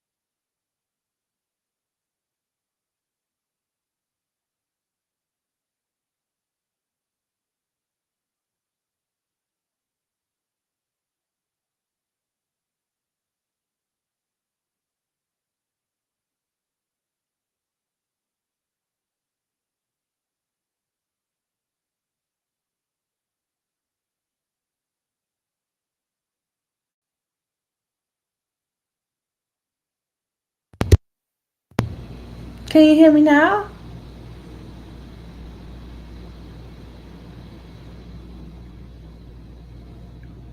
I don't know how long I was.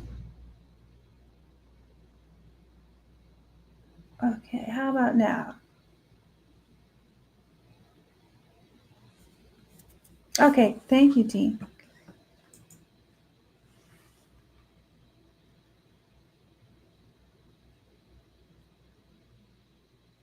So I do think that law enforcement does use cellular-free DNA for identification purposes, but that's health information. Because cell-free DNA is a method of identification that analyzes small fragments of DNA naturally circulating in the bloodstream, allowing for the detection of genetic abnormalities or specific origins of the DNA without needing a tissue biopsy. Most commonly used in prenatal testing to identify fatal genetic information from a mother's blood, and in cancer diagnosis to identify tumor-specific mutations from a patient's blood sample, essentially acting as a liquid biopsy.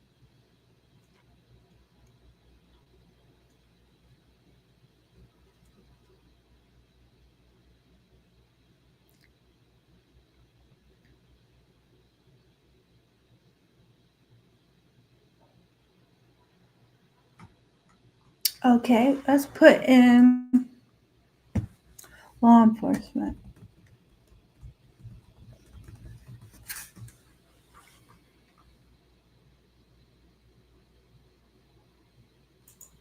Yep, so law enforcement 100% uses health data to identify people.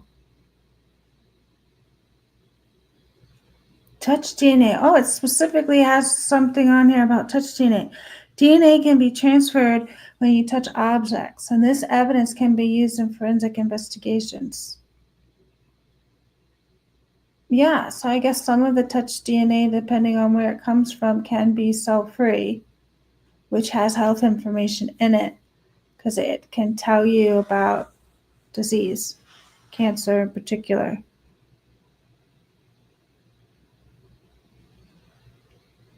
All right, let's read where they got this.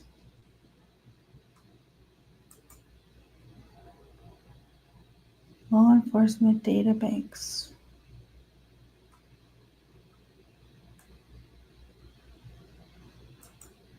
Oh.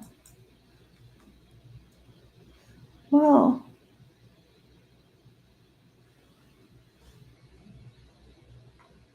Acellular. I saw that.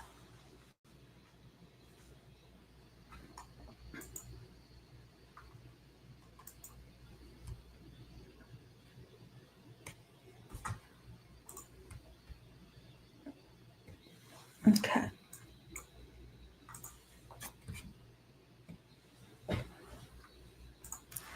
Although touch deposit DNA is widely used in forensic casework, its cellular and acellular contents and their biological origins are poorly understood. This evidence that the cell-free component of DNA deposited by handling may contribute substantial genetic information. However, most research into touch DNA recovery does not separate cellular and cell-free fractions or seek to categorize their contents. This work is an important early step in developing methods to isolate the cell-free DNA from biological material deposited by handling.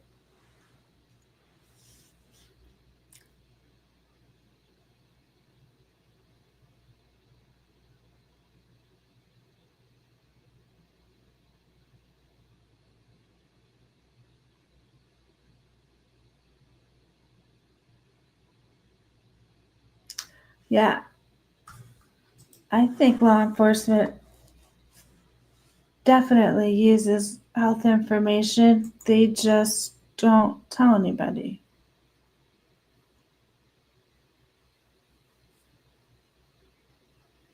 genomic DNA. Heated buccal swabs were used as a positive control to demonstrate cell rupture would be detected with these methods. Following the determination of a suitable separation technique, the investigation into purification methods for cell-free DNA was conducted. DNA recovery using 3 kits for plasma cell-free DNA, 1 for PCR cleanup and 1 for genomic DNA, were assessed on both ladder DNA to simulate cell-free DNA fragments and collected on hand deposit superintendents from both unwashed and washed hands. Purification methods designed for recovery of short DNA fragments from plasma yielded the highest recovery percentage across some sample types.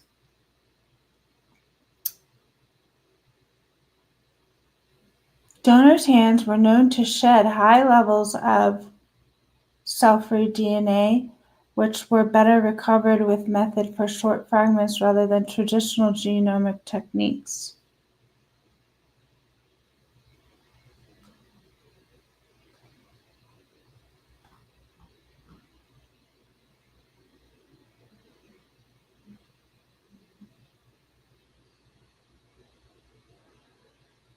Okay, it says most studies on touch DNA do not separate the cellular and cell-free components of a touch DNA posit, but usually take a swab or tape lift off of a touch surface and process the entire sample together.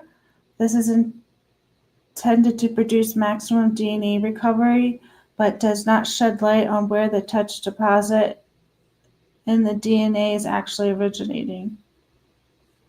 This is evidence that extracellular or cell-free DNA, there is evidence that extracellular or cell-free DNA may be a potentially important template source of deposited touch DNA, even though traditional scientists have assumed the epithelial cells were the most plausible source.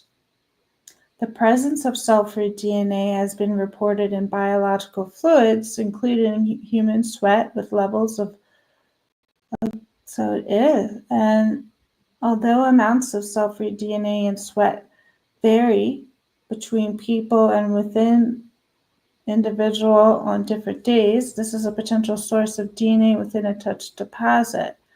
Touched items have been examined for cell-free DNA, and some authors report this may be a more significant contributor to DNA quantity than cellular DNA.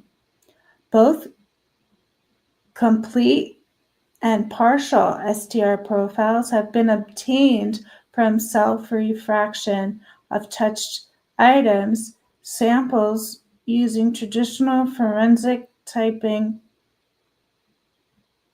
methods, suggesting that at least one of the cell-free DNA is sufficient quality for standard application. Some cell-free DNA forensic profiles from touched items even contained additional alleles not present in the cellular portion, adding valuable genetic information to potential casework samples. Clearly, cell-free DNA should be studied further to understand its potential relevance and use in forensic touch DNA samples. Yep, they're 100% using our health data to identify.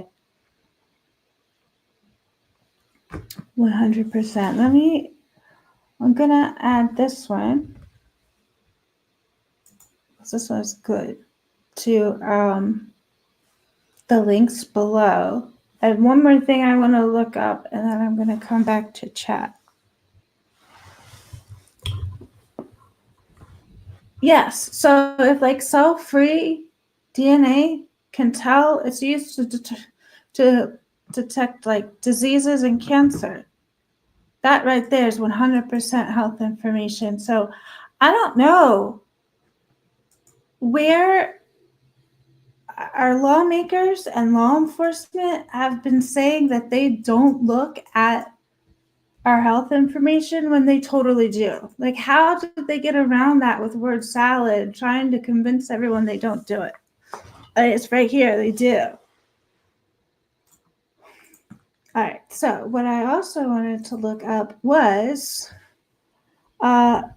skin cells and cell-free DNA.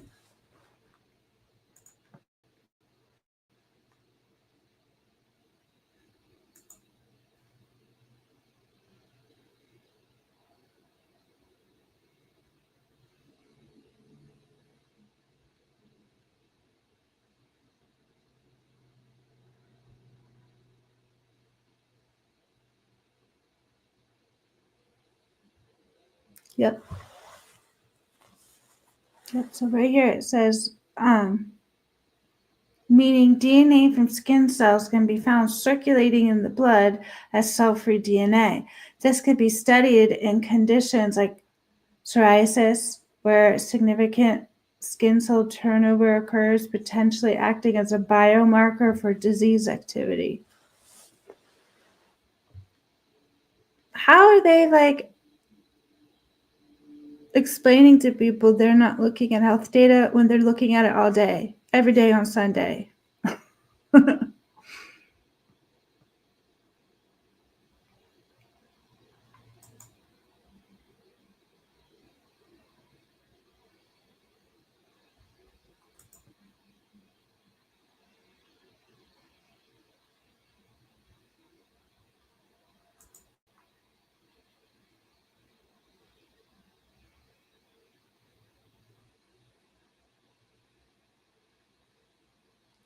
So, cell-free DNA goes through the process of cell death.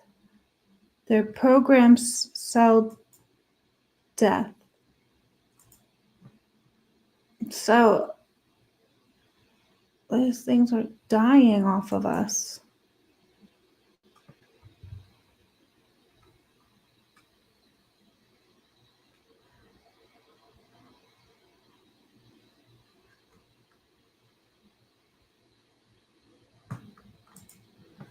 What do we think about that? They'll use like every word or every sentence to try to convince us they're not looking at health data.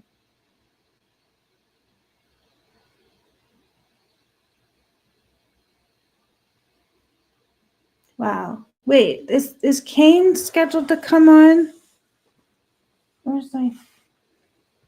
Because if he's scheduled to come on, was it at 5? I'll hop off here, and then we can all hop over to Kane's.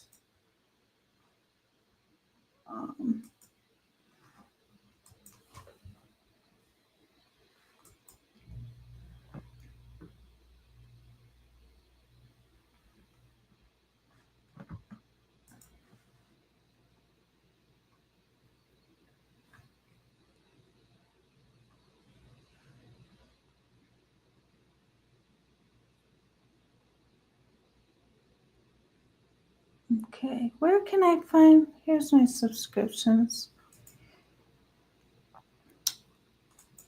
I really feel like he's on at 5, so maybe I'll just get off anyway. I know that he's scheduled to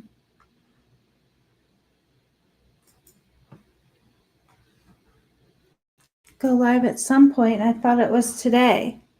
So everybody, thank you for coming by. It was a lot of fun just kind of researching things with you guys and learning about how traced DNA behaves and reacts to brass and other metals.